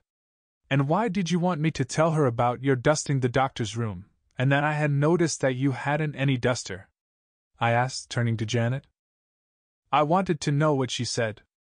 "What did she say, by the way?" I told her. Oh, if only I had known that, she would never have got me into that box room alone. But surely what she said was innocent and reasonable enough. No, it was neither. You see, she and I had dusted the doctor's room together directly after breakfast. It proved quite clearly that she knew something of who I was, and that she suspected me, and she would not have suspected me unless she had had a guilty conscience. Knowing that she had dusted the room with me, it was a most unnatural thing for her to say. That was why I wanted you to tell her about it, only unfortunately I never had the chance of asking you the result of the little trap. And Cook? What about Cook? Ethel asked. Grace is a bad lot, Miss Hanson, and got no more than she deserved, Allport answered. I've seen her in the hospital, and I've looked up her record, which is almost a record in itself. She told me that she actually saw Miss Hunter coming out of Miss Palfreeman's room on Tuesday evening, but that she didn't like to say anything because of the family honor. You should have heard her attempt at the old family retainer touch. What she really meant was that she hoped to do better for herself by blackmailing Miss Hunter. I wonder why she seemed to threaten you so on the landing that night then. Doctor, do you remember her? I knows what I knows, Dr. Wallace, I asked, turning to the Tundish. No, I can't quite understand that either, he replied thoughtfully. It was silly, if she was really trying to blackmail Margaret, but after all she was half fuddled with whiskey and doubtless resented my remarks about the dinner. I told them how I had heard Cook's threatening voice from one of the upper windows, and we concluded that it was to Margaret she had been speaking then. The pauses in our conversation were growing longer. The thrush had finished his song and had gone to roost. Now I could barely make out Janet's eyes, so dark had it become, though I could still see the clear-cut oval of her face, and the light having gone I could feast on what I saw. She should not leave Dalehouse, I resolved, before I had made some real attempt to secure an early further meeting. When did she get upstairs to throw away the glass? The Tundish asked, knocking the ashes out of his pipe and pulling the window to. She can have had very slight opportunity after breakfast. I can tell you that, I answered him. When I stood at the telephone trying to get through to the police station, Margaret came out of the dining room. I thought that she went down to the kitchen, but she must have run upstairs. I didn't hear her, but the call was difficult and maybe I was shouting. A little later I did think that I heard someone come down, only I was too engrossed to look round. Then I told them of the conversation I had had with Margaret in the garden, and of how she had told me that she had heard someone on the stairs and had thought it was me and had directly accused me of hiding the bedroom key. That's it then, Allport said with satisfaction. She was pumping you to find out if you had heard or seen anything that might have been dangerous to her. I hate to think about her. What will happen to her, John? Janet's low voice was full of sympathy. It was the Tundish who replied. She will never come out of Highfield Asylum alive. Now she is neither living nor dead, but I believe no more accountable for what has happened than any of us here. You suspected her all the time, didn't you? I asked him. Yes, I did, but how could I say anything? What might not Allport here have thought had I attempted to put forward such a facile solution, and what would have been gained? Besides, I had nothing very much to go on, and I could have proved her neither guilty nor insane.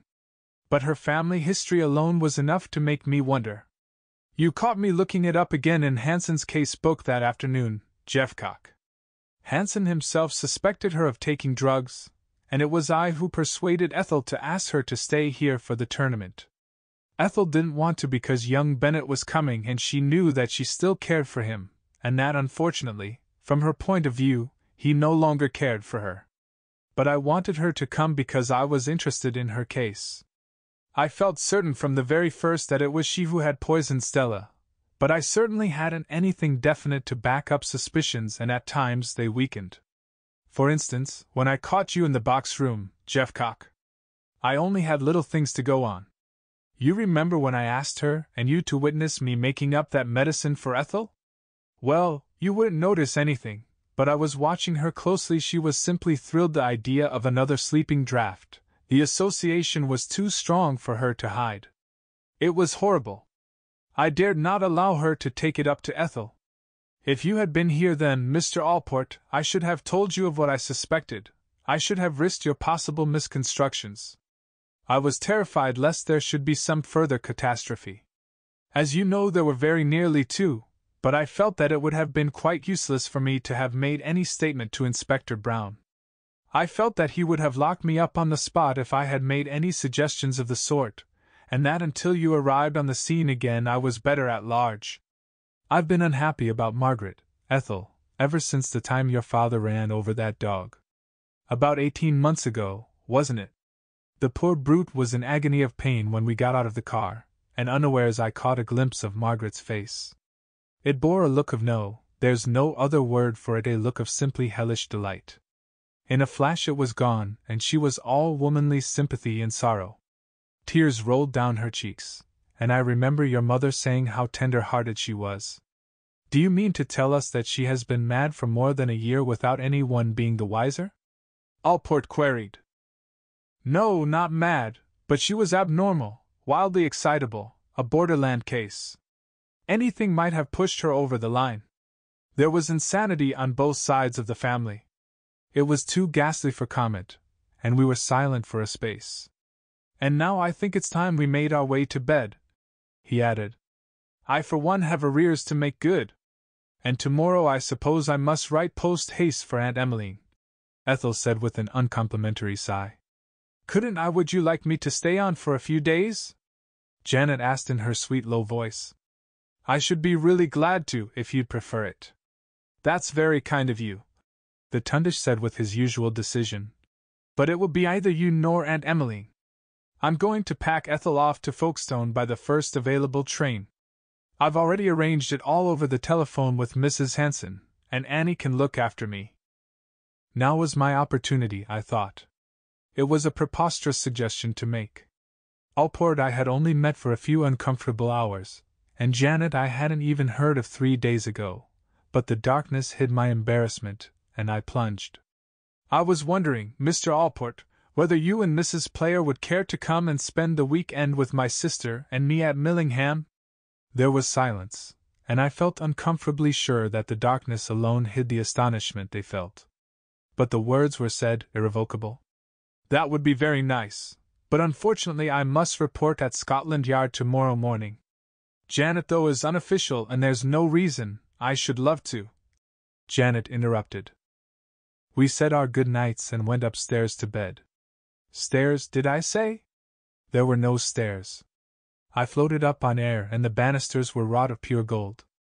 In the morning I woke to find the curtains blowing into the room, and a refreshing sense of movement and stir in the air that was invigorating after the stagnant heat of the previous days.